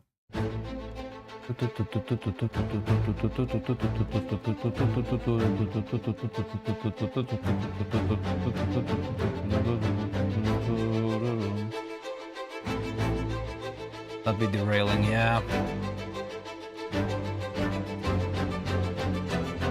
But yeah, so I also want to finish the Arabian Nights. Although the thing with the Arabian Nights is that you don't need, like, there's not a big thread to follow.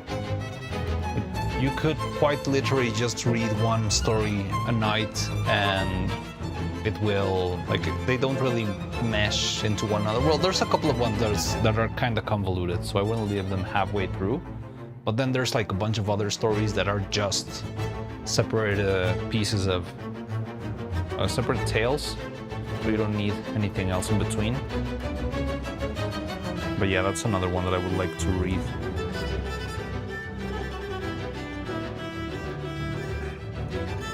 And I've got a bunch of books that I think would be fun to read. But yeah, Don Quixote is also one. I was having so much fun with Don Quixote. The thing is, I love the fact that the biggest book in Spanish, in the Spanish language, doesn't take itself seriously. And the book itself starts with little prologue that says, as a writer, I always dreamt of writing something transcendental and beyond what other people expected for me. And unfortunately, I never made that. Instead, I made this. But just like any parent who loves Gambare, hello, Britty loves anime. Thank you. Yeah, I'm on my way. I'm working on faces right now. Little mouths. Making the cat mouth right now. Dun, dun, dun. But yeah, just having the book itself take itself not seriously at all. It's just hilarious. And yeah, it's got really good, I don't know, I love how pointless it is. It's not a grand story of a hero saving the world. It's literally the story of a madman surviving and doing weird stuff. And still, it manages to be the best book ever written, according to all the Spanish academia. And yeah, that's quite funny. And as far as I read, it's quite fun, honestly.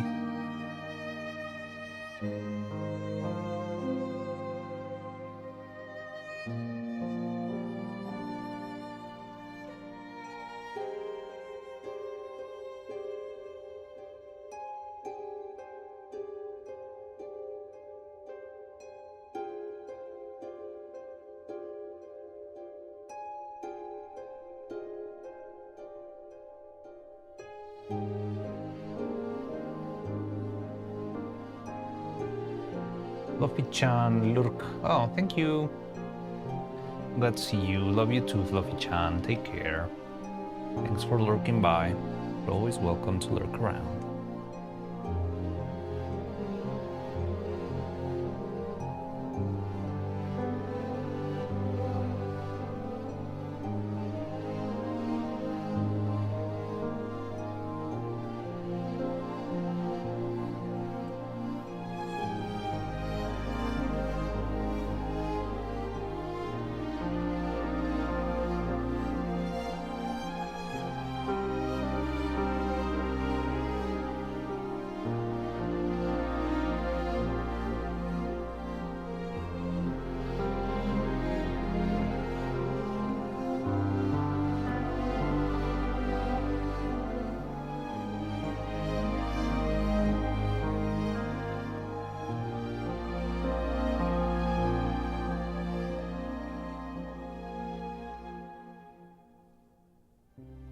Scraddle's locked drawer.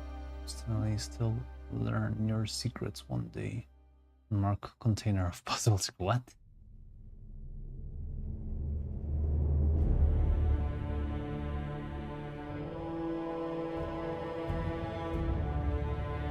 Alright, try. Said it could lurk. Oh! Lurk.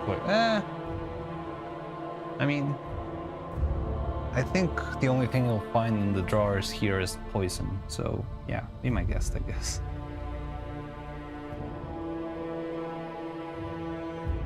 Learning how classics do. The first chapter of the Three Musketeers book some months ago was pretty impressed. I've never read the Three Musketeers. I did read in school, like an abridged version, of course, right, for kids. Not that abridged, like not like full comic book level, but yeah, not the whole thing. Yeah, I think I liked it, but it would be nice to read the real thing, maybe. Yeah, I do like classics a lot. I feel like you learn a lot from them. But sometimes they're a little bit more dense. I'm gonna veg out and plot plan. What?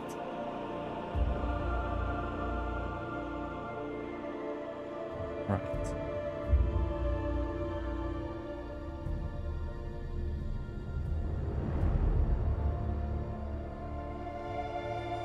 It's interesting seeing how plays games procrastinate. Yeah, oh god. Alright, good luck. Playing Civ, I guess.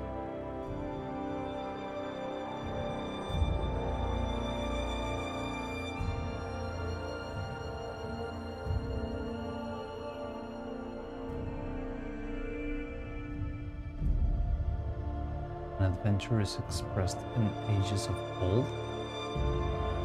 Oh yeah, like the basic structure of, well yeah, like something out of the ordinary. Like the adventure of being depressed by Gregor Samsa.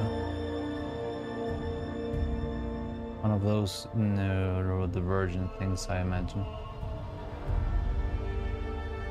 The amount of social commentary in Three Musketeers too, really? Interesting. Who wrote the Three Musketeers? Was it Victor Hugo? No. Oh no, was it? Yeah, I think it was. What's his name in English? Is there like a weird translation there? Like Victor Hugo or something like that?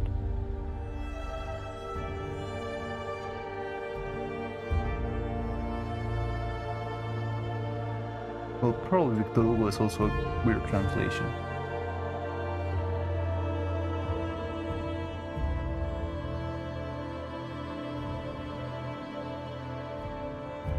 Anyone remember the Fifth Musketeer? Alexandre Dumas? Oh.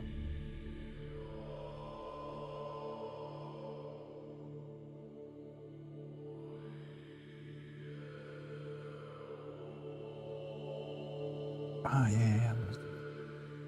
It's a cartoon. Remember Albert, the Fifth Musketeer? No, I don't really know what that is from. Cartoon?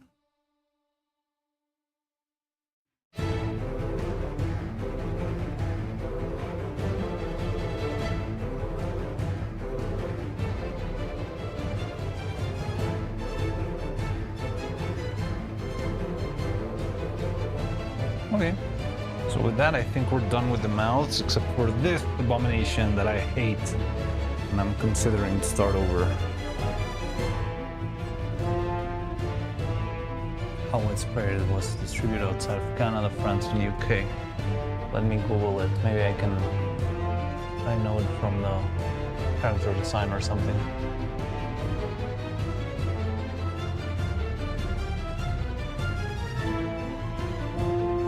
Nope, never seen it. It does look very Canadian though. Very, very Canadian.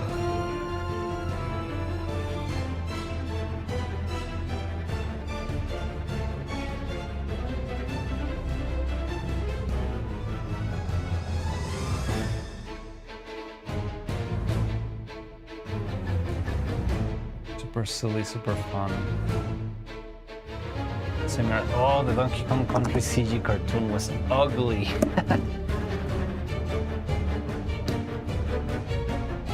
Early CG was such a creepy thing. Shot spaghetti out of a musket to avoid censorship.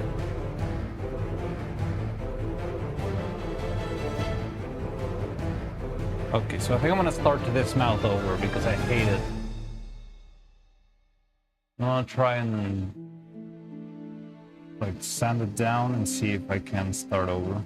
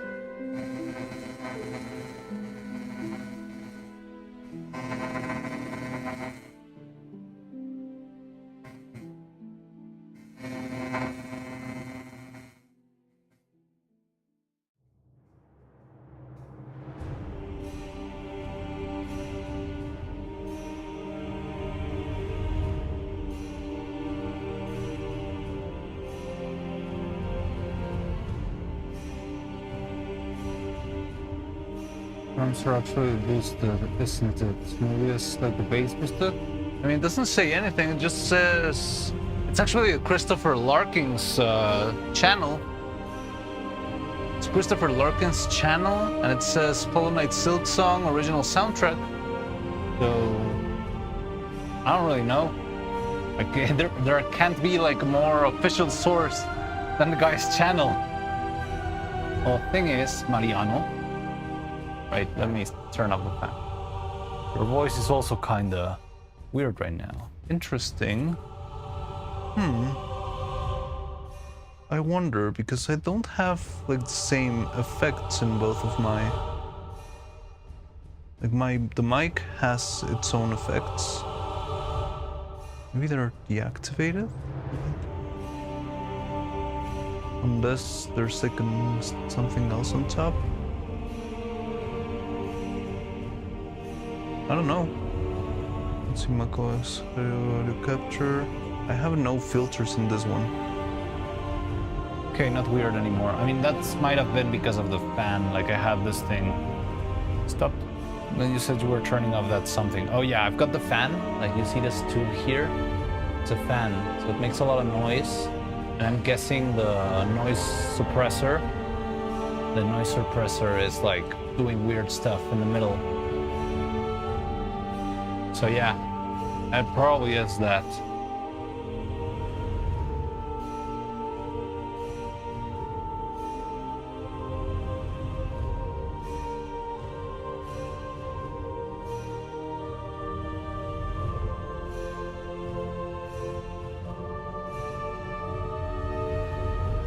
What the hell is that? Oh.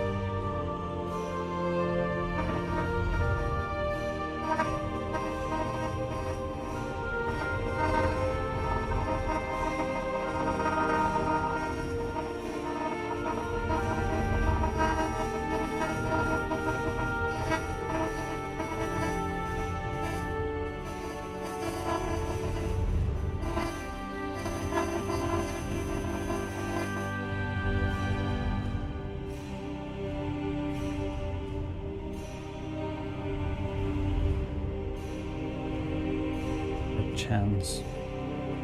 Okay, just a little bit more.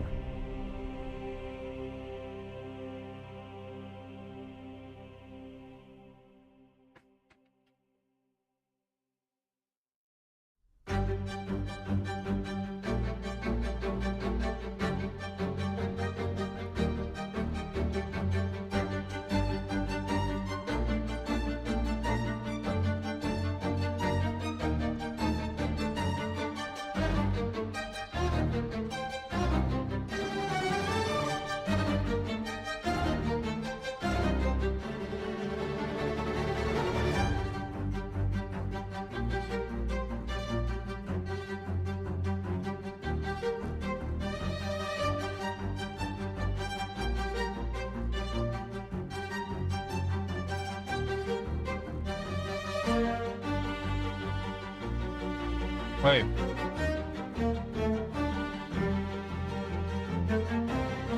I'm a little bit concerned for the silicone that it's still not cured. See if it's not uncured tomorrow either. Ugh. Oh, I'm gonna watch this one. There we can maybe move on.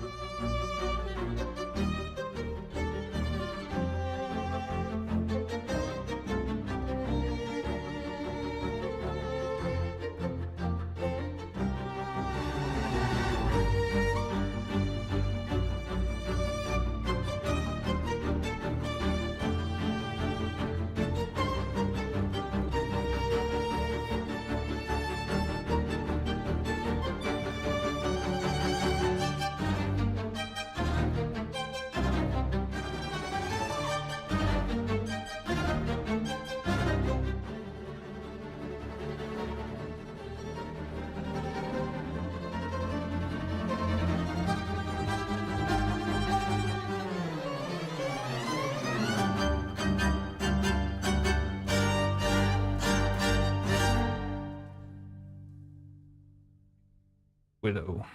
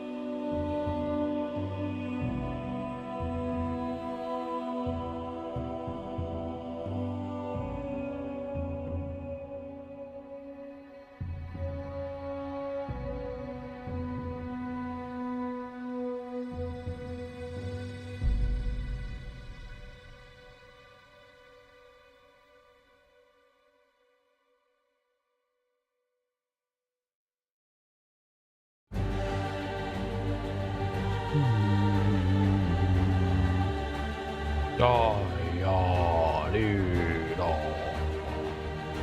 Oh.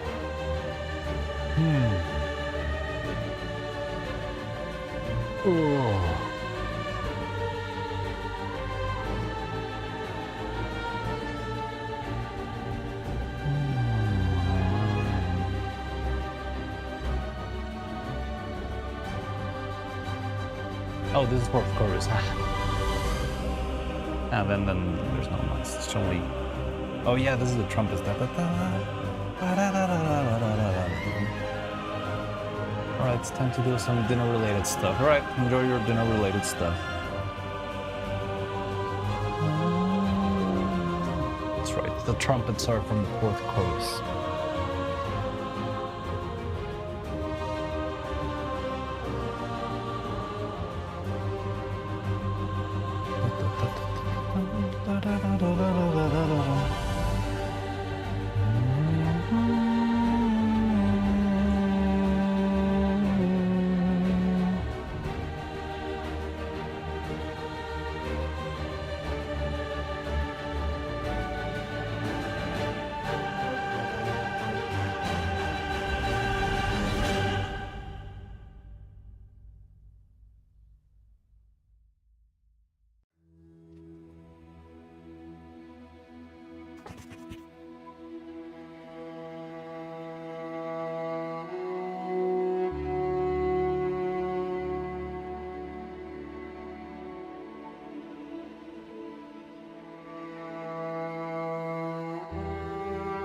Honestly, I'm a little bit concerned for Faye's Silksong run.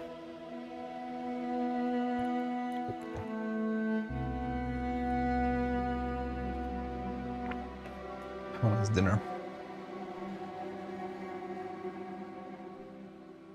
Why? I mean, she's been playing for, I don't know, like 40 hours, and she's struggling with Hunter's March.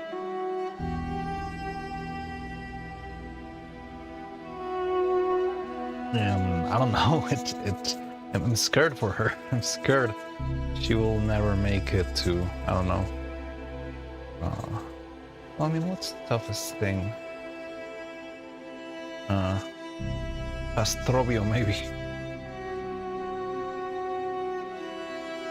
Or no, well, I'm concerned. I'm not sure if she'll ever be able to make it like past the Coral Chambers.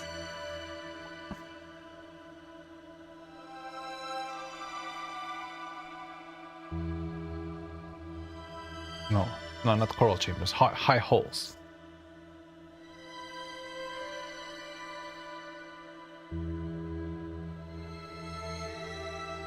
And also, they're trying to push her to go through Sinner's Road, and I'm not sure she'll be able to make it through Sinner's Road. Hunter's March is kind of hard. It's kind of hard, but it's not like it's all pogs. Well, yes, but it's not harder than Sinner's Road, right?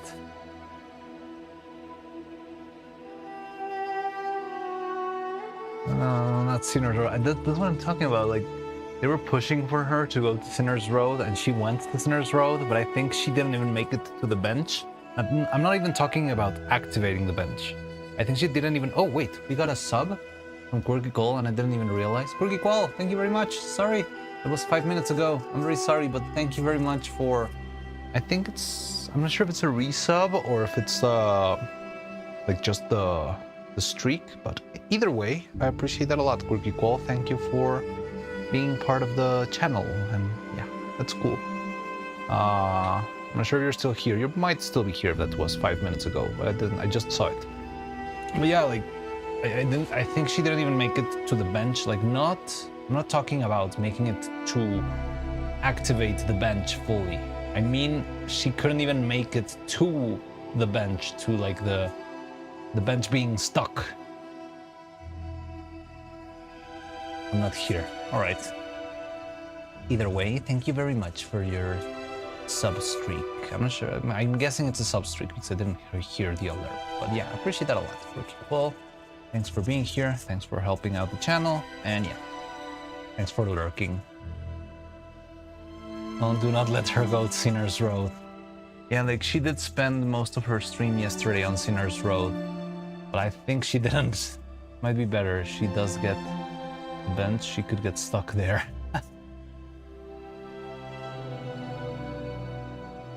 Stuck? Like soft-locked herself? Oh, yeah, you're right. She'll have to... I'm gonna have to go to her...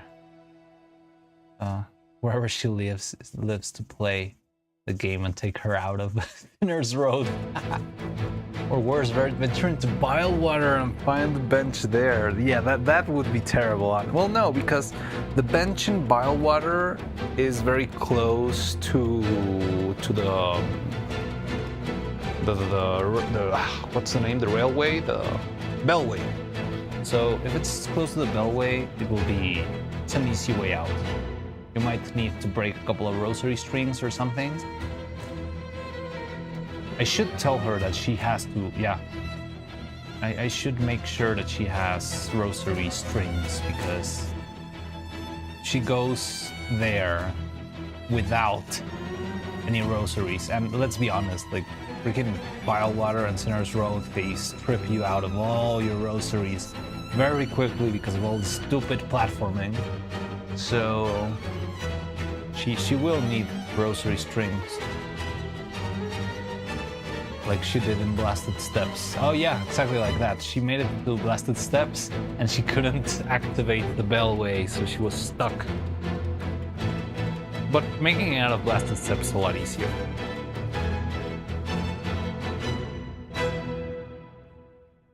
But yeah, I don't know. What I actually wanted her to do was to go to Hunter's March, yes, just so she can have the mask. Like, I feel like the broken mask will help a lot. Right? The bone saw thingy, it could help, but it's not really that important. But, like, I feel like I'm trying to think of a good build for Faye that helps her out in the times of need. I'm thinking the broken mask, the dice probably. I don't know what else.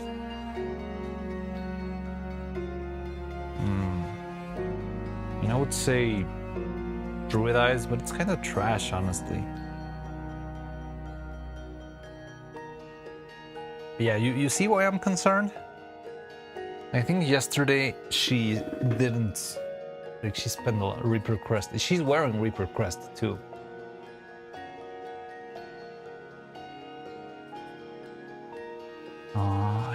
Should she keep Reaper, or should we go get Wanderers?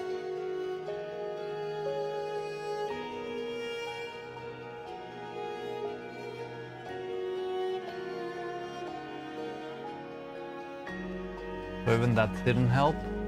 I think, well, again, she was struggling with Hunter's March with Reaper's Crest. But her problem was Pogos. I mean, Pogos were a problem, but I think she struggles with a lot of stuff. Hunter Pogo takes a while to get used to. It does take a while. I'm still like getting the hang of it, and I've been playing it for a while, but I'm trying to improve Hunter Pogo. I mean, I did a decent job yesterday in Bilewater, right?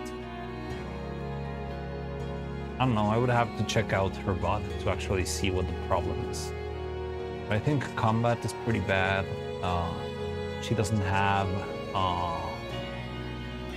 she doesn't have any red tools. I'm not sure if she has like the throwing knife, basic one. I think she does, because she was in the throwing knife competition at the beginning.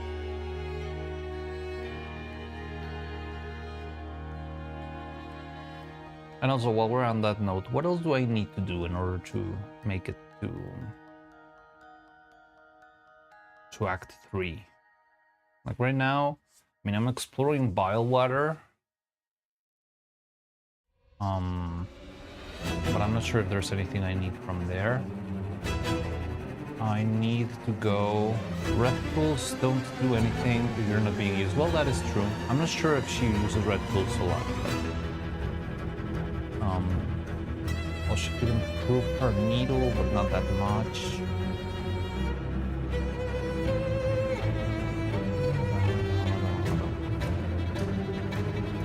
Because her needle, for improving her needle, she'll have to take out Rovio, which I'm very concerned for. I think she will struggle with Rovio a lot. I'm not sure how easy Phantom is. Do you think she can take on Phantom?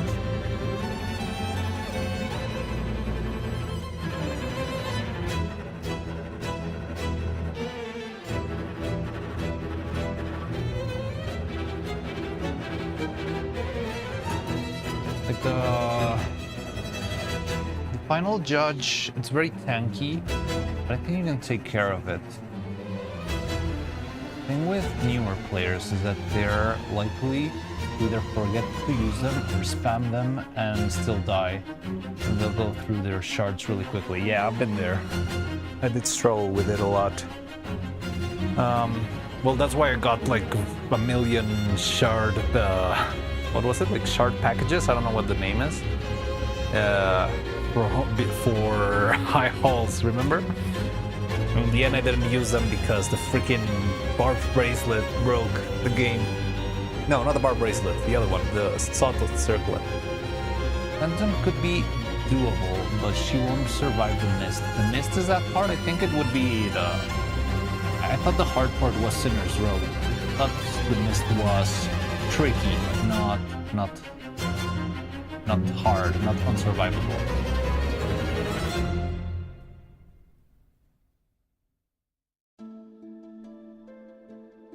I know it's a path to Phantom, I just didn't know the mist on itself was hard.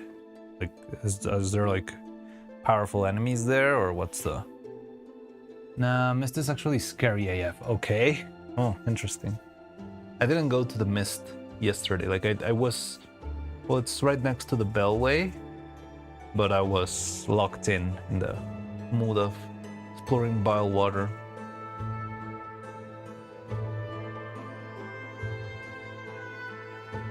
Also, I never got to take out one of those knife-throwing bastards from Bile Water. They suck your silk, and there are barely any silk sources in the mist. Oh, okay.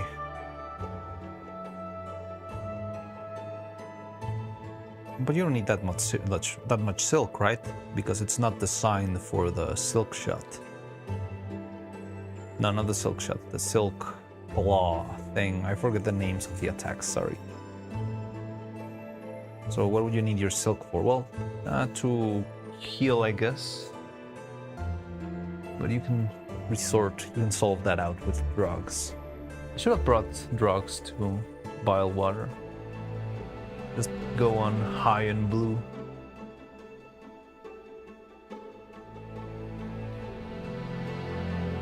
Healing, yeah.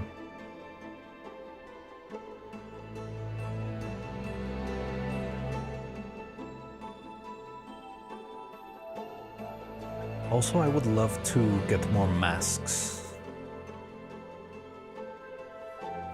Drugs in Bile Water is OP. And I know there's an item that's really good for surviving Bile Water, but at the same time I feel like it's kind of cheating to get it, because it's not something that just casually crosses your path. It's something that you have to find, like, you will not find it unless you know exactly where it is. I kind of vaguely know how it works, so I kind of feel guilty of going to get it, because yeah, it feels like cheating to me, because I would have never found it out by myself, because it's like fully hidden in the middle of nowhere.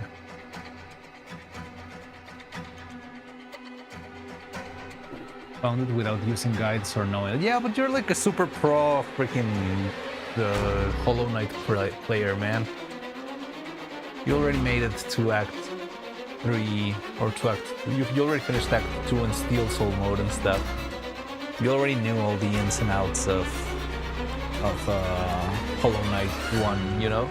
I'm barely starting to get used to recognizing like breakable walls, because there's like 1,000 million breakable walls everywhere, and they're all so hidden. But I'm starting to like detect the pattern in my head.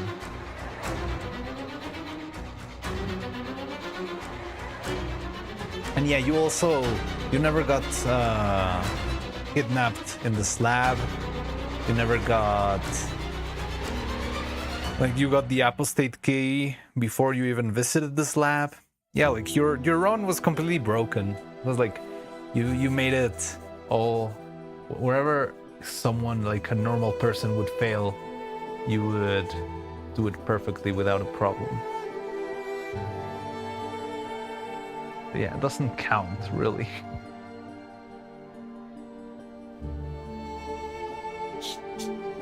When did you finish the game? Like, did you finish the game in the first like couple of days? You never got like a single nerf patch? Also, you played with like no nerf to the worms, to the lava, to the everything that dealt double damage, kept dealing double damage. It's like doing side quests. But the thing is there a side quest that leads you there? Couple of days, yes. The end. That's cool. Congrats, I guess. All the way, like, until Act 3? That's crazy. I hope I'm good enough to do that sort of stuff in the sequel. Or maybe in the DLC. Oh, the DLC is coming. I always forget that. Like, I want to play, but at the same time, it's like I don't want to play it every day, you know? Just because I want to make puppets every day. But at the same time, I'm concerned for the DLC, which, for what I've seen, like from the leaks and stuff, it feels like it's gonna be until I finish it. I basically grinded it non-stop the moment I got my hands on it. Crazy.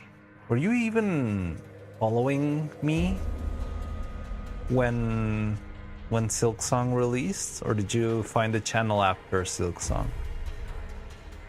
I don't even remember. You were notes back then. Well, I mean, you still are on YouTube, I guess, but now you're Cloud to me.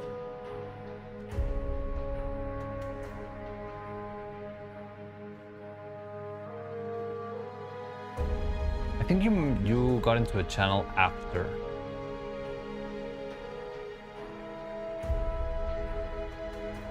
Because my first playthrough, I think I did Silksong before I found you, probably. Yeah, because I did play it the very first day. Like, the day it came out, I didn't stream, like, workshop. It was, like, a full-on Silksong stream. And it was, like, 10 hours long. And I think I barely made it to Bellheart, I believe. Not even to Widow. Just to Bellheart, like, Bound Bellheart. And that was my first day of playing. And I remember you giving me tips. Yeah, somewhere around Last Judge.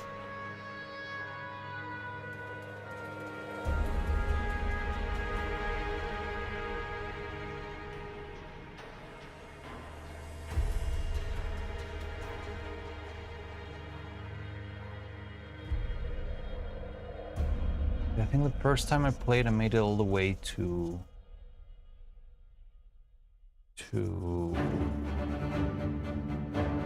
Bellheart. I remember defeating the Moorwing, and that was like my proudest moment, which now feels like sad. Well, not sad, but you know, like I cannot believe the Moorwing was a challenge at some point, you know?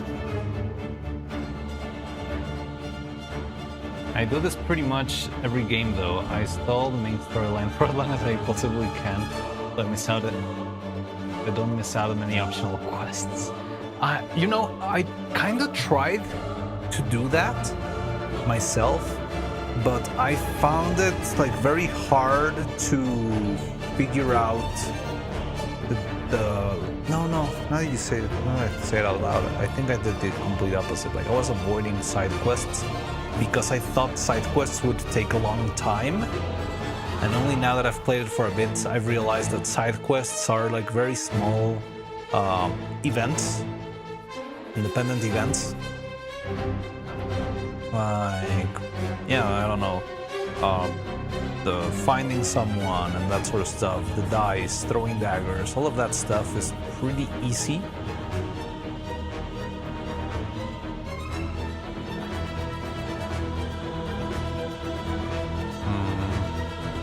and I always thought they would be like longer quests. I think I might be used to like Legend of Zelda type quests. And I always had this trouble of, I mean, I love side quests, I think they would be fun, but I don't want to do all of them because I don't want to spend like 90 hours playing Silksong because I still got puppets to do. Yeah, I'm a bit disappointed in Silksong's side quests. Was expecting more. What were you expecting? Like, how is it different from Hollow Knight's quests? Ugh.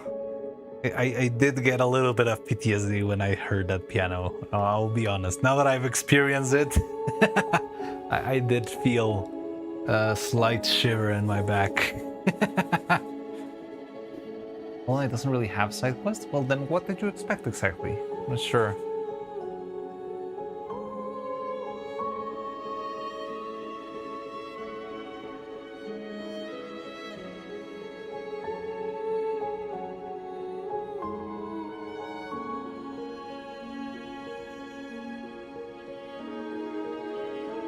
In their trailer, there was like... the trailer, I'm trying to remember what the trailer was.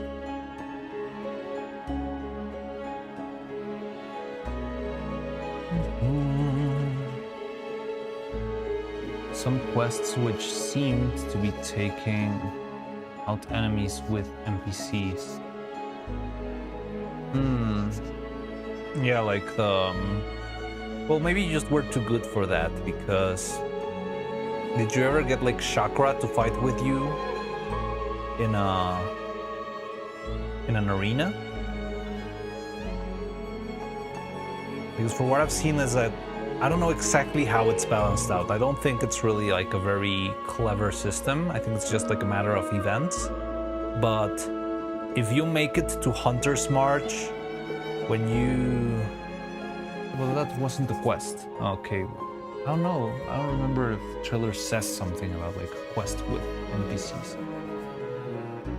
Implication that the Wayfarer quests were escort quests and not just finding people. Ah. Wait, you want escort quests? Aren't like escort quests famously the worst type of quests? But yeah, like Wayfarer quests feel very limited. It's just like find the guy, kill the enemies around it, go back.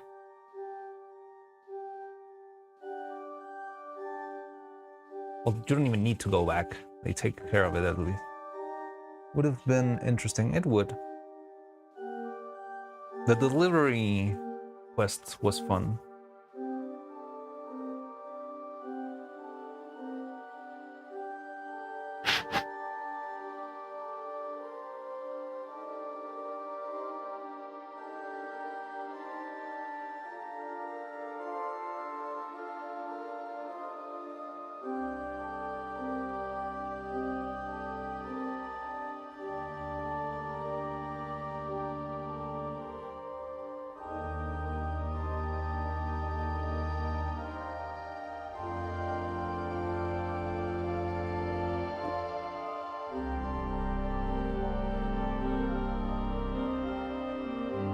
I want to see you fight Phantom. I would like to take on Phantom. It sounds fun. And I'm not sure if I'm gonna win. Well, maybe with the freaking circlet, I'm gonna wreck him. But yeah, we'll be up to that. It just feels a little bit pointless to fight him since I already made it to the Citadel once. I want to see you fight First Sinner. Now that's a boss fight that I'm actually looking forward to. Now that's one that looks challenging, yeah. I don't really know where First Sinner is though.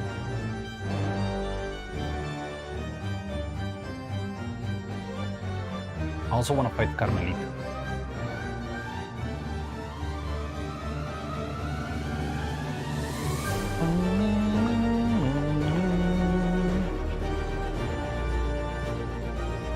And now I understand your desire to fight high halls again. Weird that you cannot. Carmelita would be so cinema. I'm looking forward to that, but feels so far away. It's like Act 3 feels like a dream to me right now, you know?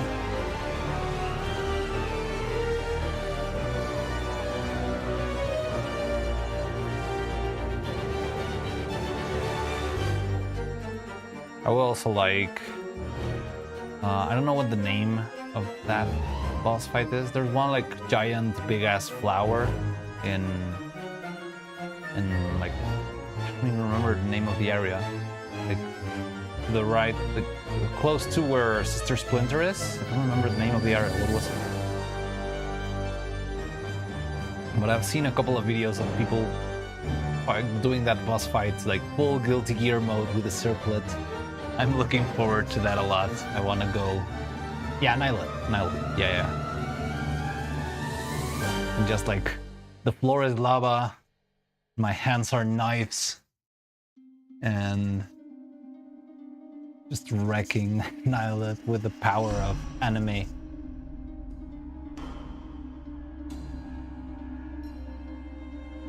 But before, not true. I've seen a couple of people that just like destroy Nylet. Just like when I didn't really like her, lol. I mean, didn't you like her, or you didn't like the arena where you fight her? Because I feel like it's a very limited space, and maybe that's the annoying part. I don't know, I don't really know her attack patterns yet. Like, I just know how she looks like. I'm trying to avoid most of the details of the fight itself.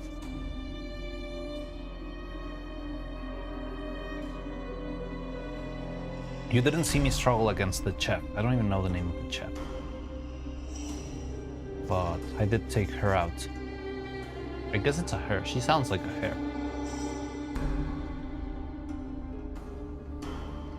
Like neither. I like to stay on the ground. Yeah. Yeah, like the arena of Mallet really feels annoying. Not an aerial player.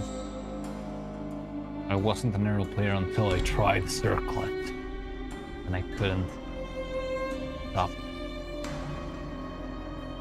It's a drug, the Circlet. It's too much power, man.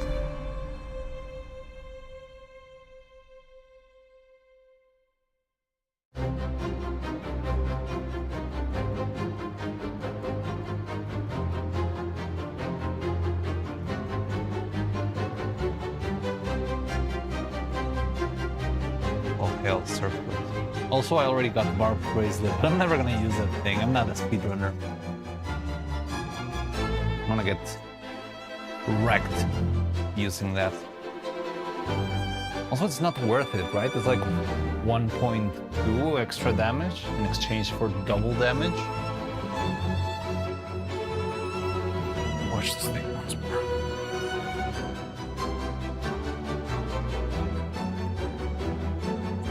Also, I still need to find the other...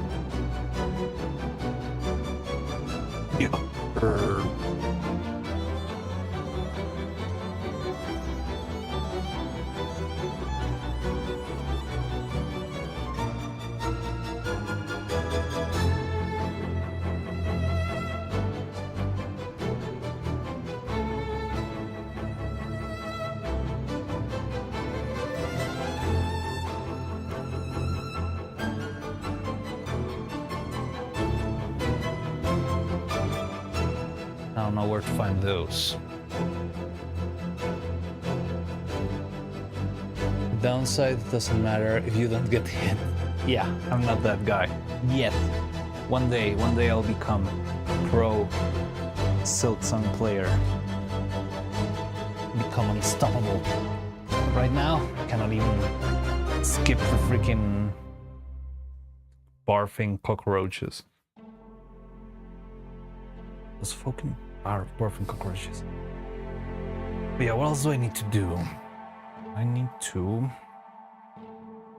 Well, I need to get infected with the parasite. I don't know what I need to do in order to make it to that quest. Because I would like to do the bad ending before starting Act 3 and soft-locking myself there.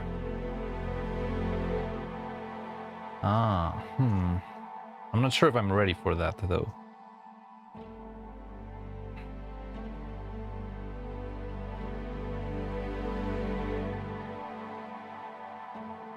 You want the parasite. Again, like right now I'm just hanging. Like, I want to right now. I'm not sure if I should keep exploring Bilewater or I should just move on with my life, because I'm not making it anywhere and there's no benches. I wonder where the starting point is.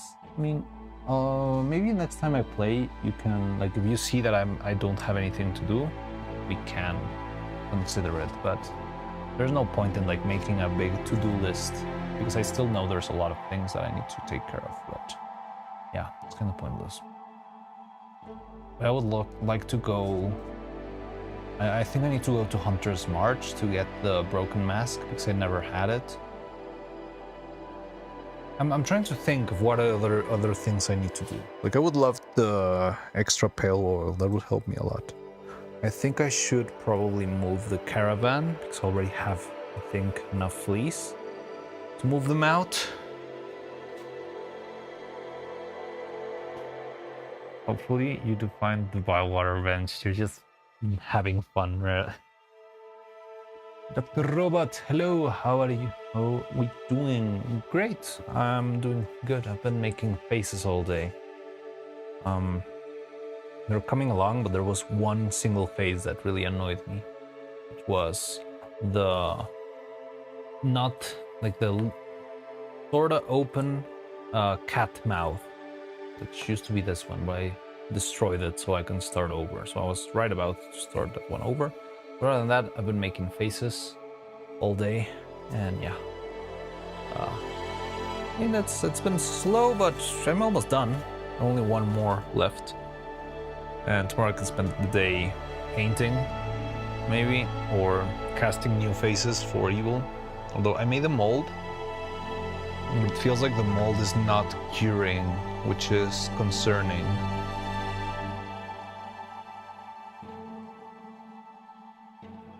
And yeah, other than that, nothing much. How about you, Dr. Robot? And in the meantime, we're talking about what objectives I'm missing from Neuro-Sama, because I still need to make some progress there. And we were also talking about face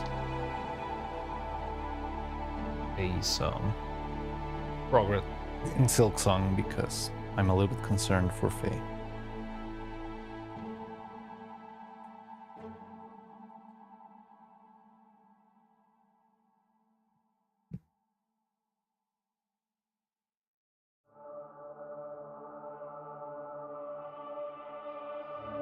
Yeah, that's what we were up to. Now this is the blasted steps. Oh. Oh. Why does that sound effect like live rent-free in my brain? I can hear the echo of the armor of those guys. And I also hear the guys blasting little drills. And the worms, freaking worms.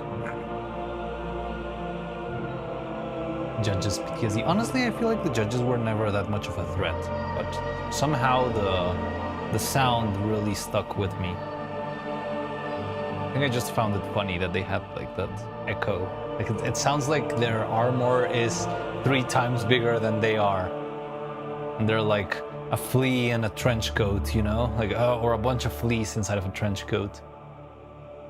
But I mean, they were kind of challenging, but I wouldn't say traumatizing. I feel like I'm struggling more with the knife-throwing bastards of Bilewater.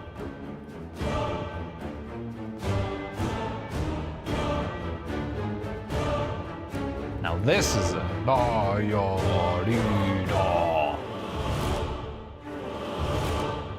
Is it? Is it starting? Yeah, it is. I'm waiting for the bells though. Now this one gives me PTSD. I did fight this one like a million times. There it is. Da ya ri da. Ho. Ocho.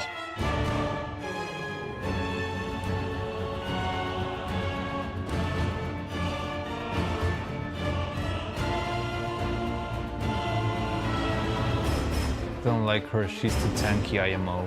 She is very tanky, honestly. I'm not sure. I always try to think on what the design choice behind it is. Like, I'm not sure if she's designed for you to come... I mean, there's no pale oil, so you cannot get to her with a better needle. But maybe it's designed so you get to her with the improved Hunter's Crest. Maybe that would make it faster. Like, she's very tanky, but if you have extra damage in your attacks, that would make it less tanky, right? Well, it will be quicker. But yeah, she is very tanky. Yeah, Wanderers. What did I do? I think I fought her with Reapers. So yeah, also not a great idea, let me tell you. But I didn't know better, and I was too scared of using the diagonal pogo, so I was weak.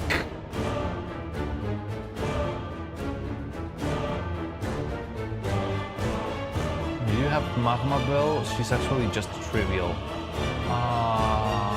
Honestly, I never struggled with the fire. Like, I struggled more with her being freaking huge.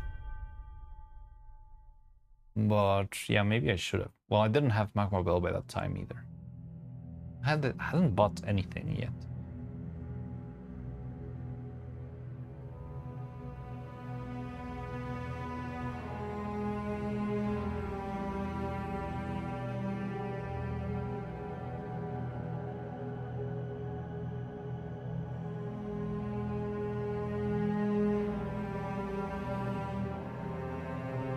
I mean, also having a couple extra masks helps. Like, the thing with her is being a boss that deals double damage. And if you go into her with like 6 masks, that means you just have like 3 hits until you die. Yeah, that also makes it tricky.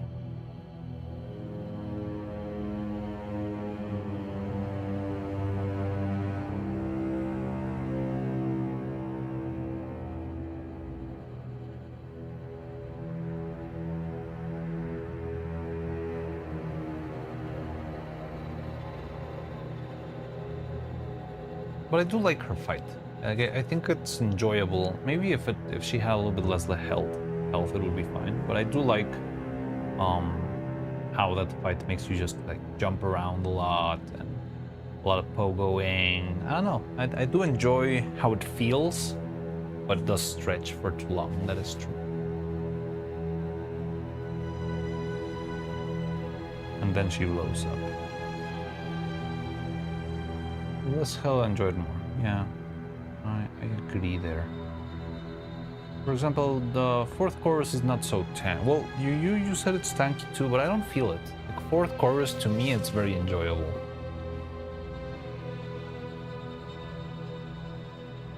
Probably tools too. But what tools do you have by that point? The long pin, the needle, maybe the triple dart or the triple knife thing, I don't know the name.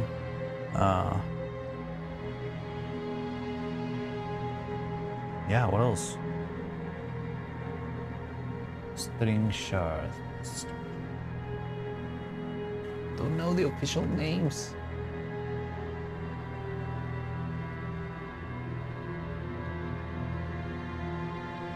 Googling the string shard because I don't know which one it is.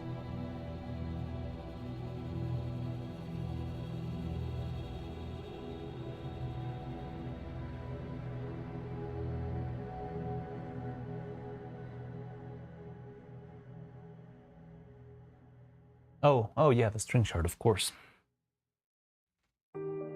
Spiky balls, yeah.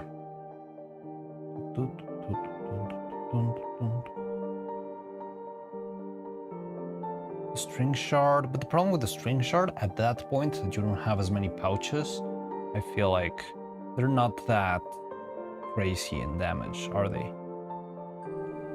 I mean, it's pretty easy to get her since she's freaking huge. But how many string shards do you have? Like 5? I should check out how many string shards I have now that I've got a bunch of pouches. I'm not sure if I'm still missing one pouch.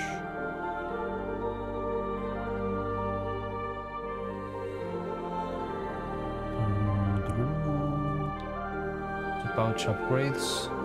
You have like the knife throwing pouch and the store, right? There's one in the store before Greymore, little town. I don't remember the name quite well.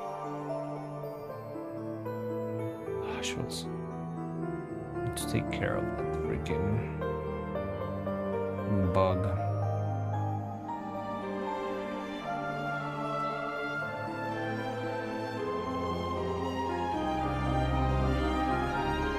Like the scarab that's next to that one that's constantly like wrecking against the door. I never got to kill it, so I'm not sure if I'm gonna regret that decision. But there's one in the memoriam, but it's such an awkward space to kill that thing. And yeah, I want to take that one out too. 2 pouches, you have 9 string shards. Decent, but it's still few, right?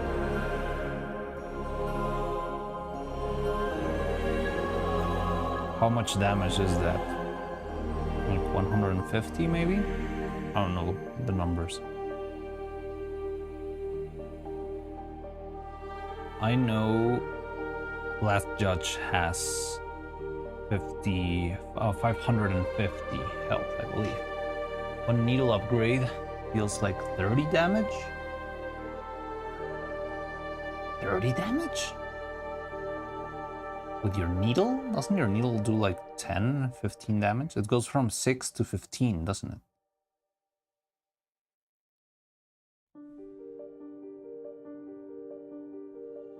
That's 270 damage up optimally. It's still just half the damage that you need. And that's optimal. I'm probably gonna do half of that, let's say.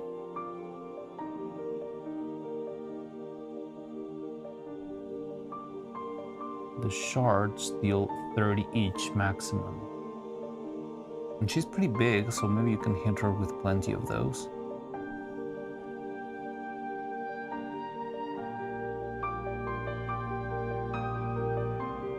Oh, so you mean like a single polyp plus a single string shard would deal that much? Half is a lot when you can unload them in like 5 seconds. Oh really? I've never known like how to make good use of it. Like I thought the best way to use it was to throw it and have them. Like there's 2 activations, right? One if you hit them where it will throw spikes in all directions.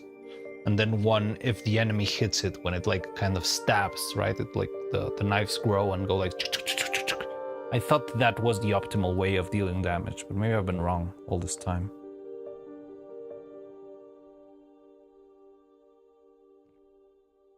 So I always used to try to spread out the string shards. Like I tried to throw one, wait for it to trigger, and then wait, and then throw another one, and hope that the dude would smash its face against it, and that sort of stuff. Yes, but you hitting it deals more damage? Really? I didn't know that. I've always been using it wrong.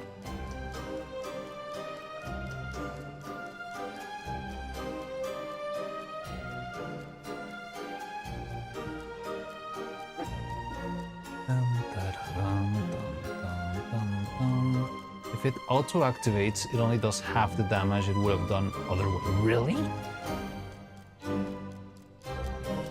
The animation is pretty deceptive there. Like, just from the animation, it feels like that would damage more. Oh, so I always use them wrong.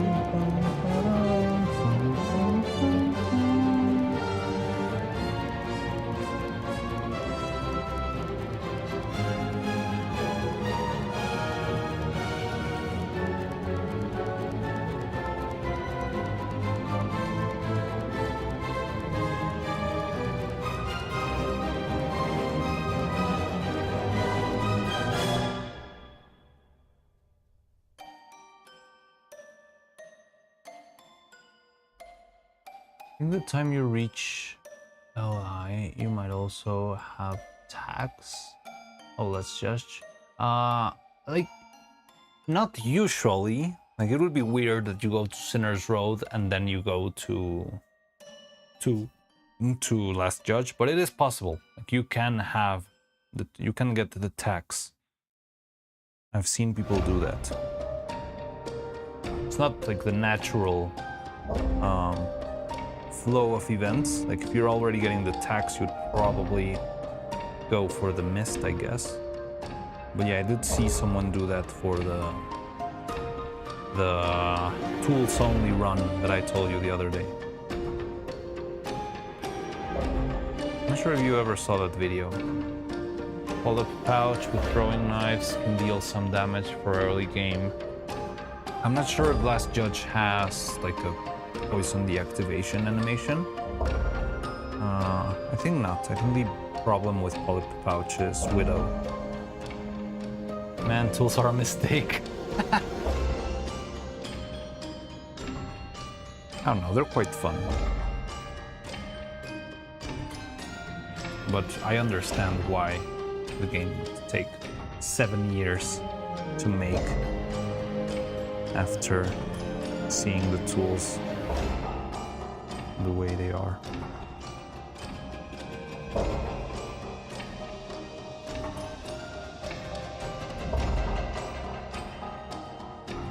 Oh, also, I think you saw it yesterday, but I did free the Green Knight guy from Sinner's Road. But I had a spare key this time, so yeah, I was like, well, whatever. I haven't really been watching, I'm gonna go, so bye, and remember, always be a good. Alright, take care. Possible to balance anything around these things. I mean, at the very least, it's not like PvP, you know? As long as it's just fighting against random mobs, I think it's fine if it's a little unbalanced. The game can turn a little bit into a freaking beat 'em up.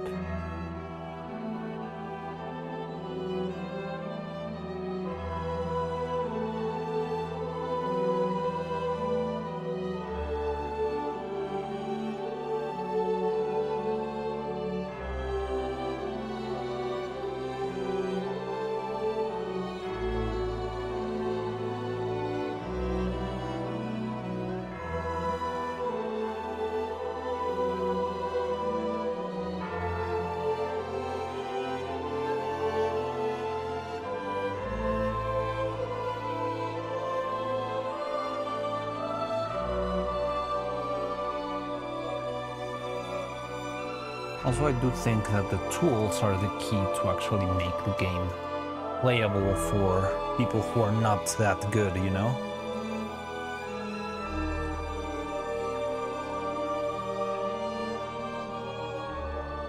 Like, I can see Faye struggling a lot with the game, but I can think, okay, maybe if she gets the broken mask and the dice and that sort of stuff, maybe she'll have a chance of surviving.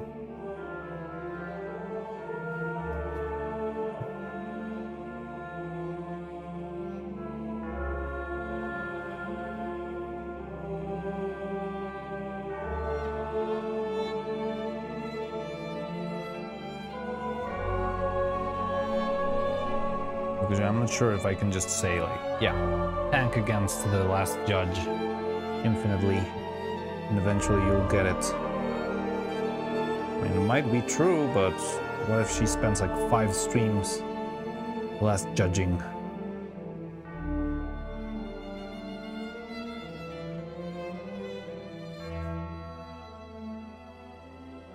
Or ghosting, for that matter, phantoming, for that matter. I don't know, I feel like tools need some kind of overhaul.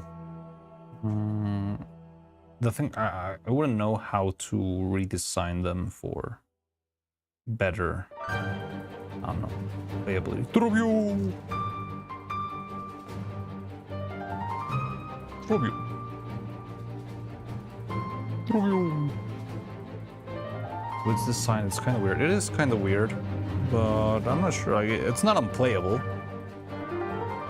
Well, for starters, I'm not sure if that's like a Metroidvania convention, but like using up and a button to throw tools always felt weird to me. Like, I think it would be better if you used Y for tools and move the needle into a weirder command. Because when are you gonna pull out the needle in the middle of a fight? Like, if you're gonna do that because you're a sweaty gamer who actually wants to see all the interactions and all the poems and like decrypt all of the riddles of the game, then you're good enough to actually make a special command like Hadouken, whatever, to pull out the needle.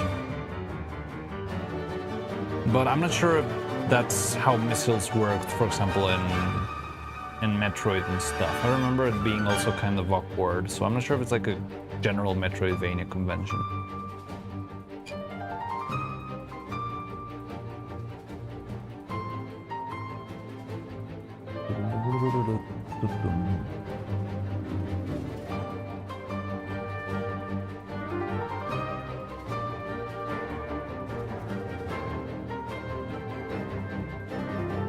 Rubio.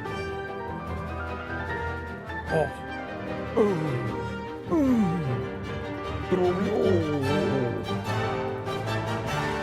Some indicators of damage numbers could be nice. Yeah, but I do give them like... That's one of those things where I can say it's up to the developers if they want to display. Like, it's a different experience for each. But yeah, like, I feel like it's perfectly valid to not have like a health bar for a boss or like numbers popping out like it's an RPG. Like, I do feel like that is a very open developer choice, and I don't think it really changes the game that much. I mean, sometimes you do feel like, am I actually dealing damage? But after some time, you start to understand that as long as they shine white when you hit them, that means they're receiving damage. And that might as well take you like 1,000 years of hits to do it, but they are receiving damage. It's kind of annoying to farm. They cost shards as well. Don't know how effective the tools. Well, that is true. Like, all the tools math is very annoying. Maybe if there was some sort of like lab. Like, imagine having I don't know, in that place where the throwing knives competition is, or somewhere like that, having like a little mannequin and being able to throw something at the mannequin, and the mannequin giving you the numbers, like, yeah, you did 10 damage, 5 damage, 20 damage. And maybe that way you could like learn what like combos work well. But yeah, like, all of the tool game feels like there's no way to use it properly unless you look at guides and stuff like that. Yeah, eventually you'll stumble into some crazy guy in Korea who just figured out like the perfect combination of tools that leads into nuclear fusion whenever you do like a bind or whatever. But figuring that stuff out for yourself feels impossible unless you're spending like an unhealthy amount of time labbing the game itself.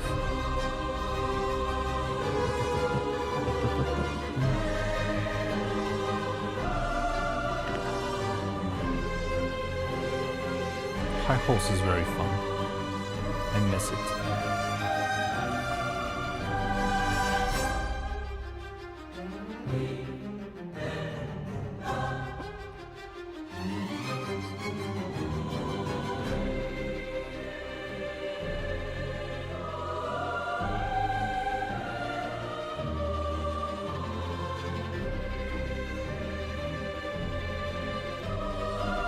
It's kind of annoying that the only way to replay High Halls is replaying like the 50 hours of the game that leads you into High Halls. But yeah, you can actually pull it off like in a couple of hours or in a single day, make it to High Halls.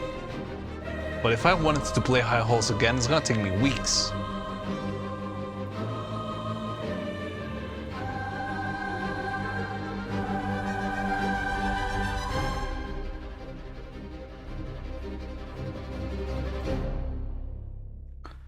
Da, da, da, da, da.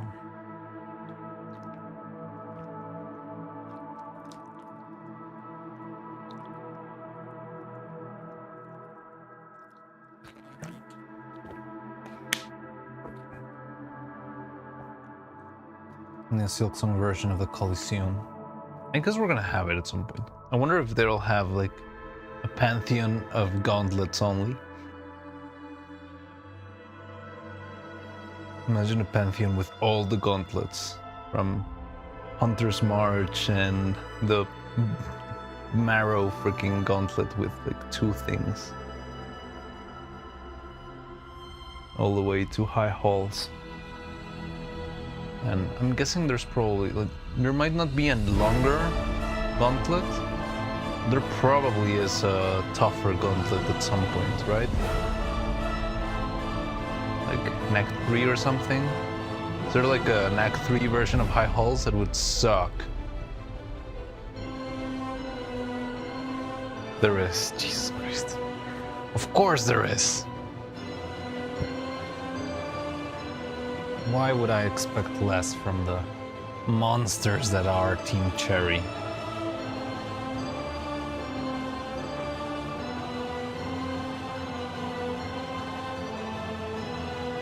I don't like high halls, it isn't. Yay.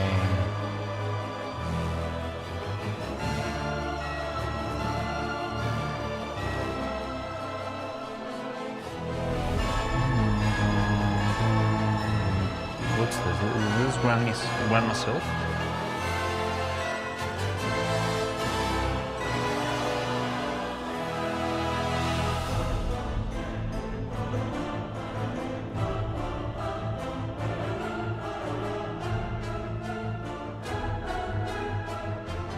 Yeah, Grandma Silk.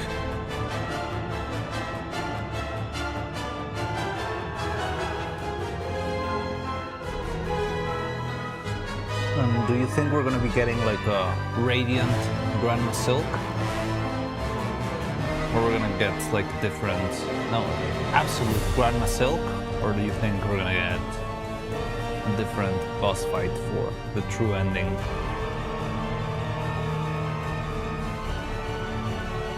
Absolute Grandma. I mean, I know she is not the final boss of Act 3, but she does give me the vibe of Radiance, right?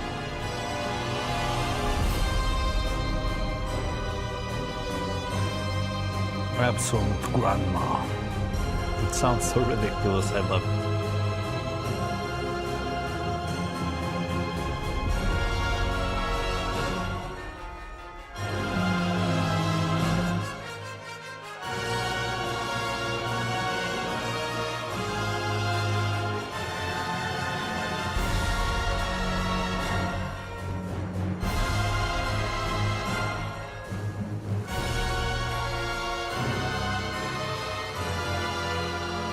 YouTube down? Oh, God damn it. No, doesn't seem to be down. Well, not in my end. It says good connection. Well, let me check on my phone. Oh, is YouTube as a whole down? Oh my God, YouTube is down. What the hell? And not my stream is down. Like the site, holy shit. Crazy. Yes, for some reason it's not working. Interesting. Oh, John the Twitch user, you're still here. Hi. Crazy, wow. YouTube exploded.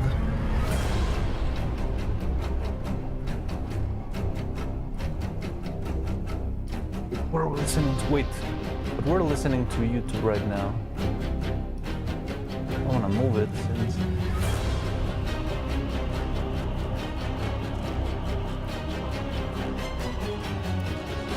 Well, we'll have music for another like 5 minutes.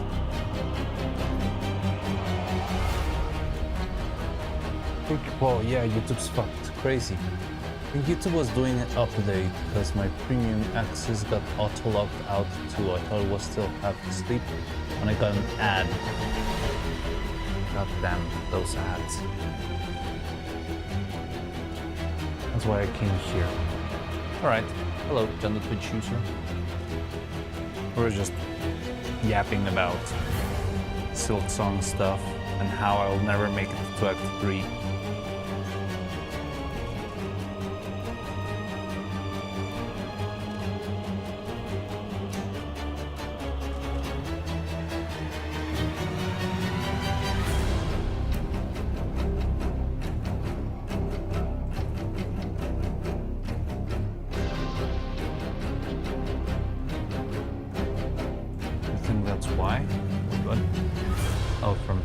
That makes sense. Like if there's gonna be some sort of update, sometimes they have to shut down the service for a bit. I'm not quite sure, but it does sound like a possibility.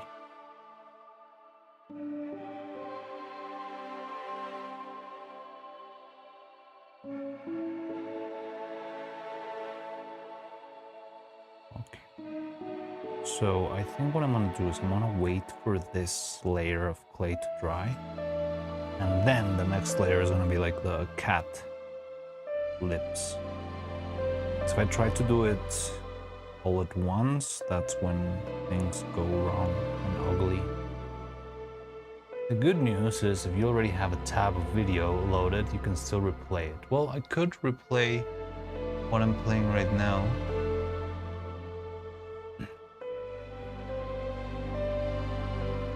Here's the thing, I was watching a video, so I thought it was only me.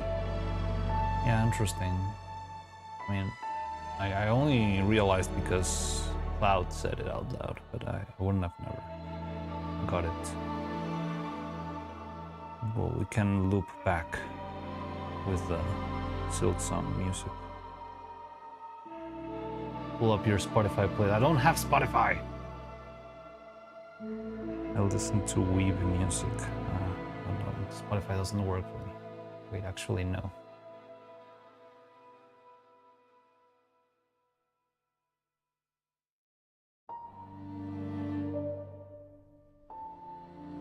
That'll get us nuked. That will also get us nuked, yes. Got 2 ads, was panicking when I reloaded. Tab account got logged out. Was in the middle of watching a vid too.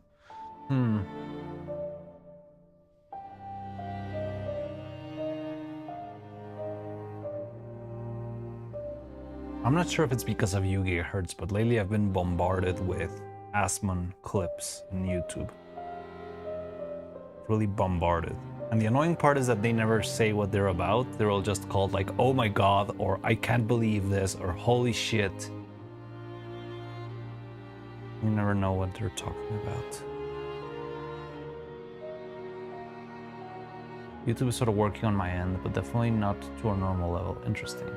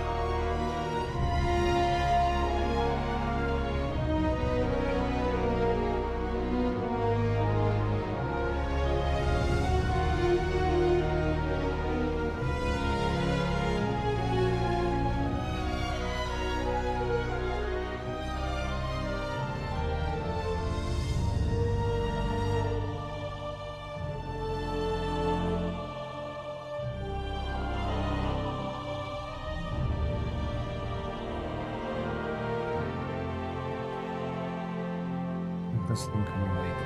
I'm gonna wait for it to dry a little bit, so I can actually add the little cat lips thing later. Plenty of tiger ads probably had preloaded in the background from a few hours ago and are still playing. Did you like them? Did you see them? They're pretty fun.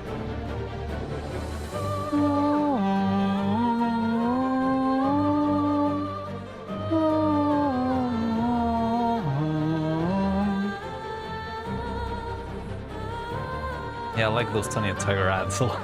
They're so stupid and so crazy. That shit crazy.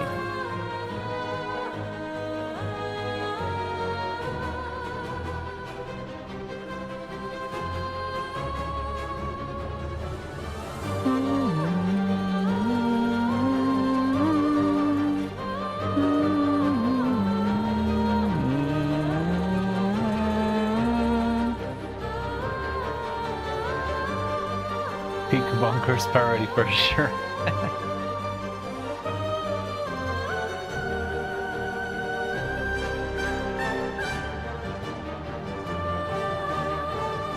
All the YouTube gets fixed soon, hopefully.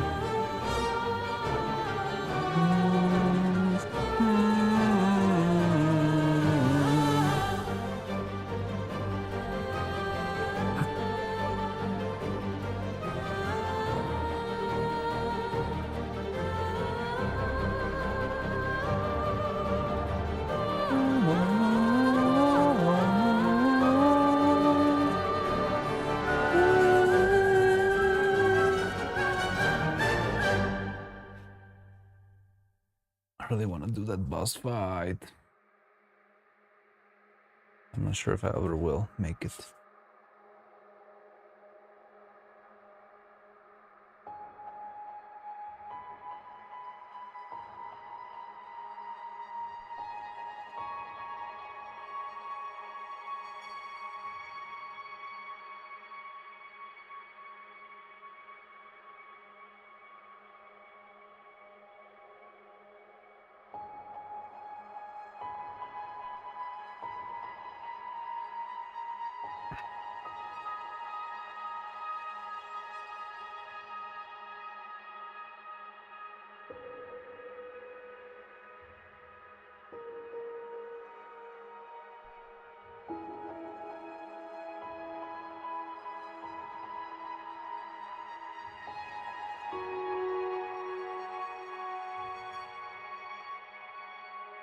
I think the mold we made in the evening is not gonna work. I think it's still very liquid. And it's been like that for a while. The supermarket's open finally. You're gonna go get your puff pastry? Those pie ingredients. Alright, best of luck.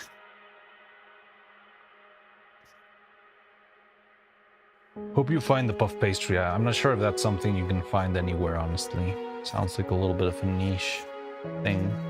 But hopefully you'll get it. So good luck.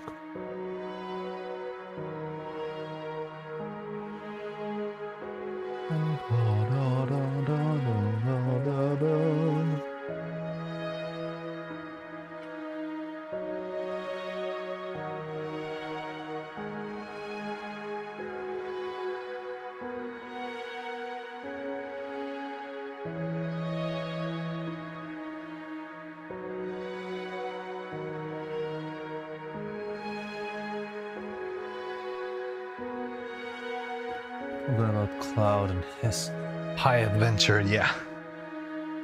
Side quest.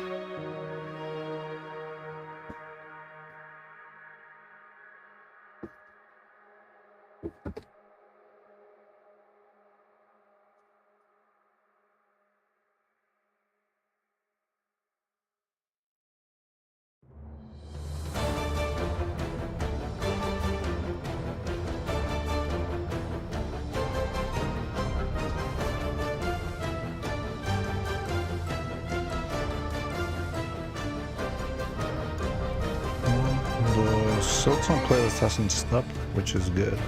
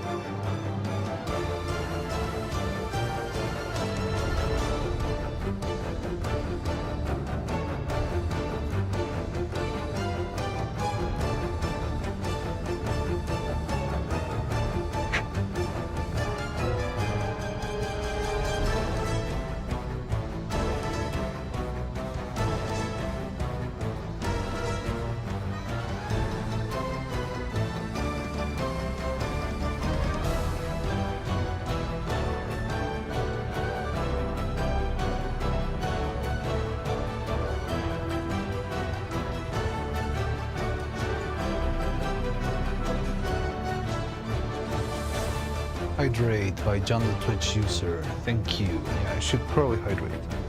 Drank about a liter of water today.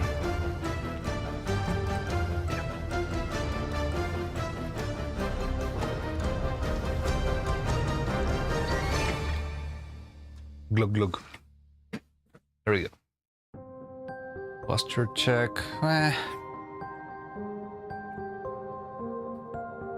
Run past pose.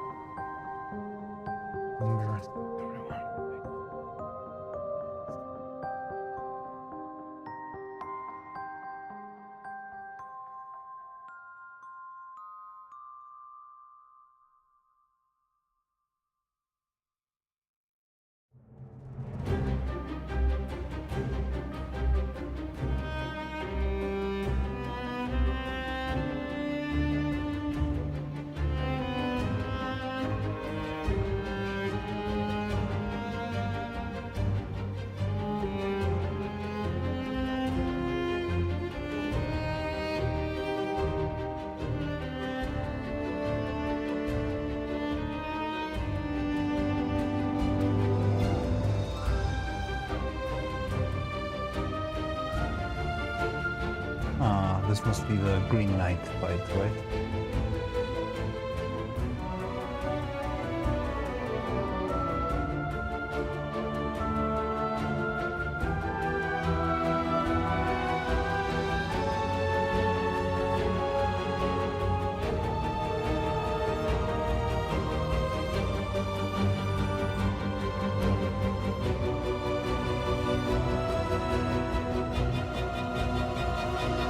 He's been spoiled to oblivion. Yes, I mean this game is everywhere. What can I say? I don't really know a lot about the fight, but I did hear the motif. It had a like little tiny clockwork dancers motif. So it was like, oh yeah, this guy is the clockwork dancers 2.0. But yeah, I don't know. I have been spoiled to oblivion. What can I tell you?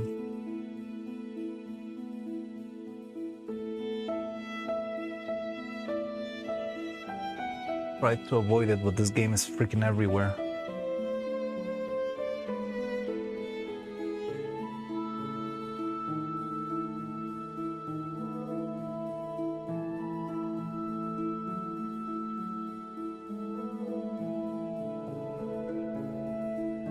That's why I want to be ready for the DLC.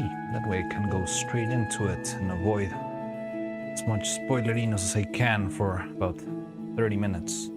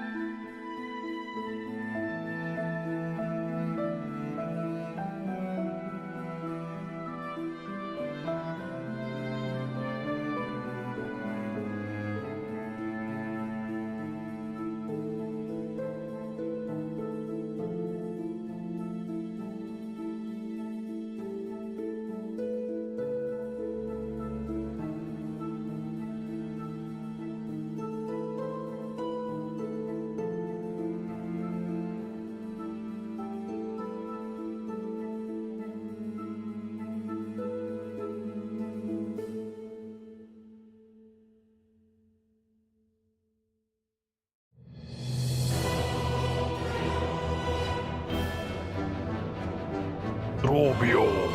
I don't really know how the other Trobio sounds, but I'm guessing it's the same, just sadder or something. Trobio.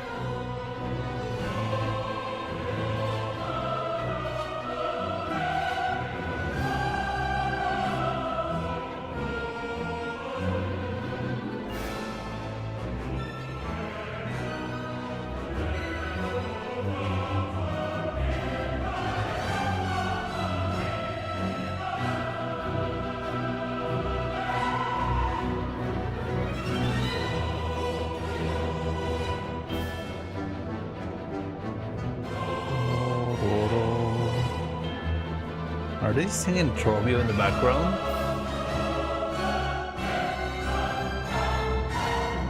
Trobio. Trobio. Yes, maybe.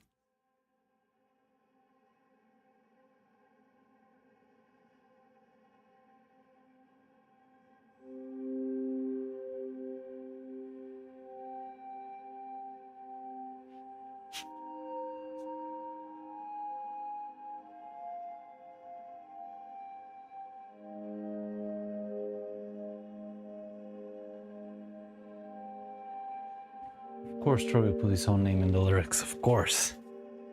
Who else would do that?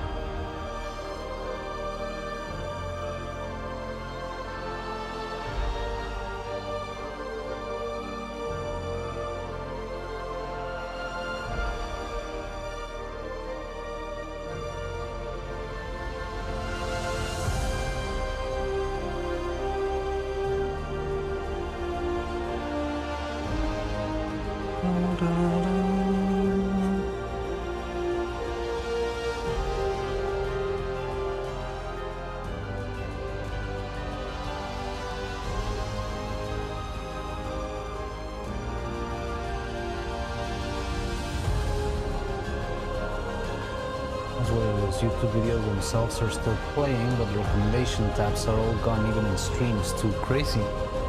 Huh. So as long as you have the link, you can still use it, but if you like leave, you cannot see anything else.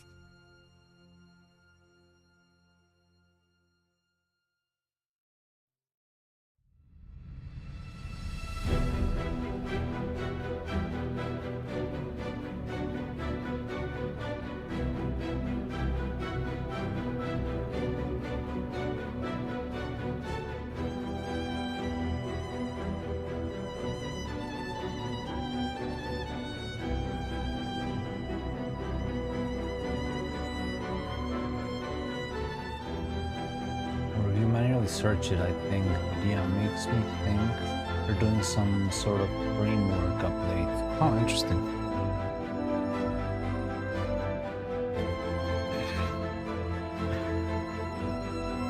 Alright, let's see how long it takes them to sort it out.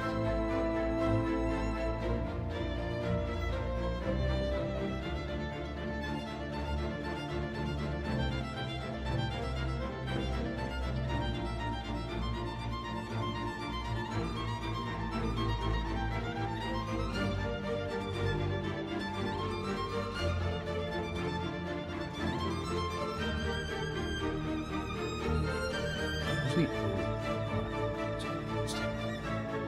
Okay.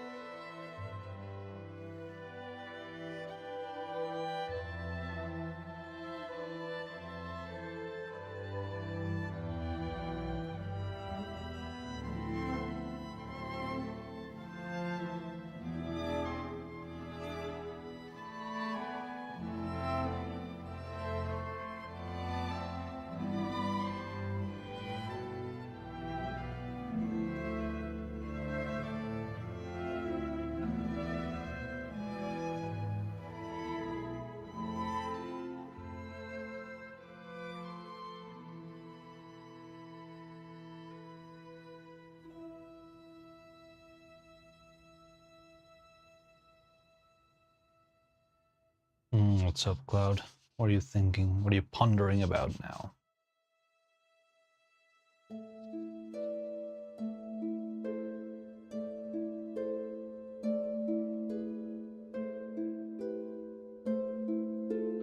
Judging from the recent YouTube updates,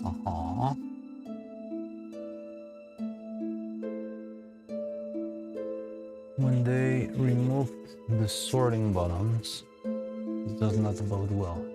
When would that happen?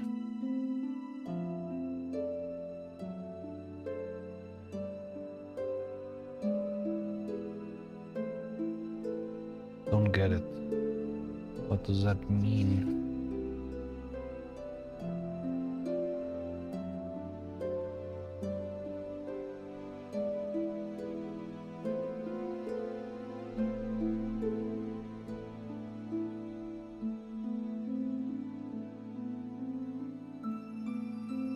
Some weeks ago, you can't sort by upload date anymore. Oh, really? I didn't know that at all. You're taking away more functionality then? Now you cannot sort. You can only watch ads now. Welcome to YouTube.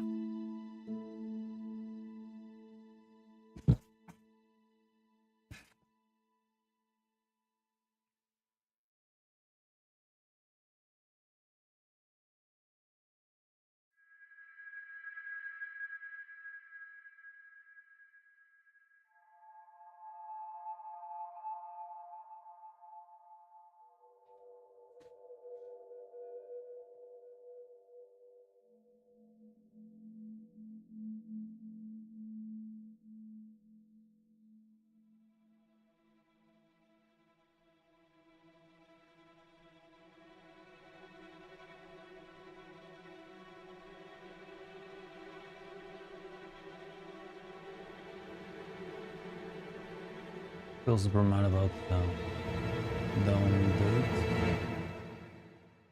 I had no clue at all.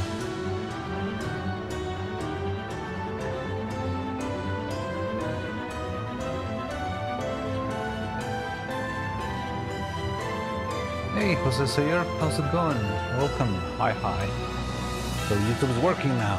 We're just talking about how YouTube seems to be acting weird because I don't know if there's like an update going on. Did you see the Neuro Awards? I didn't actually see the final election, like the award ceremony, so to speak, the awarding video. But I did see the results, and yeah, I know we got a nomination, which is really cool. I'm very happy about that. And we got, I think, eighth place for best art or something. And shitification ensues, yeah.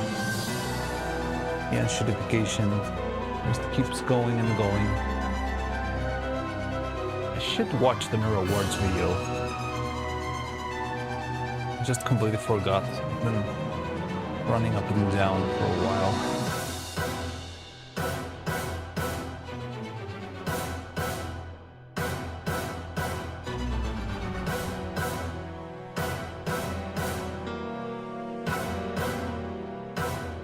What is this music? Oh, this is Hollow Knight. Sealed Vessel.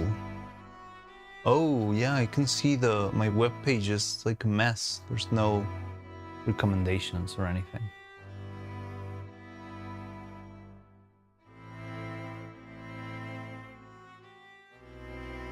So I cannot pick whatever I want to play. It's YouTube Take the Wheel. You were nominated 2 categories. I voted for you, by the way. Thank you very much. Thank you very much, Jose Sayer. I appreciate that a lot. And yeah, thank you everyone for voting for me. It means a lot to me to have people who really think my work is, you know, important. I hope to make more cool stuff for you guys, but as you might have already seen, this stuff is slow. But yeah, hopefully it will be faster in the future. I'm striving for that, we'll see. But thank you very much for your vote, Jose. I appreciate that a lot. It means a lot.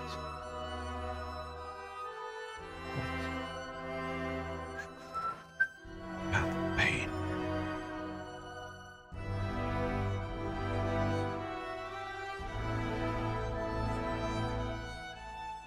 kinda salty about the awards. Why? I try to not be like annoyed by that kind of stuff. Like awards are celebrations, you know? And if there's nothing on the line, like there's no money on the line, there's no like the recognition is still there. I don't think there's any reason to be like salty or mad. Also, I don't really know who won. Who won the winner award? It was Neuro-Sama, right? And well, I mean, Neuro-Sama is Neuro-Sama, right?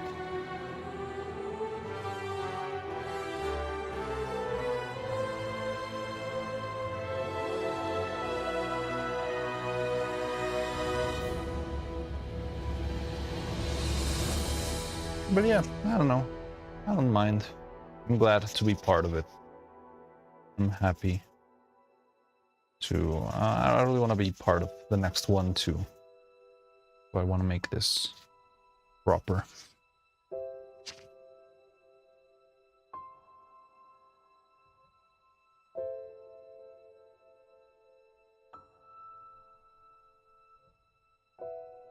The community video category was won by How a Turtle Made video, which I guess was good. I never saw it, actually. But compared to other ones, again, it's a popular vote thing. Yeah. It's weird how those things end up working, you know? I blame people for voting what they sincerely like. We gotta keep sleeves rolled up for next time, yeah. You can always get some more vote, but it doesn't really matter. The important part is just being like chosen and called out and more people finding out about my work. I mean, all of that's what really means something, I believe. What award? Oh, there was like a Neuro Awards ceremony, and there were like nominations for the best like neuro/evil. Yeah, I got nominated for the Neuro Awards first delivery of the Neuro Awards. I got a nomination for what? Best fan art project, something like that. Neuro does awards. It's a new thing. It's not really a Neuro thing. It's like a fan-made thing. It's something that was made sort of like an absent in the absence of the VTuber Awards by Fillion. They made Neuro Awards and was made by the Swarm Scribes. Yes. Swarm Scribes.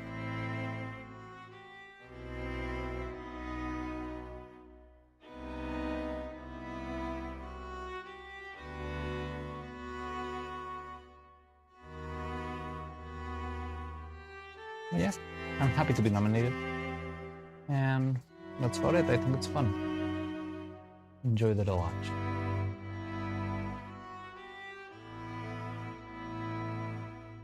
I could won against Machine Love and every other big project video, which probably had dozens of artists working on it. Yeah, I mean, I don't know what to say about that. In the end, it's popular vote, so what can you say? It's just whatever people liked the most. And I mean, that sort of thing can boil down not even to the quality of the work, but pretty much down even to the title, you know? Doesn't feel quite fair to me. Democracy has never been fair. Democracy is just vote. But I don't know. I mean, it's fun. Have you ever seen those troll like contests, or like there's some like Facebook contests like with like the second place by popular votes, like a perfect rendition, almost photorealistic drawing, and then the first place is like weird stupid doodle that a kid made, but that one's got more votes. Don't believe in awards, like a debate. One that has more fans auto wins. Exactly. Perception is reality, gigahertz. But okay. It's fun either way. Like, I'm not gonna say like, oh no, screw the Neuro Awards, I hate them because I didn't. I mean, that would be stupid. I'm still happy that I got a nomination. I'm still happy that more people found out what I was doing.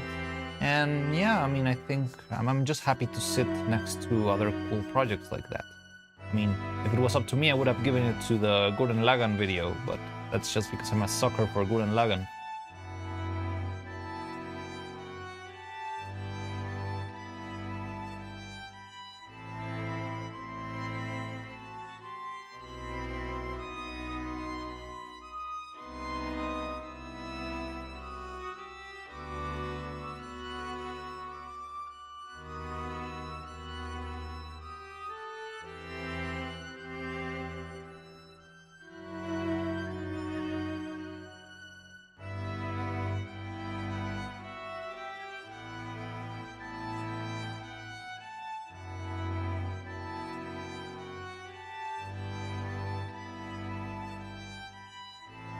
Sealed Vessel, that's the name of the song. Oh no, Path of Pain. Yes, it is called that.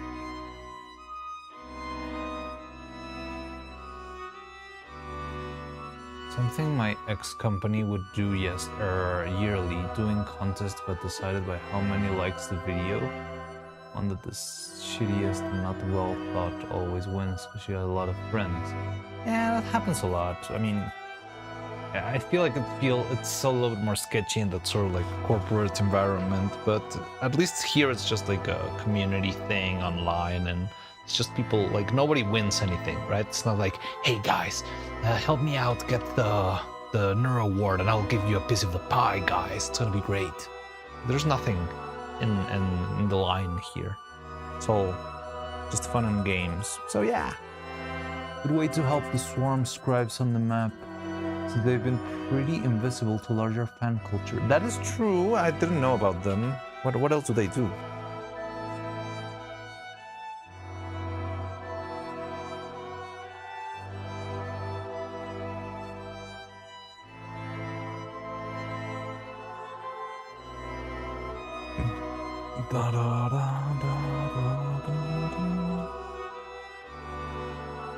There's indeed no reward, but just tell me how the community as a whole thinks. Well, again, the swarm can act in mysterious ways. Sometimes for good, sometimes for evil.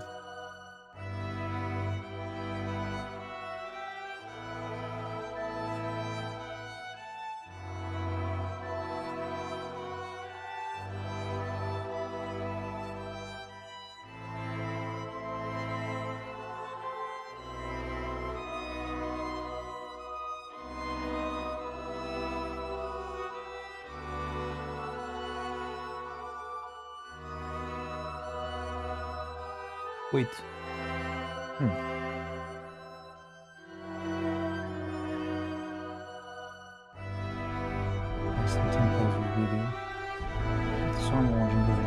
Otherwise, just taking awards in general and some comparison. Yeah, I know.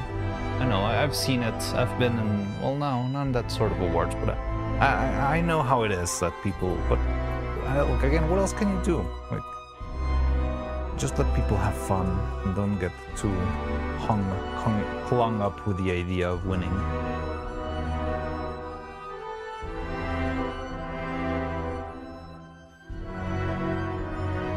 The ultimate Nero Histodoku video.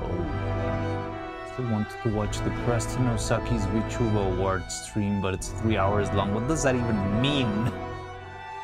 The Preston Osaki VTuber. What on earth is that?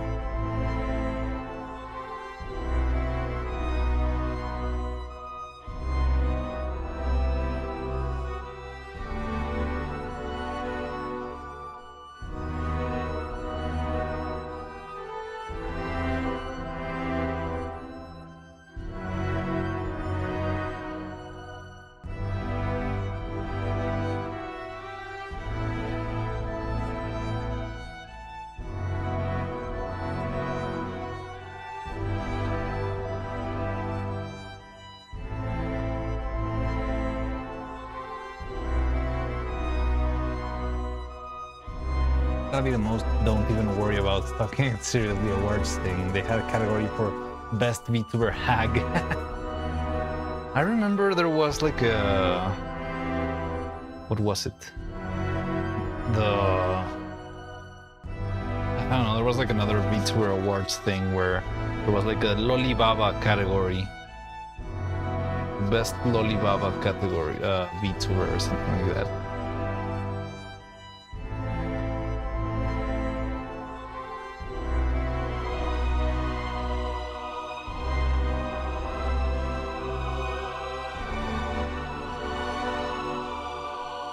Is this an insult? Normally between term for one is... Yeah, I know what... I know that hags is used for, you know, like... women who have said, like, yeah, like 30 or something. I don't know, there's people who call a hag someone that's like 19 years old, and then there's people who call a hag someone that's like 70 years old. The nominations were ages ago. Discovered funny shit. It's a joke between VTubers, but there's an actual VTuber with good avatar with golden Uncle BTS. Wait, what? Who was that?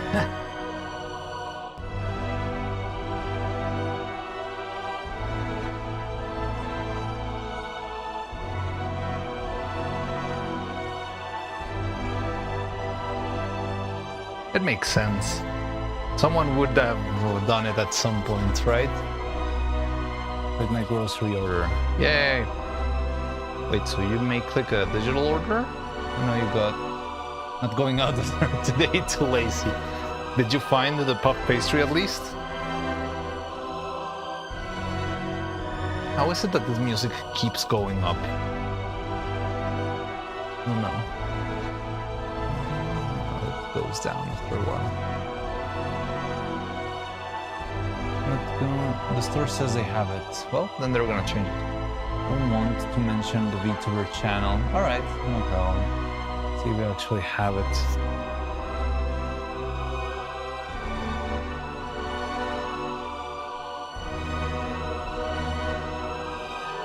I feel bad for the uncle when he got backlash. He got backlash? I thought it was like part of a joke. Like it was like a... Oh, I thought it was like intentional, you know, like ironic, not really trying to hide his identity kind of stuff.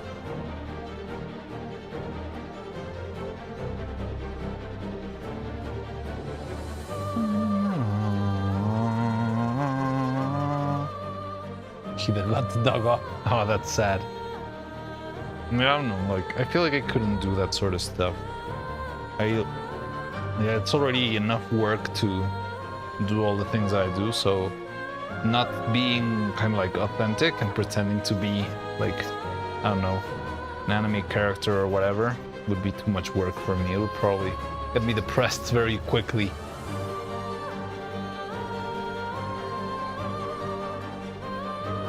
Say the name, but not here. There's always the Discord then.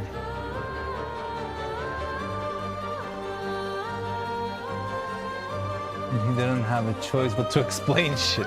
I just saw a video some time ago. I don't even remember the name of the VTuber, but it was on a VTuber that was that said that she was like an MIT student and stuff. And then she got into trouble because, like, I don't know, someone was calling her out on that being false. So she showed her diploma and it had like spelling mistakes. So yeah, like everyone was like, what the hell? And again, like, it seemed like she was a fairly smart individual. I don't know why she needed to lie about being from the MIT. Like, I don't think like any sort of like scientific VTuber will already have its own audience. You don't really need to pretend that you are like the smartest one in the world or something like that.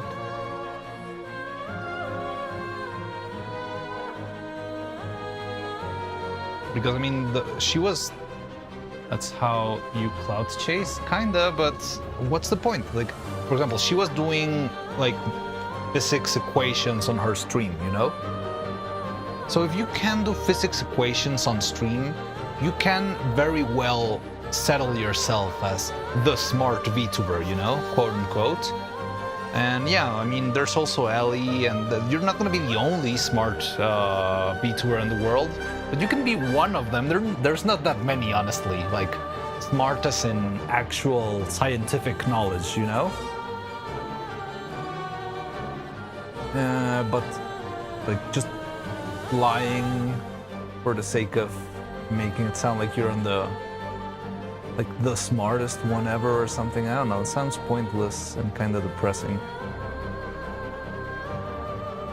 What are we talking about right now? I was talking about, well, Gigahertz started talking about one VTuber that got outed of being like an actual 40-year-old man. And I was talking about another VTuber that was pretending to be an MIT student for some reason, or an MIT graduate. And yeah, like she would do like math equations on stream and stuff and whatnot. But when people started to feel like something was off with her being from the MIT, she showed her diploma, and the diploma was like poorly written. So it was clearly a fake. And yeah, it was like pointless, you know? But I don't know, she got into trouble and she got, I'm not sure if she abandoned the account or did something about it, but you know, usual Twitter drama kind of stuff. But yeah, it's something that happened. And I was just saying, like, what's the point of pretending, like, if you're already smart, why not just roll with that and say like, hey, I don't have a degree, but I can solve physics on stream. And I think that's more than enough to cater an audience. But no, you have to say, like, it's like as if I started saying, oh yes, I didn't only work in Frankeld, I also worked in Laika, and also worked in Nightmare Before Christmas, and I worked with Starevich when making the Vengeance of the Camerographer 150 years ago, and I've worked in all the stop motion productions that have ever existed, and I don't know, making stuff up. Like, what's the point? Like, whatever I tell you, it's what I've got. And I think that's more than enough. Even if I hadn't worked in Frankeld, if I could do the things that I can do, I feel like that would be more than enough to prove myself. Like, hey, I make puppets. Do you want to follow me? Follow me. Not? All right, I'll see you later. You should stop pretending to be an unk. You can unveil your my real cutesy voice. Do you really think? Oh no, that's it. Before we dig up the real you, before you dig up the real anime girl. Oh no, they're gonna know.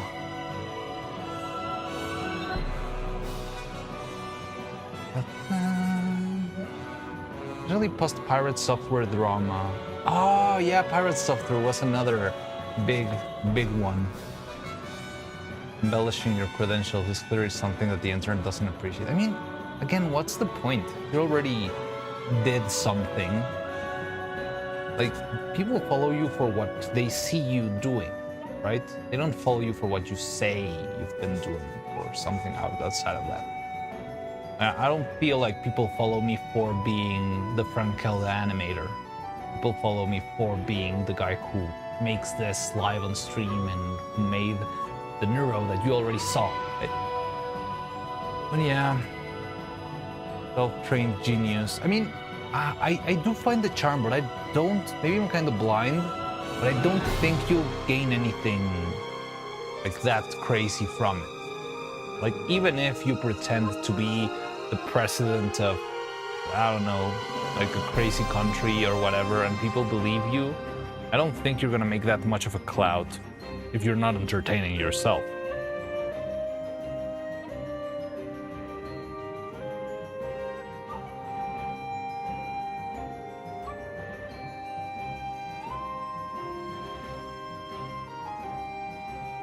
But yeah, like, the internet tends to be very, not hostile, but yeah, they don't take it kindly when people lie to them just for the sake of, like, fooling them, I guess. Saw your video, clicked you do live streams, tried to catch one of yours.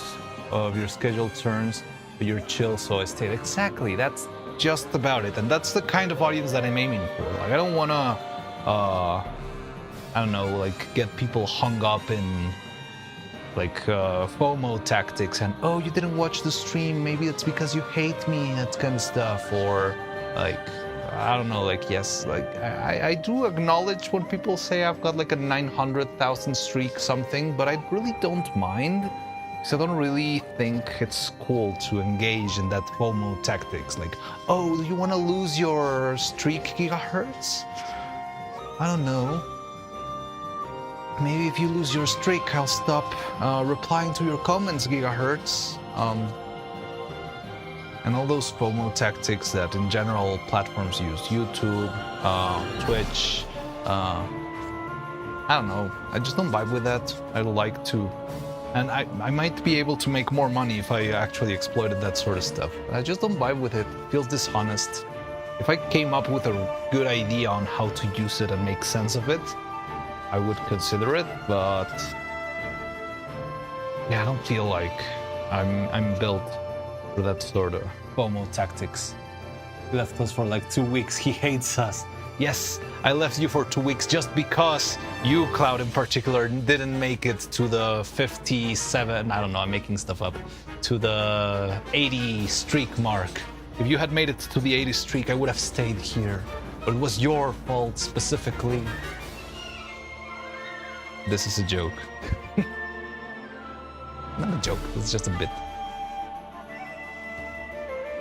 You don't need to do those shits. You're naturally a talking head. Thank you very much. Yeah, I like being a talking head, and I like, you know, vibing, making stuff. It's very enjoyable for me. Like, working is cool, but working while chatting about absolutely anything, it's just my favorite thing in the world. I just love that.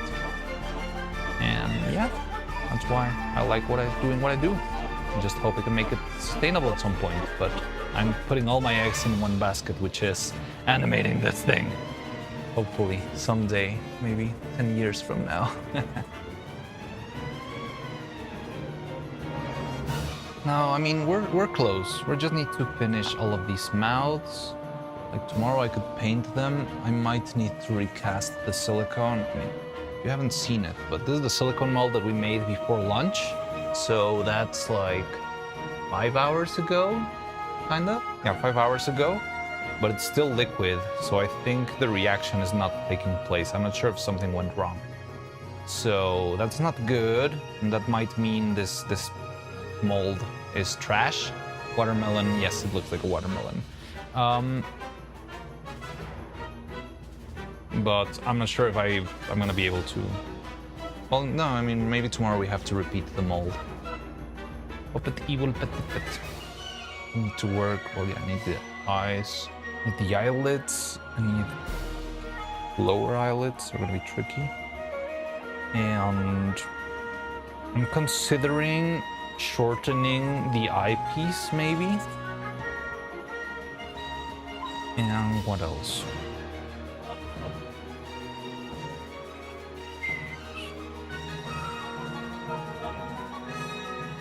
Just need to make evil spins. Wait, what?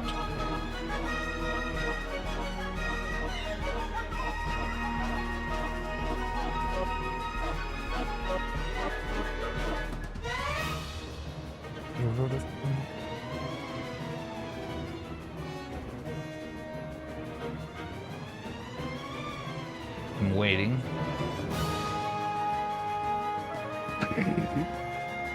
Of course. I didn't know Krelly had a tail emote. Yes, I have still one tail left.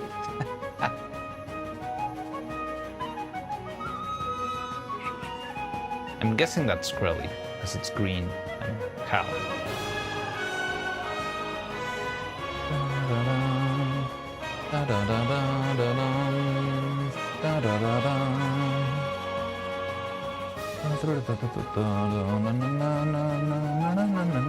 Oh, also I just got a confirmation from costume department, San. We can meet Sunday at 6:30. So yeah.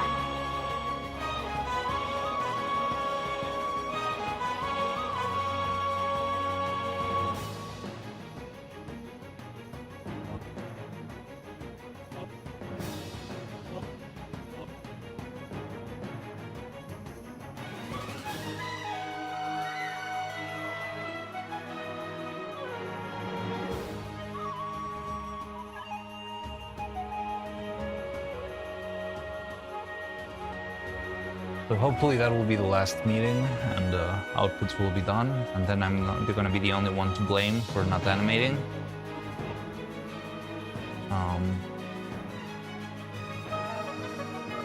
But I'll let you know on that. I really hope so. Like, it seemed like everything was mostly done, you know? Yeah, there were a couple of details left. Posture check by gigahertz. Oh, and hydrate by gigahertz. Okay. Give me a sec. Posture check.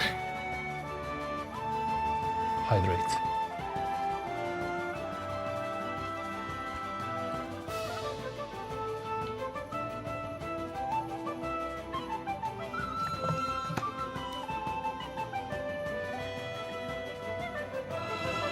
So do we know what we're doing for the animation this time? Okay, so here's my plan. First, I want to make a short teaser. I'm thinking of just doing... Do you remember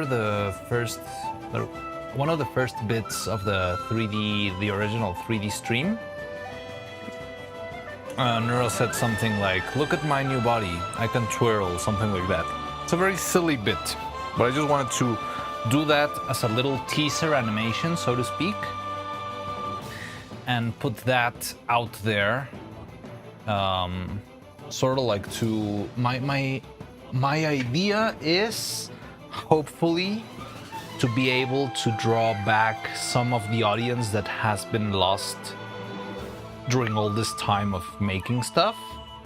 Like, I feel like there's a lot of people who joined the channel and were here at the first couple of streams after Extravaganza released, but I want to see if someone interested could like pop back in for the sake of animation, like someone who would like to get involved and, you know, pitching ideas, helping me out finding audio files, that sort of stuff. I think I would like that.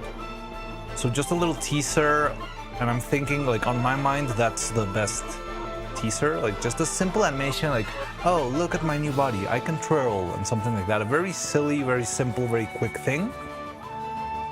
And that way sort of like tease the animation planning streams, right? Then we can have a couple of animation planning streams, but I don't think we need too many of those. Maybe a week at the most, I don't know. And the animation planning streams will actually be us like sitting down and saying, "All right, what's a good bit that we can animate? We've got an evil, we got a neuro. If we want any other characters, we can do the same thing I did with Camilla and Vettel in the other video, like have them as a Discord sprite in the background. What can we come up with?" So, you know, start scavenging for files, for audio clips, and like brainstorming. "Oh yeah, maybe we can do this clip, maybe we can do this, maybe we can animate this thing that happened," and start like talking about everything like that. Sort of arrange it into, okay, let's make it a video like this or like that. I also have a cool ideas of my own that I think could work, but yeah, like I also want to see what else people can come up with, or if there's like other clips that would be fun to animate. If we can make up something on the spot, I don't know. And also think of props and extra things to make. Like while we're doing all that brainstorming, we can also be like, okay, what can we do? Let's make, I don't know, I'm just throwing something out there, but I don't think this is a good option. But so to say, let's say, oh, let's make a gym bag for Neuro. Okay, so I'm gonna start making a gym bag, and I model the 3D gym bag in. Again, doesn't work because it's not a hard asset. But yeah, props. That's what we made with Evil. Like once I finished the puppet, we spent a bunch of streams where we were just like hanging and pitching ideas. And there was like, okay, let's make a harpoon. Oh yeah, let's make a harpoon. And then we designed the harpoon on stream. Like, oh, what if we make broken hearts in the center, and then we do this, and then we have it like have this shape and all of that stuff. We did all of that live on stream. What other prop we thought about? Well, no, the guitar I made as a surprise. The duck, the little ducky on top of Evil's head, we modeled live on stream. There were more props, I believe. I remember the duck. Oh, the skulls that she has, like this ones. We also made that streams. The pins were already made, so I didn't make that one. But that sort of stuff, we can sit down and figure out like little props to make, stuff like that. Distracted earlier and forgot. We talked about Tomica 50mm, which said you got a macro. Wait, what? Oh, the lenses. We talked about Tomoika 50mm. No, oh yeah, So I have a macro myself, which is the one I showed you. It's not Tomoika, it's like there's a new one and there's the 3 broken ones that I showed you before. But yeah, the macro that I want to use right now for the animation is the tilt shift that I showed you. I don't know where it actually is, and I don't want to pull it out because it could get like covered in dust with all the things that I've been sanding. But it's this one. You saw the box. The other ones, they're all macros except for the... It's Tomika? Isn't it like Tashika or something like that? Let me check it. Yashika. Well, maybe Tomika and Yashika are kind of one and the same or something. But yeah, the Yashika 50, I'm guessing it's not a macro because it's just like a very simple 50, right? But yeah, the one I'm planning to use for most of the animation is probably going to be that tilt shift one. I don't really need to use a tilt shift, but it's an interesting tool to have. I mean, it might lead to some interesting shots. Mastrahori tilt shift. Got confused. It's a very nice lens. It is good. Like, I found it like not as expensive as others. Like, it's not a Sony macro and stuff. Like, I like the idea. It's a good lens. It's fairly, I mean, I don't remember how much it cost. Like, it's not $30, probably more than $30. But yeah, it seems helpful, and I think it gives me all the range that I could possibly need for animation, which is more than enough.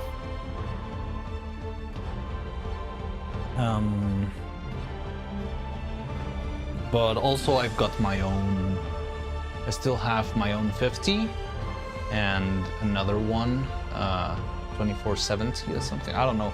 I would have to check to give you the actual data of all the lenses that I've got. But I've got 3 of them, I believe.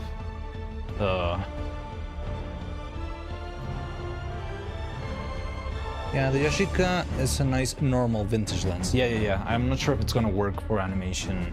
Maybe in a very experimental shot or something like that, but probably it's just gonna be the other one. Yeah, but it's just make sure, if you're looking it up, make sure it's the Astrahori tilt shift macro, because I think there's another one that's not. What makes it special? It's built, good build quality, and the radioactive what? What do you mean radioactive glass? Maybe wearing protection or something? Am I gonna grow a new arm because of it? It's radioactive? What the hell? Is that dangerous?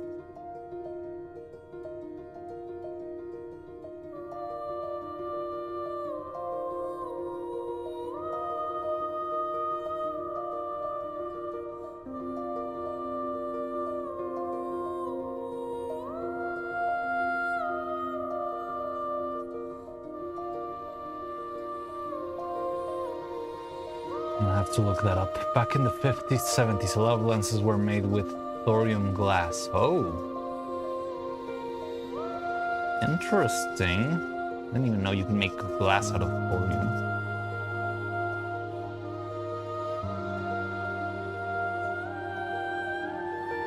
It's mildly radioactive. Alright, so if it's just as radioactive as a banana, it's okay.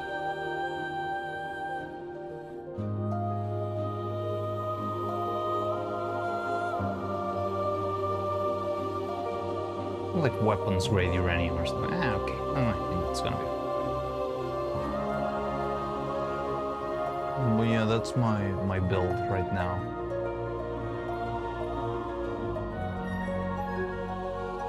I'm looking forward in the future to probably get more lenses and stuff, but yeah, it's a big investment, you know? So I've tried to, you know, not get too much stuff yet, but I'll see if I can get into... Eventually manufacturers move to using other types of glass. Makes sense. More sophisticated coatings instead. It sounds like a good process or a good way to go, right? Why make complex pieces if you can just coat a simple piece with something more complex?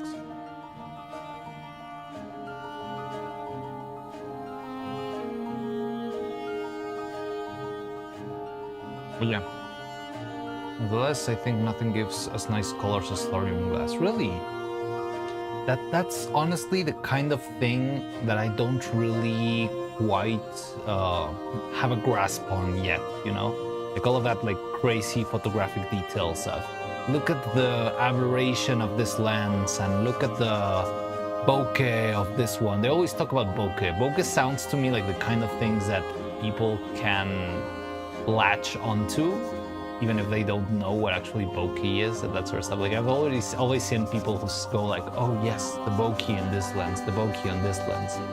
It's 100% my thing. Really? So what is it? Or you mean like the chromatic aberration side?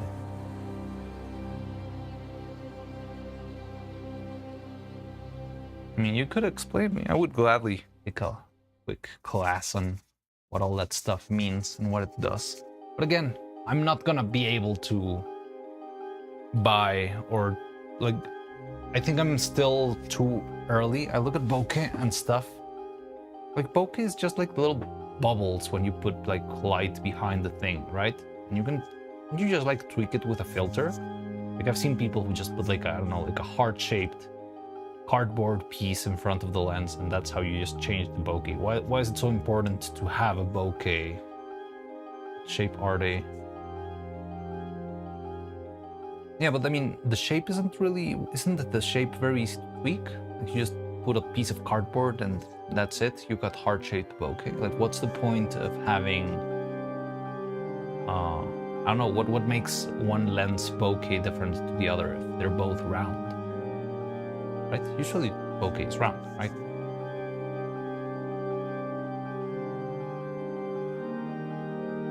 What's the quality of the blur?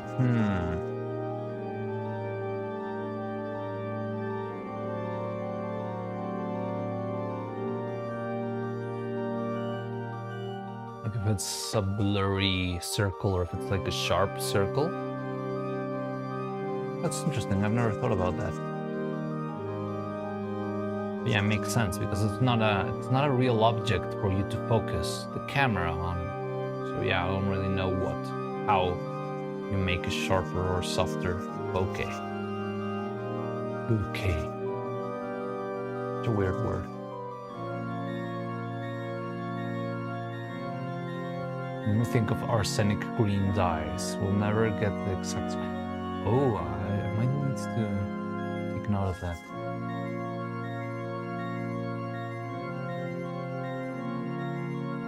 Arsenic green. Let me look it up.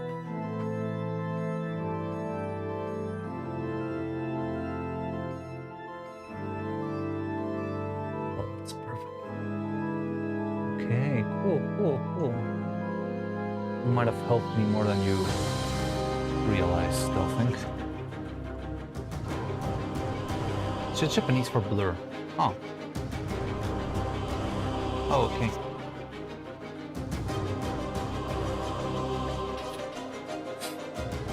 But yeah, like having that sort of stuff, you need to... I mean, I would like to understand it a little bit better, but I have a hard time like thinking about, like, how I say this. I feel like first I need to have like a lens that lets me do like the general shot that I want. And maybe later I'll start to worry if I can actually get a lens that can give me the shot that I want with the right chromatic aberration or something like that. But I would love to understand it further. Look at my blurry ass close-up of the bougainvilleas. There's a lot of blur, but it's kind of messy and a little ugly right now. Give me a sec. I'm gonna look it up. Where was it? In art? wow, I missed a lot of stuff while I was gone.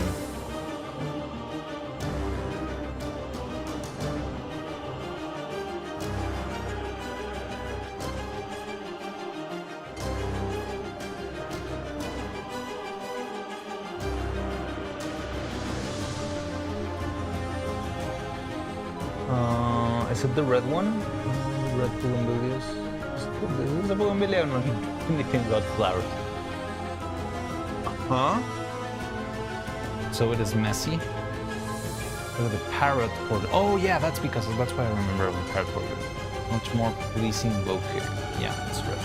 Oh wait, so this is the flower one and the parrot. I do remember seeing the parrot, and that's why I wanted to show you the other. Well, I feel like it's kind of hard to see the blur in the back since it's not like as deep. Like you can see the bottom of the cage, right? Yeah, this is why I wanted to show you the other picture that I had, because I have also a picture of a parrot that I took when I was learning. Like I had a photography class in my school, but it was a very basic thing. Like they barely taught us, you know, like the basic ISO, aperture, and what's the other one? ISO, aperture, and exposure time, and that's about it. That's the course. Go take pictures. All right, goodbye. Find a different example.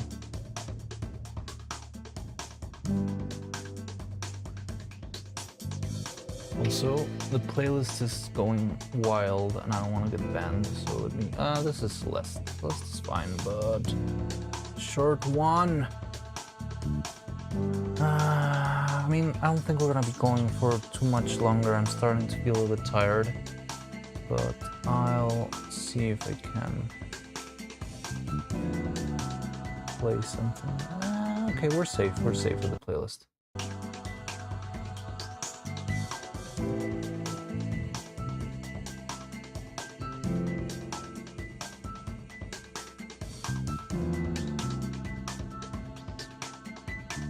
Yeah, that's about right.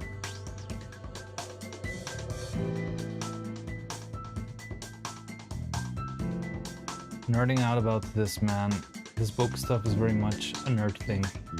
I like it. I like learning about it. Like, I feel like I still need a long way to go. So here's the thing. I'll tell you something.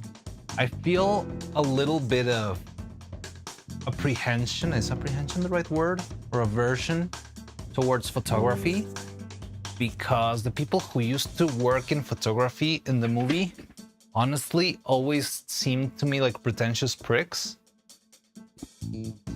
And like instead of like that's why I'm telling. Remember when earlier when I was like out loud explaining what an APS-C sensor is? So it's because the photography team, not all of them, but some of them, were very much like they intentionally spoke in code, so you would look stupid in the room. And I don't know, I just grew very appalled with photography in general because the guys were the people there were very insufferable with, oh, you don't know what a CTO is? It's so pathetic. Oh, you don't know what an APS-C thing is? You're so sad. And I was like, dude, you don't even know what an in-between is, my guy. So, like, I always grew kind of because I had all the photo done by those guys. There are a lot of pretentious bricks in photo. Yeah, I think it's a good place for them to brew somehow. But yeah, I do like. It's very different when there's someone who actually, you know, likes to share that knowledge. Does feel like a nerd gatekeeping. Yeah, exactly like that. So it was very annoying, and because of how everything worked in the studio, I never got a lot into photography. It was like, well, these guys are gonna do the thing, and they're not gonna explain it to me because I'm too stupid.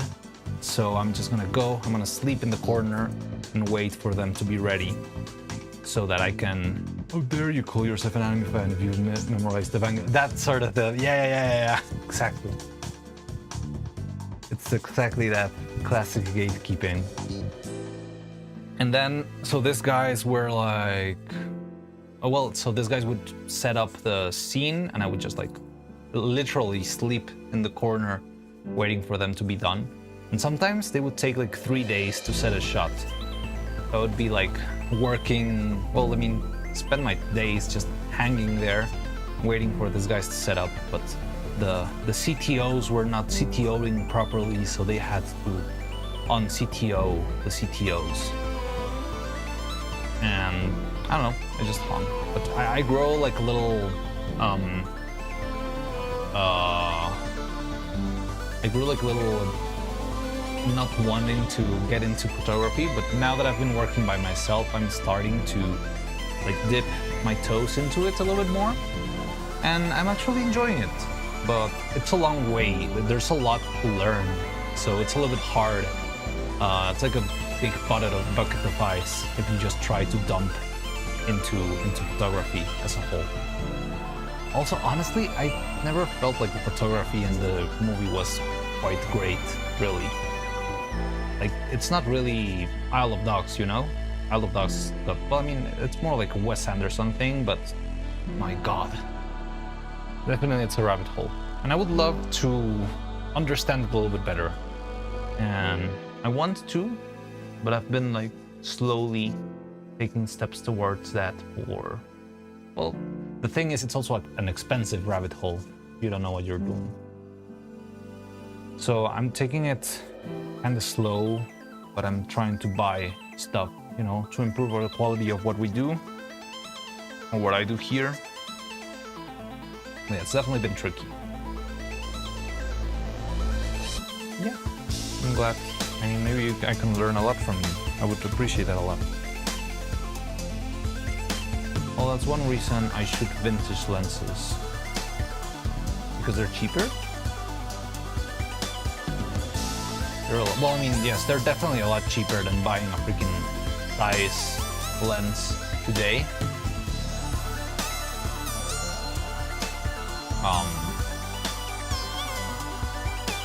But they're still not free, right? Like, I've like looked up.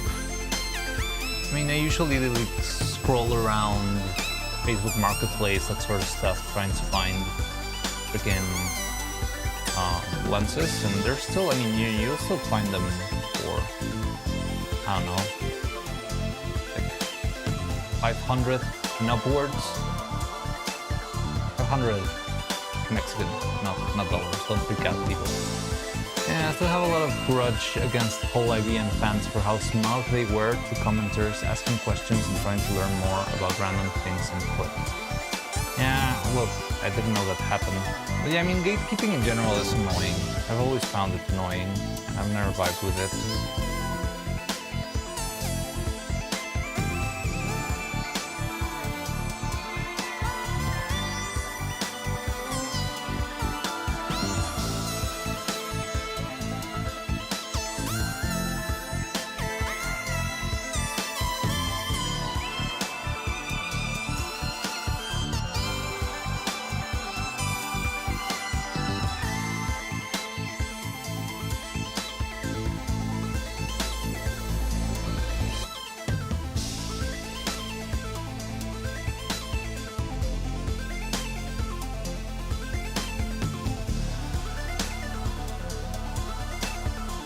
Just as a little question that he reads, just because I'm curious. I have seen you do mostly like, how I say this, like natural photography. Like you take the pictures, but as far as I've seen, doesn't seem like it seems like you take them in the wild. Like, are you used to also like lighting stuff up and such, or is that like not your area of knowledge? Because that's another thing. Well, I mean, that's the kind of thing that I'm aiming for, because yeah, in stop motion animation, it's more about you putting the lights wherever you need them rather than, don't know shit about lighting. All right. I asked. I tried at least. Maybe I can learn to that. I know that like a decent amount, but just the basics. Same from the basic. But I've got plenty of lights. Like I think I have enough to make interesting stuff. It's a whole different thing. Yeah, I mean, the fun part here is that you can actually use very small things for a studio photo in animation. You don't really need like huge umbrellas and all that stuff. You can just use, for example, when I was getting started with animation, one of my lights, and I still use them a lot, they're like my favorite lights ever, are IKEA lights. Is the song okay? I think it is. I think it is. The only one that has got us into trouble was the world revolving for some reason. And I hope it was just like a one-time thing, because I really like the world revolving, but I've never tried it again. Maybe I should try it. But I think we've played this one before, and we haven't had that issue.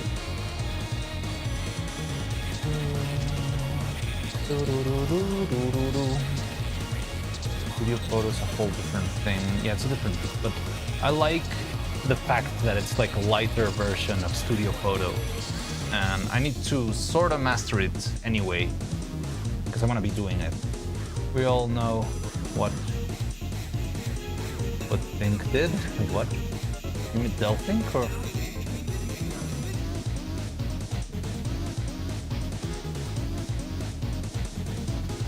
English phrase. Oh. And you lost again.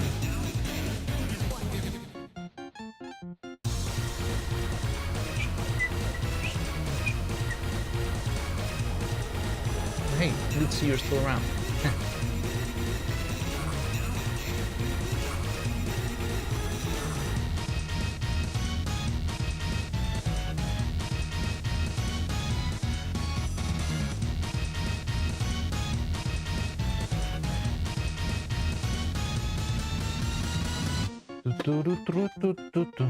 English phrase. But he for oh. What are you talking about?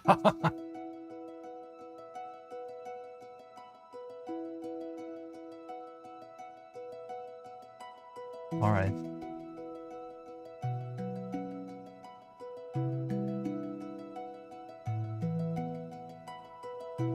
Phrasing may change from household to household. Okay.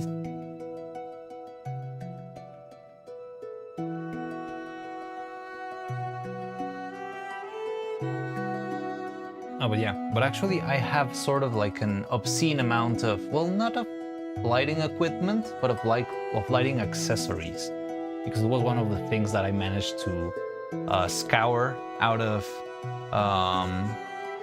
what was the name I used? Corporate Incorporated, like the place where I used to work, where I was supposed to have the workshop, and then those guys closed the place down. But let's say I managed to budget for their productions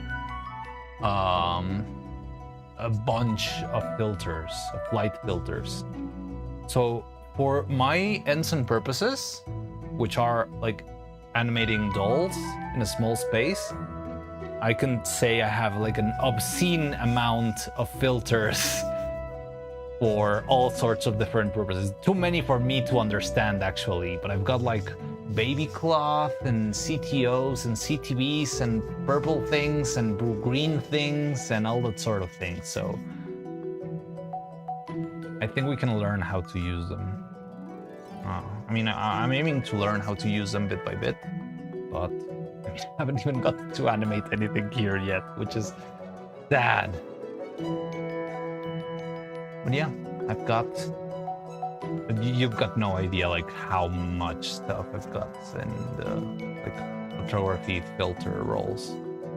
So I don't really know what their uses are or how to like take advantage of them, but maybe we can figure something out, you know? He has so much production equipment that the only thing he's missing is a black leather couch. No, stop it. There's no black leather couch. There will not be any of such in the workshop. This is a clean space.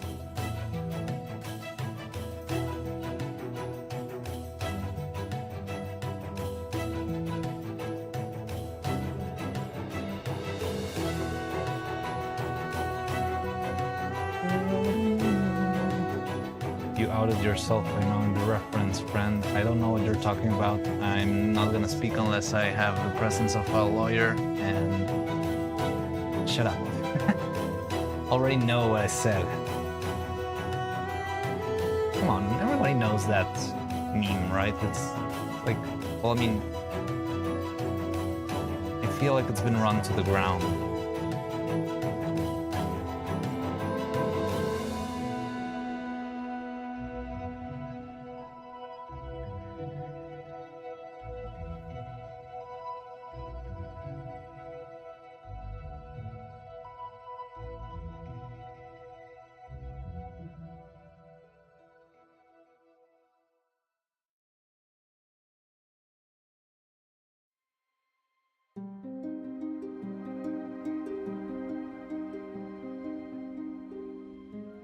So much sanding.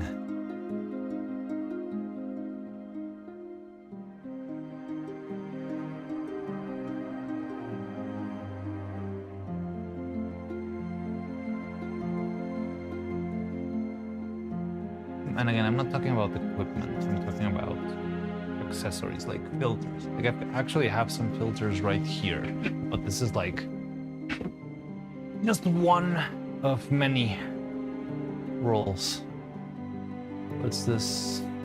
You've probably seen that before. They're like this colored rolls. This is a CTO. So you put this on top of the light and you can make the light warmer or colder. Try to do it without.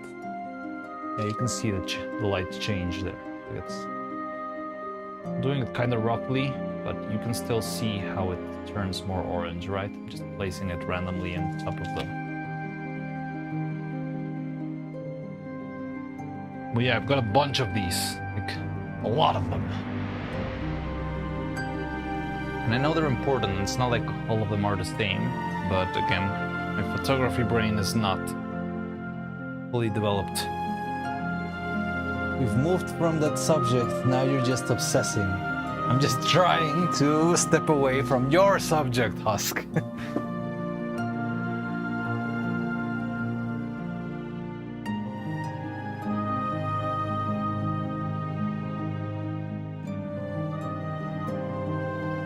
There it is. I mean, it's pretty much what I do here, right? I obsess over making, I don't know, a tiny face and spend the next 5 months making it.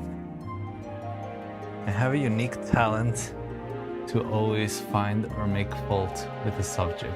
My stepmother.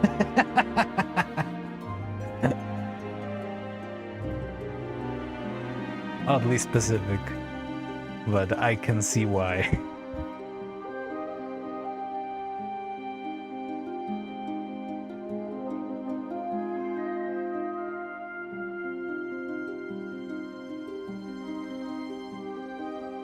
I don't know, I mean, again, I've always felt like even if you are like, let's say this, not bothersome, but yeah, you're like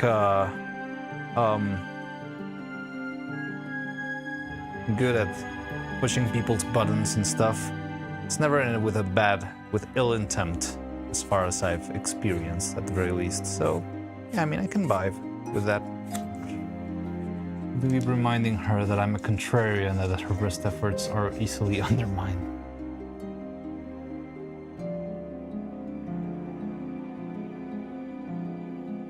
Okay, I put their pictures up there. Okay, let me check them out. You wanted to see them, chat? I'm gonna try and put them if I manage.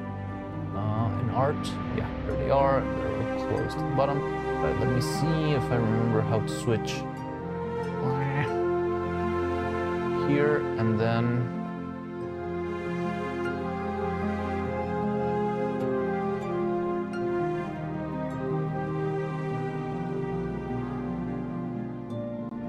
Here? Yeah, there we go. All right. So let's check out photography class with Nike Reads.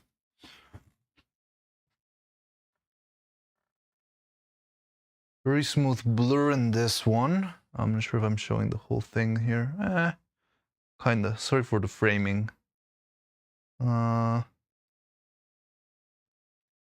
Yes. Then lots of blur. Messy and a little ugly.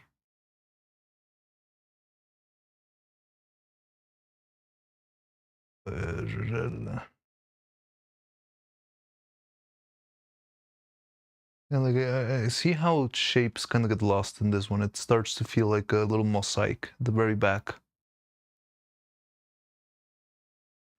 Pentagonal highlight. Ooh, yeah, this is fancy.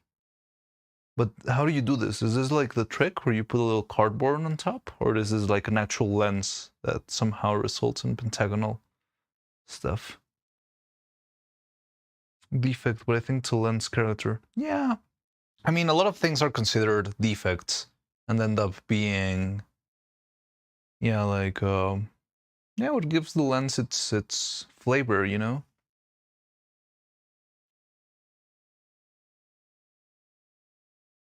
Yeah, what did I do? My intent is simply to gather intel, find what makes you tick, find your first defenses, how and why your brain thinks the way it does. That sounds weirdly, I don't know, like Machiavellic of yours. Like, what's your end goal there? What do you wanna, what are you aiming for? Should be the last person to give a class law. Not in this. No, this is the shape of the aperture blades. Oh, okay, so it's like the, yeah, the little window thing that goes inside of the lens. Interesting. Look, all those ignored pings. What are you talking? You're all talking at the same time. Ah. Oh, you're judging my Discord. Every question should find 2 more to ask. There isn't one. Oh, so it's just like a hobby of yours, finding more ways to, more stuff to ask. That's okay.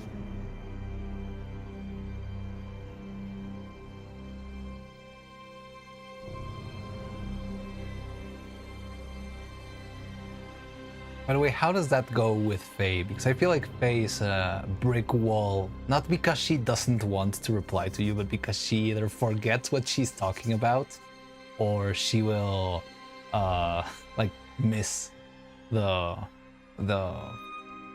misunderstand the comment as a whole. Neurodivergent behavior, if I indeed call it anything. Maybe.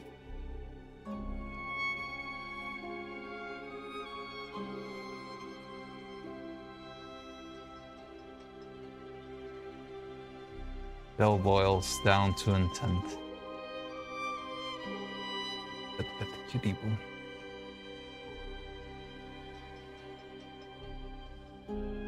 Now Mo Shop love taste is stuck in my head.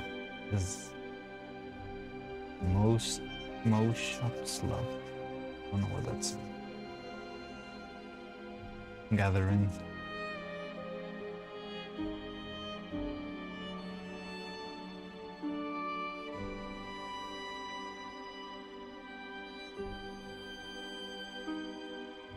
If I get the feeling she's willingly ignore me, I will respond. If I get the feeling she's naturally unfocused or ahead, I'll play with it. I think it's mostly the other one. But I don't know.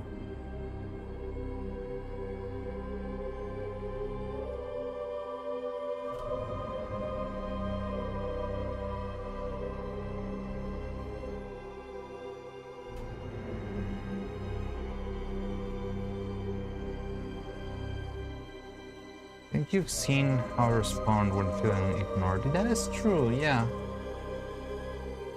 Like, I don't know, I feel like I'm not that, don't pay a lot of attention sometimes, but I think you're right. I'm going to rip in the bud.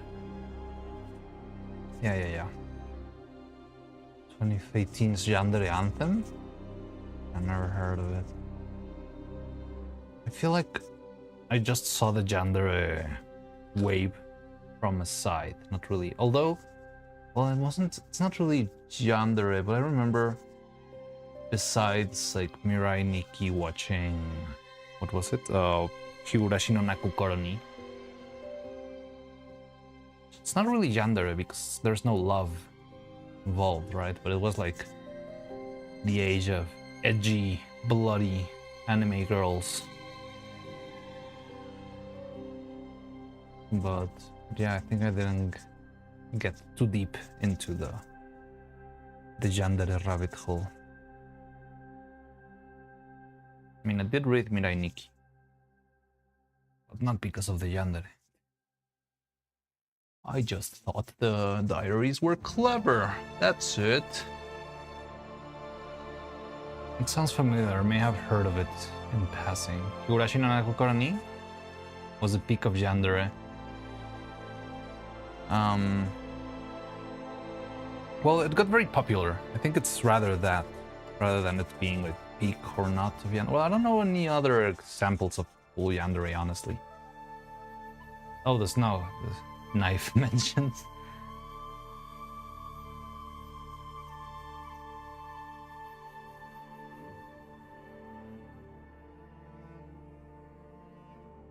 Anything significant since 2020 started, but it's personality thing for some VTubers. And the marketing point, yeah, it is. It actually is, now that you mention it.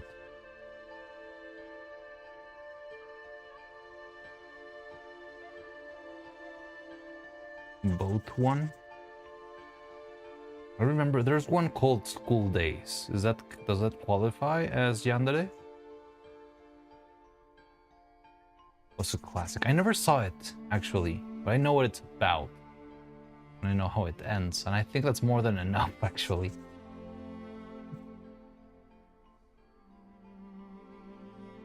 More recent yanderes miss the mark. They're lean too far into the obsessive. The ending makes a yandere. Yeah. Yuno's story still under stipulation from me. What, do you still need to think about it or something? Or to judge her without two key pieces of information?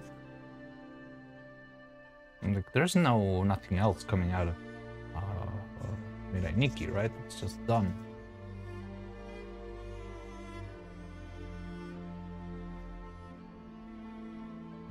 Kind of like how tsunderes are with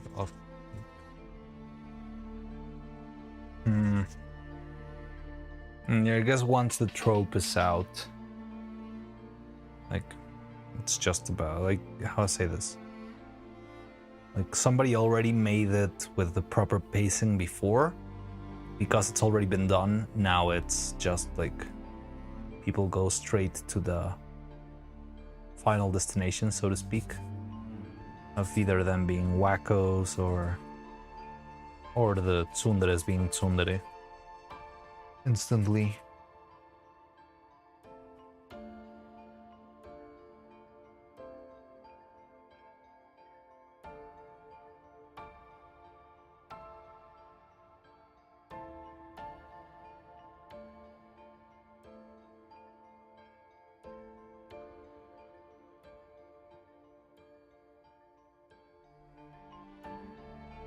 Number 1, the how and why of the first iteration, and 2, her intent was to fake her death, or if those spared her, she technically died second, and he needed a victor.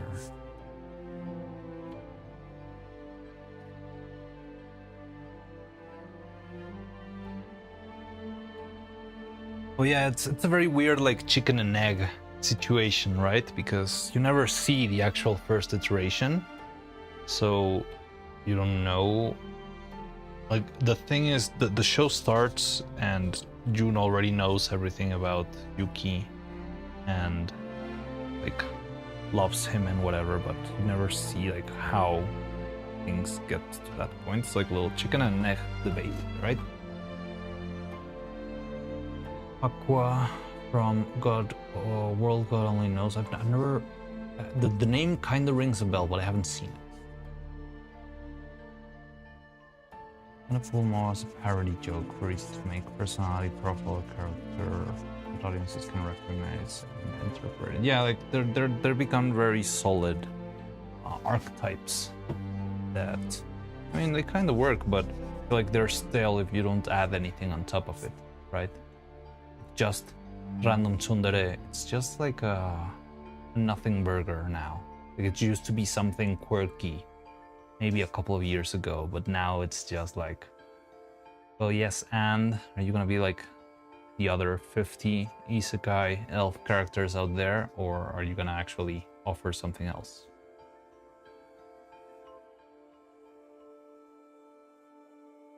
Want to know if Yuna actually had a normal loft that got polluted by the game and made her desperate.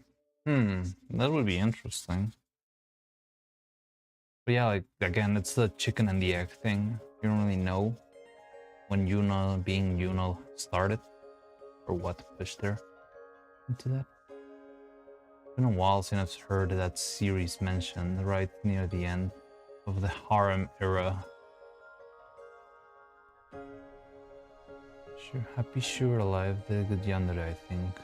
But I don't know what that is at all. I think I've never heard of that. Didn't complete the series yet. Pretty good example, yeah. Fixing a refreshing different direction too.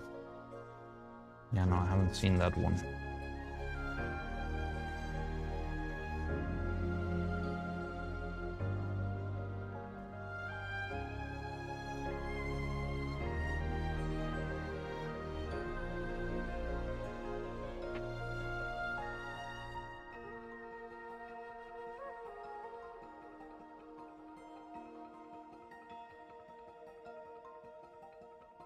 Pretty solid to the end. The manga gets a bit more fleshed out. The anime is very emotional. Horror peaks. Interesting. The thing about Hakwa was that rather than being actively mean, she was just really easily embarrassed. Realistic portrayal as a teenager with a crush. Yeah, I mean, that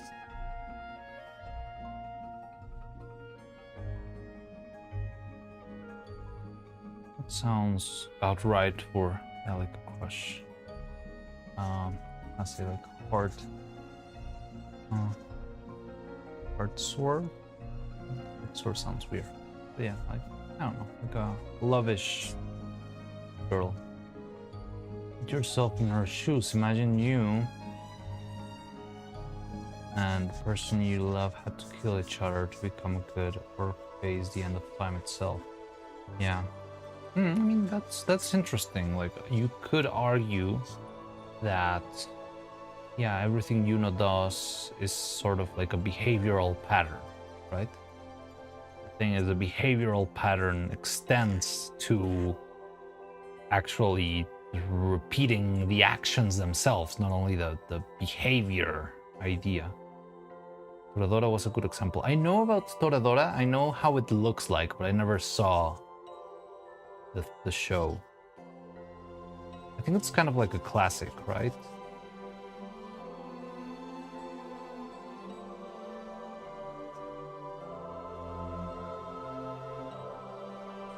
Amistan. Godhood part, but didn't consider its limits. What this power entailed. When she became a god, she thought she could reverse time enough to undo Yuki's death. I remember it as that eventually she just accepted the fact that she, like, all she had was to relive everything again and again and again. That was like just her new happy life, so to speak, because it's the only way she got to stay with Yuki.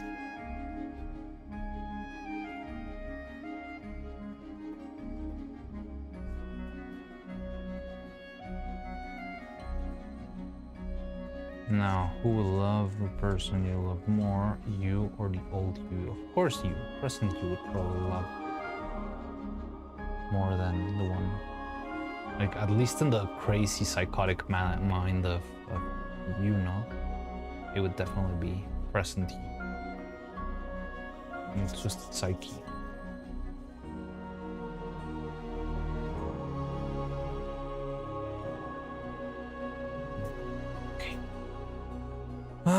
Moment of truth. I need to make this into a cat-shaped mouth.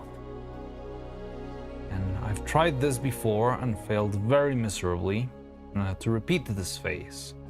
So I'm gonna try this, and hopefully it will work. Also because it's getting kind of late, and I think I should start wrapping up for today. But I want to do this so that I don't have to wait for it to dry tomorrow. But yeah, I'm not sure if it's gonna work.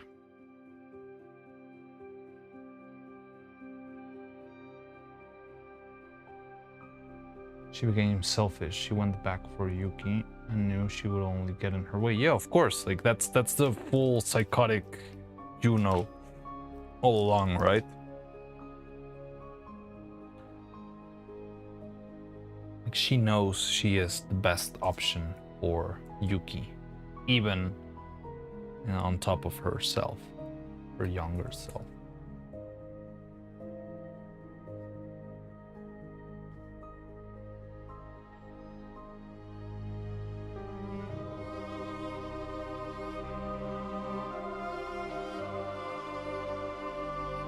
I mean, what a way to push your character to the edge, right? You already know, like you already established her from the beginning as being a crazy girl, right? Like, there's no one better in this world for Yuki than I am, sort of stuff. And what a great way to push your character to the limit it is to pull them into the point that they have to, like, the only way to make it an actual debate would be if you had to choose between you and yourself.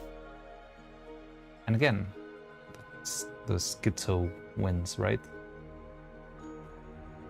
Your greatest obstacle is yourself in almost every personal endeavor. This just took more physical take on it. Yeah. And was honestly possible extreme I fear in myself, my peeve about wasted efforts. I feel like everyone's got like a little the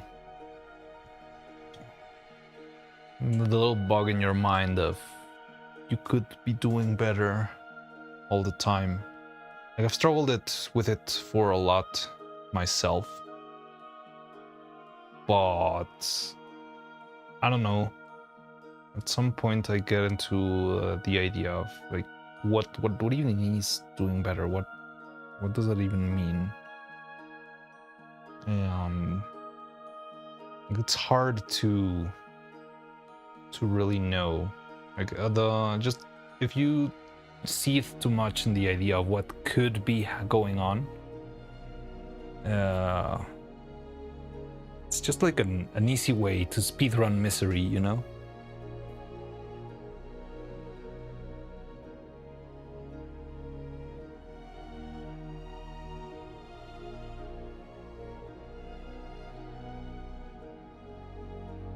Because you only see like a half truth.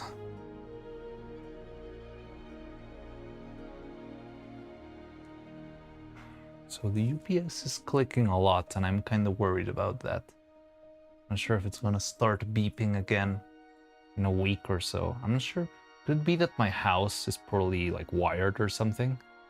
Not like that. I can accept it as my own actions and efforts and stuff in life, but if someone else does something intentionally or accidentally that hinders or ruins my attempts, comes in me seeks visual form of justice. Okay, that does sound quite yandere.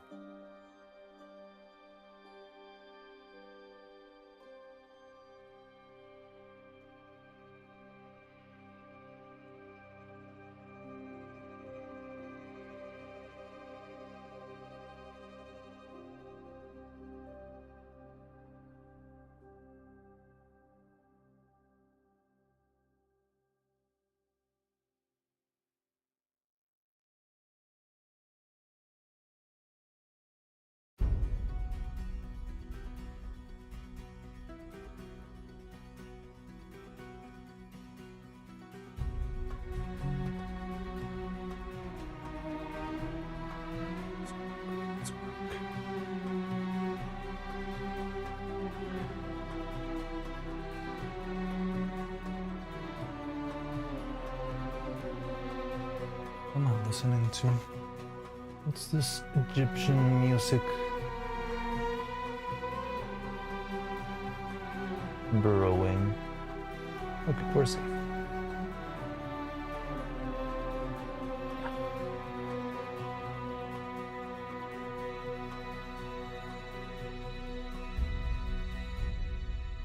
The underlying thought becomes they need to learn that all actions, passive or intentional, have consequences, and sentient are karma's soldiers. Forget I heard this line. Huh, interesting. That's a very curious quote. It sounds like one of those things that could be a perfect pretext for war. or something that pushes you to do good, you know? I love that kind of phrases. Things that can be read in very terrible and very positive ways. So this is difference with sentient or sapient. Like sentient would be anything, like a dog or a cat, and sapient would probably be like more conscious, you know, like aware. I think that's the difference. I'm not quite sure, but it sounds to me something like that.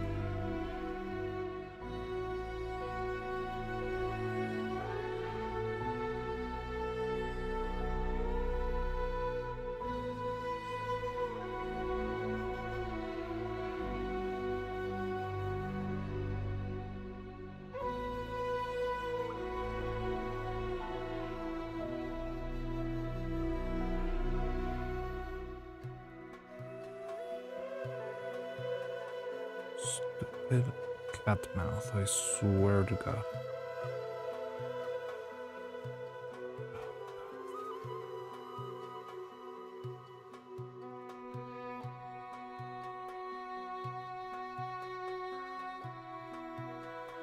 Basically implying how the need to seek justice is human in nature.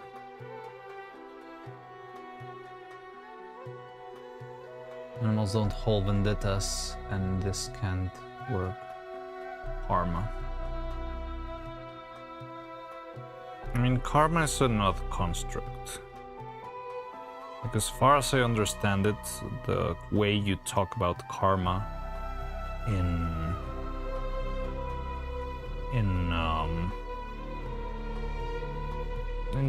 you know, the usual Occidental context is not really like the whole thing. Like, karma is a universal force that pushes you, or that pushes the universe to the right path. But it is not justice. It is not good things happen to the good, bad things happen to the bad. It is actually like the overall cosmos just pushing everything towards enlightenment, or towards whatever perfection it is that is going to be achieved through years of cosmic recreation and stuff. But it's interesting how it's become so much of a staple concept of karma being like good things happen to the good, bad things happen to the bad. But it's, I think, the original idea. I mean, I don't really know that well, but I remember reading or something that it wasn't like, it's a little bit more than that. Karma is what drives force, the force that drives people towards Dharma. Dharma being the path of all things. So every now and then events occur that just drive Dharma back on track. And it doesn't need to be a good thing, it can be a very terrible thing, it could be an earthquake, you know? But it is just the universe pointing to the right direction, because the universe always points to the right direction.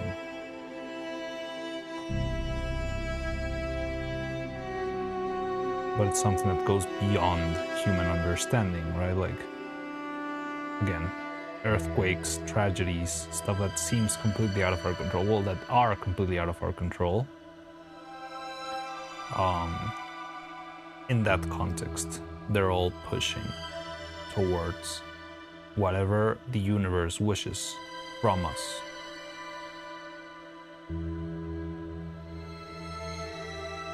But it's an interesting idea that sentient and sapient people are agents of karma either way, because even if what you're doing is just in your mind, even if it's like a completely heinous act or something terrible, it's still pushing the universe towards where the universe wants to go. Right? Maybe you do need to, I don't know, like try to murder someone just so that you can be imprisoned. And that's but in the end, I mean, that's just a very big example because that sort of stuff is not really what the universe cares about.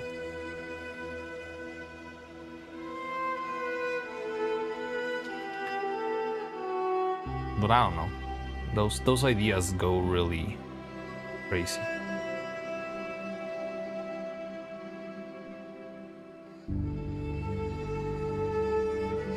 Local quote, once bitten, twice shy, response. Once bitten, twice shy, I've never heard that phrase and I'm not sure if I catch it. Does it get hunt the mouse in the house because it believes the mouse is at fault for trespassing, or is it instinct, payment, or shelter for its others? Perhaps I'm a little bit rigid with being agnostic with a bias towards Taoism. I mean, I feel like there's always stuff to learn from religion. I honestly, I don't know if I've got like any solid perspective on the world, but that doesn't mean I cannot see the very interesting ideas of that sort of thoughts, you know? I wouldn't consider myself like Hinduist. Is Hinduist the right word? Like, yeah, like, that you practice Hinduism. But that doesn't mean I cannot learn from it. And in the end, they're just all abstract ideas. They honestly, in the end, kind of don't mean anything besides whatever you want to make out of it. But it's still interesting nonetheless, you know? Nonetheless. It's like weird. I mean, there are usually things that you don't simply come up with usually, right? One does not usually sit down and think about the laws of the universe. Because why would you care about the universe that doesn't care about you? But someone, thousands of years ago, actually sat down and thought about it. Doesn't mean it's true. Doesn't mean it's not true. But it is. It's written right there, and it's meaningless. Like, I cannot prove to you that karma or dharma exists, but just the idea of it working the way it does, it's very intriguing.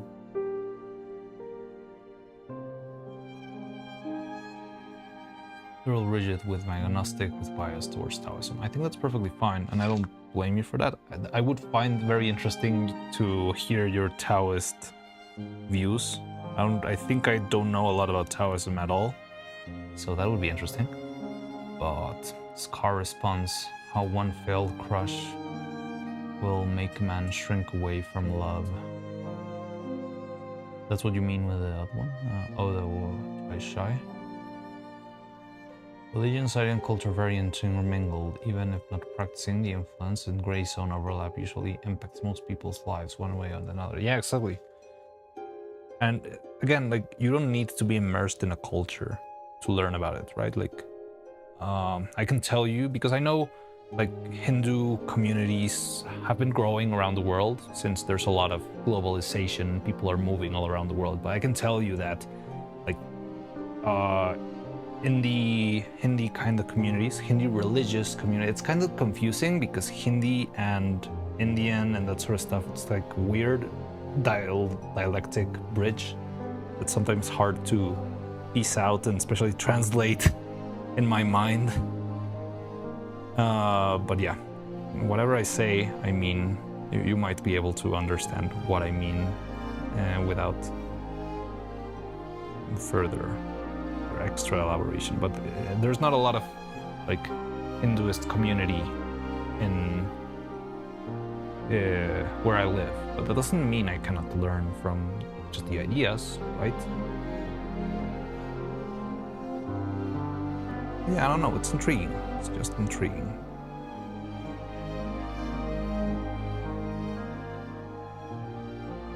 I just got lost with the idea of what you said, like that phrase of sentient beings are agents of karma. Found it very captivating.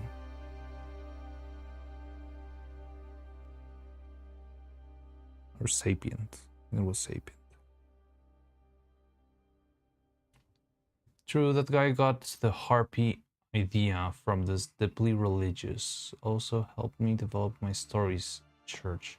Harpy, maybe I haven't made it to the harpy. That guy I got the harpy idea from. It's deeply religious. Have I met a harpy? I think I met a harpy in the red light district. But it was just like, it seemed like very casual character. It was just like, wanna have some fun, son? And the Carter said no, and that was about it. Picture a few days ago. Oh no, I haven't seen anything in the Discord. Like, I've been completely disconnected. And I barely, right now, because I was looking at Daiki's picture, or looking for Daiki's picture, I started to actually scroll the Discord. But I was like a little bit overwhelmed of watching 3 weeks worth of stuff that I had missed. So I didn't actually check it out. Sorry. Don't hate me, don't unsubscribe, please. But yeah, I didn't see it. Sorry.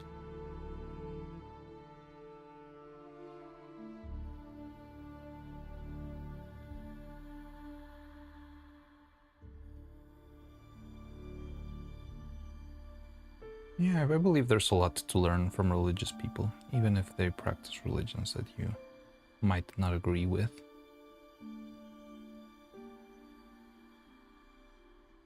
Forgot where I posted it, lol. By the way, did you also change your name on Discord? Just in case I end up Googling your name in order to find whatever harpy thing is.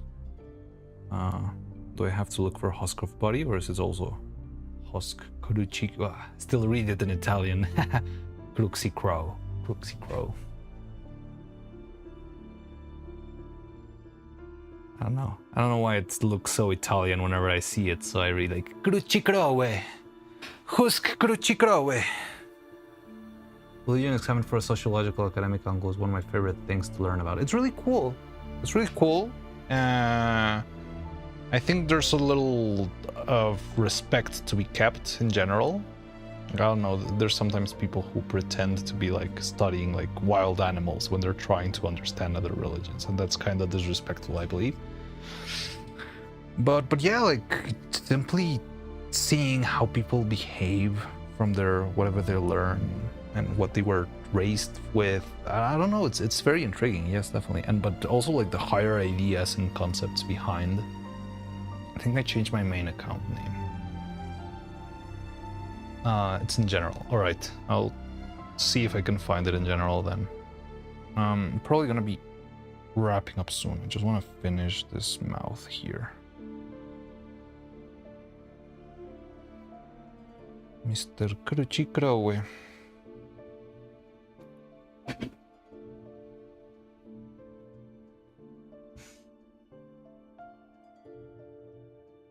Hopefully understanding history, you have a good grasp of the relevant religion. Well, that is true. Like, religions did shape the world for a while. They still kind of do, but not as much as before. But yeah, like medieval times and that sort of stuff, like religions really shaped the world as they pleased.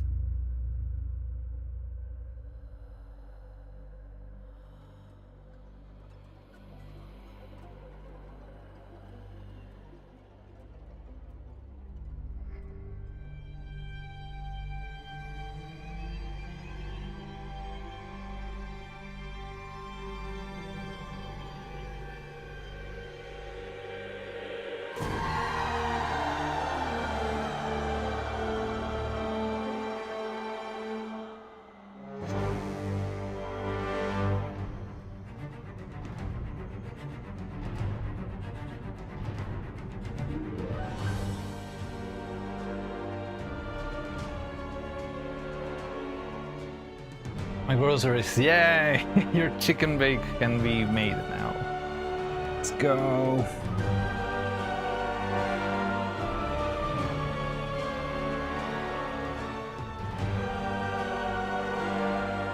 It took a bit.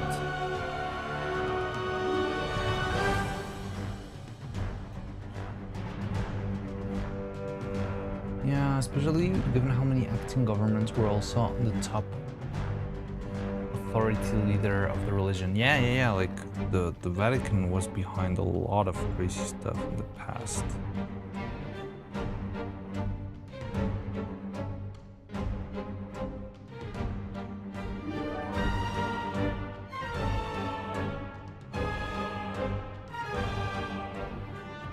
But, I mean, to me that sounds more like Occidental religion. Like, I've never heard of, I don't know, the priest of Vishnu or something like that having like an important political role, you know? But yeah, I mean, maybe I just don't know anything about Indian history in general.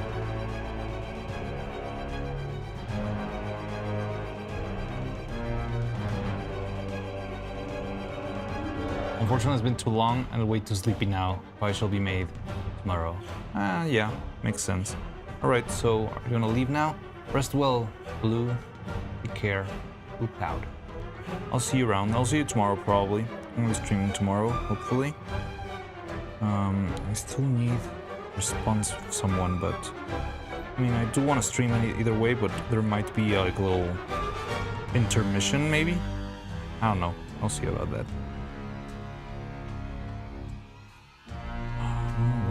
It's better than before, it's for certain. But still not fully loving it, but it's okay. I think we can work with this. Matters. But yeah, this picture struck oil within that picture struck oil within 3 days from seeing the picture. I created a character, gave her a background, a place in my plot, and a personality. Oh, interesting. So the image, like you didn't commission the image for your story. It was just an image that you found or that your friend made, and then you integrate it into your story. That's quite interesting. It's an interesting workflow. There's some minor questions from a fan I have on Discord who just likes to talk about the process. I was able to refine it thanks to things I didn't think the reader would consider. Interesting. I'm pretty zero-enter in Hinduism and Indian Buddhism too. I don't really know how Indian Buddhism works in general. Well, I mean, I know the basics, you know, like Siddhartha and enlightening or whatever. But yeah, like, just in the idea of it, like shaping the world, I just found it intriguing, thinking on how did other religions affect their world? Because it's very easy for me to see and say, yes, Christians really had a grip on power dynamics for a lot of time in the Middle Ages and stuff. But that just brought me to, well, and what about the other ones? Was there not a recent comic? Okay, in fact, that would be considered their comic Monster Church inspired the plot in general. Okay. Okay, so they have their own comic and you just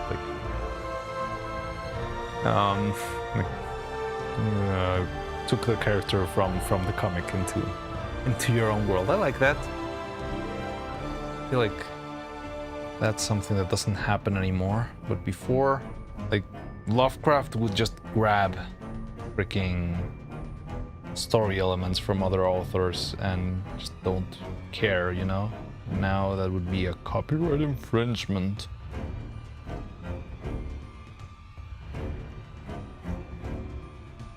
I don't know. Times were simpler before. You could name your cat however you wanted. That's a joke. Please don't kill me. Oh, random comics that shows for my Facebook. Oh, okay, so it was just a random comic. I thought it was like your friend comic.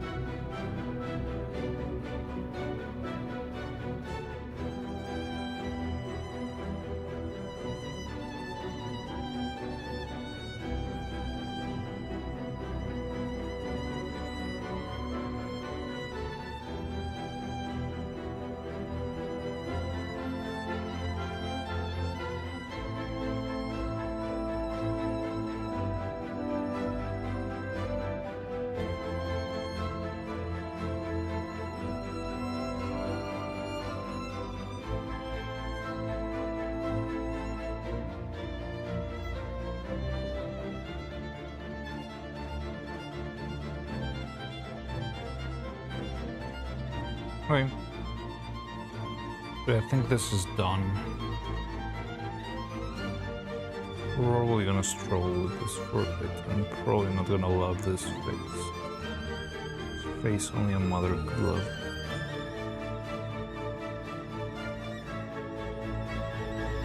The first one I remember was our first comic of the series.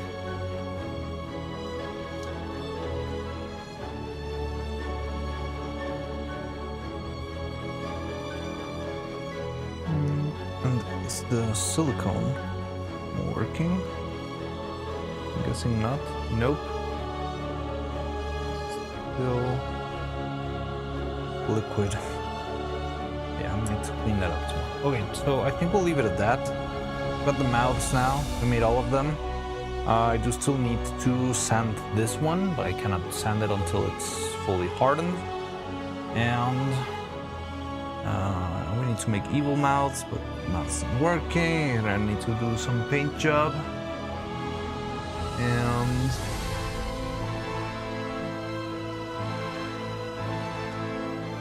yeah, I mean that's about it to move forward, I believe. Not a lot. But put it in memes. Alright, I'll take a look at it in memes. Well, I mean, it's here right now. I can do it. Memes, memes, memes.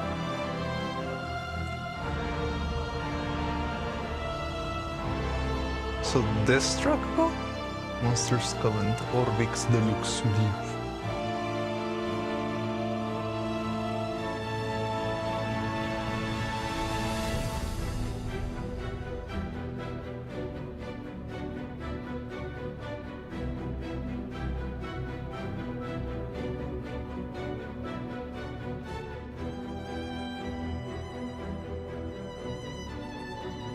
Wait, that's a...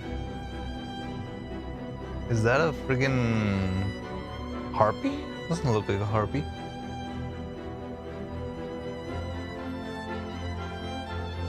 Still don't get Demon on yes. Aren't harpies birds? No, the harpy pictures in general. Okay, so then what is it with this one? Like this comic? Oh yeah, this is how you found the guy? And then you read more of the comics and then you found the harpy? Oh no, I think I got lost.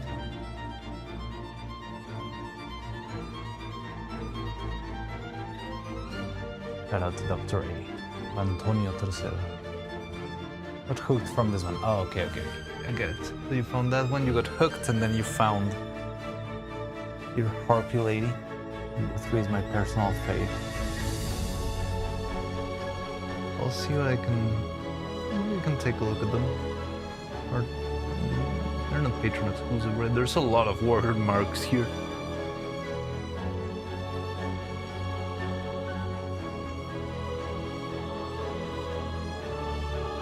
But alright.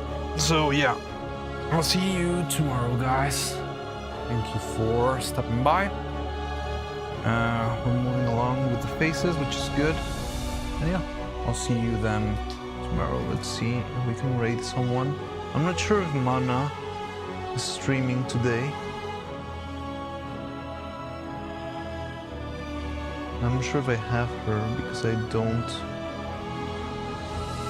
I don't know if I already follow her. Mana. Thinking Pipa, Moriclepe.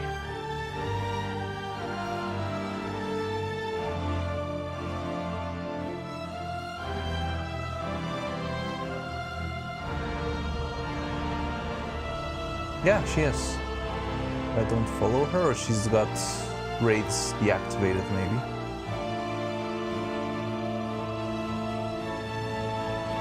You prefer low latency, but people who need caption might get screwed a little. Maybe you guys don't know because some of you are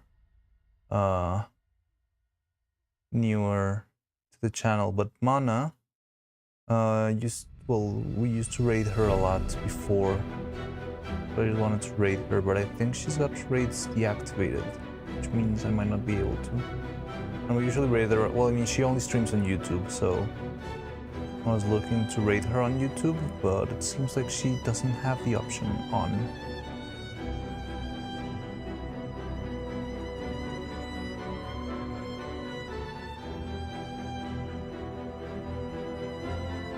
I'll try again.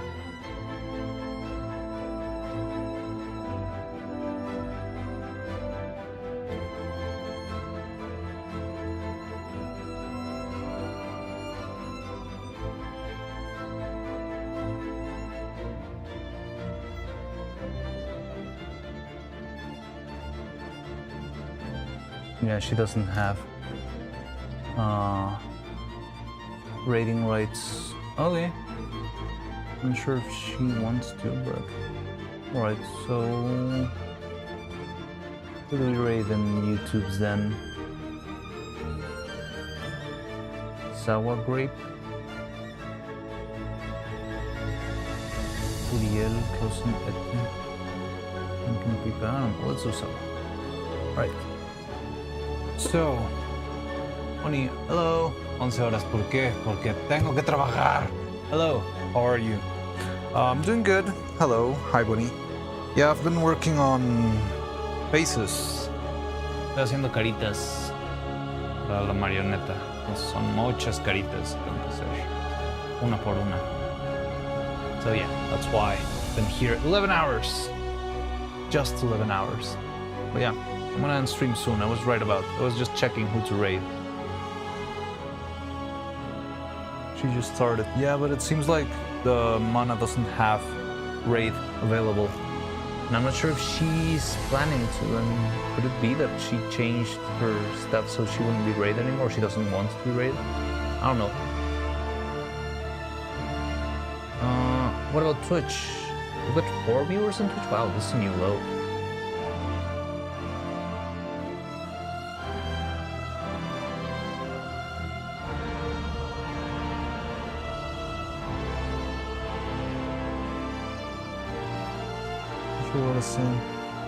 It's 11 for me, I should be sleeping. Yeah, I'm just gonna raid quick and we should leave. I should also be, well, I shouldn't be sleeping, but I need to get ready to sleep. Who's online right now?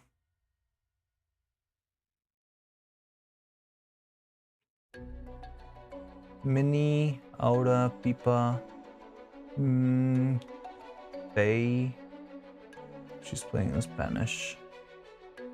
Ellie Minibot with they're bowling with the boys. Bow. I don't know, I'll just do a random small channel. Right. Thank you, Bonnie. Yeah, it's a lot of work, but it's cool.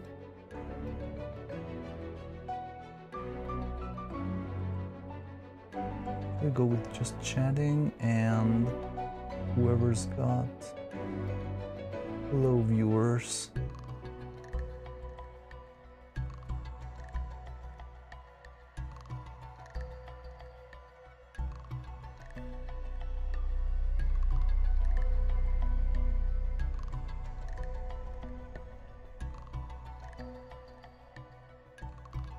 Chiramu. Alright, let's do Chiramu. I don't really know who this individual is, but let's raid. Alright, so take care everyone. I'll see you around. Renee is leaving in a couple of minutes. Yeah, so take care. Thanks for stopping by, and I'll see you tomorrow for more work and stuff. Alright. So setting up let me do the end curtain.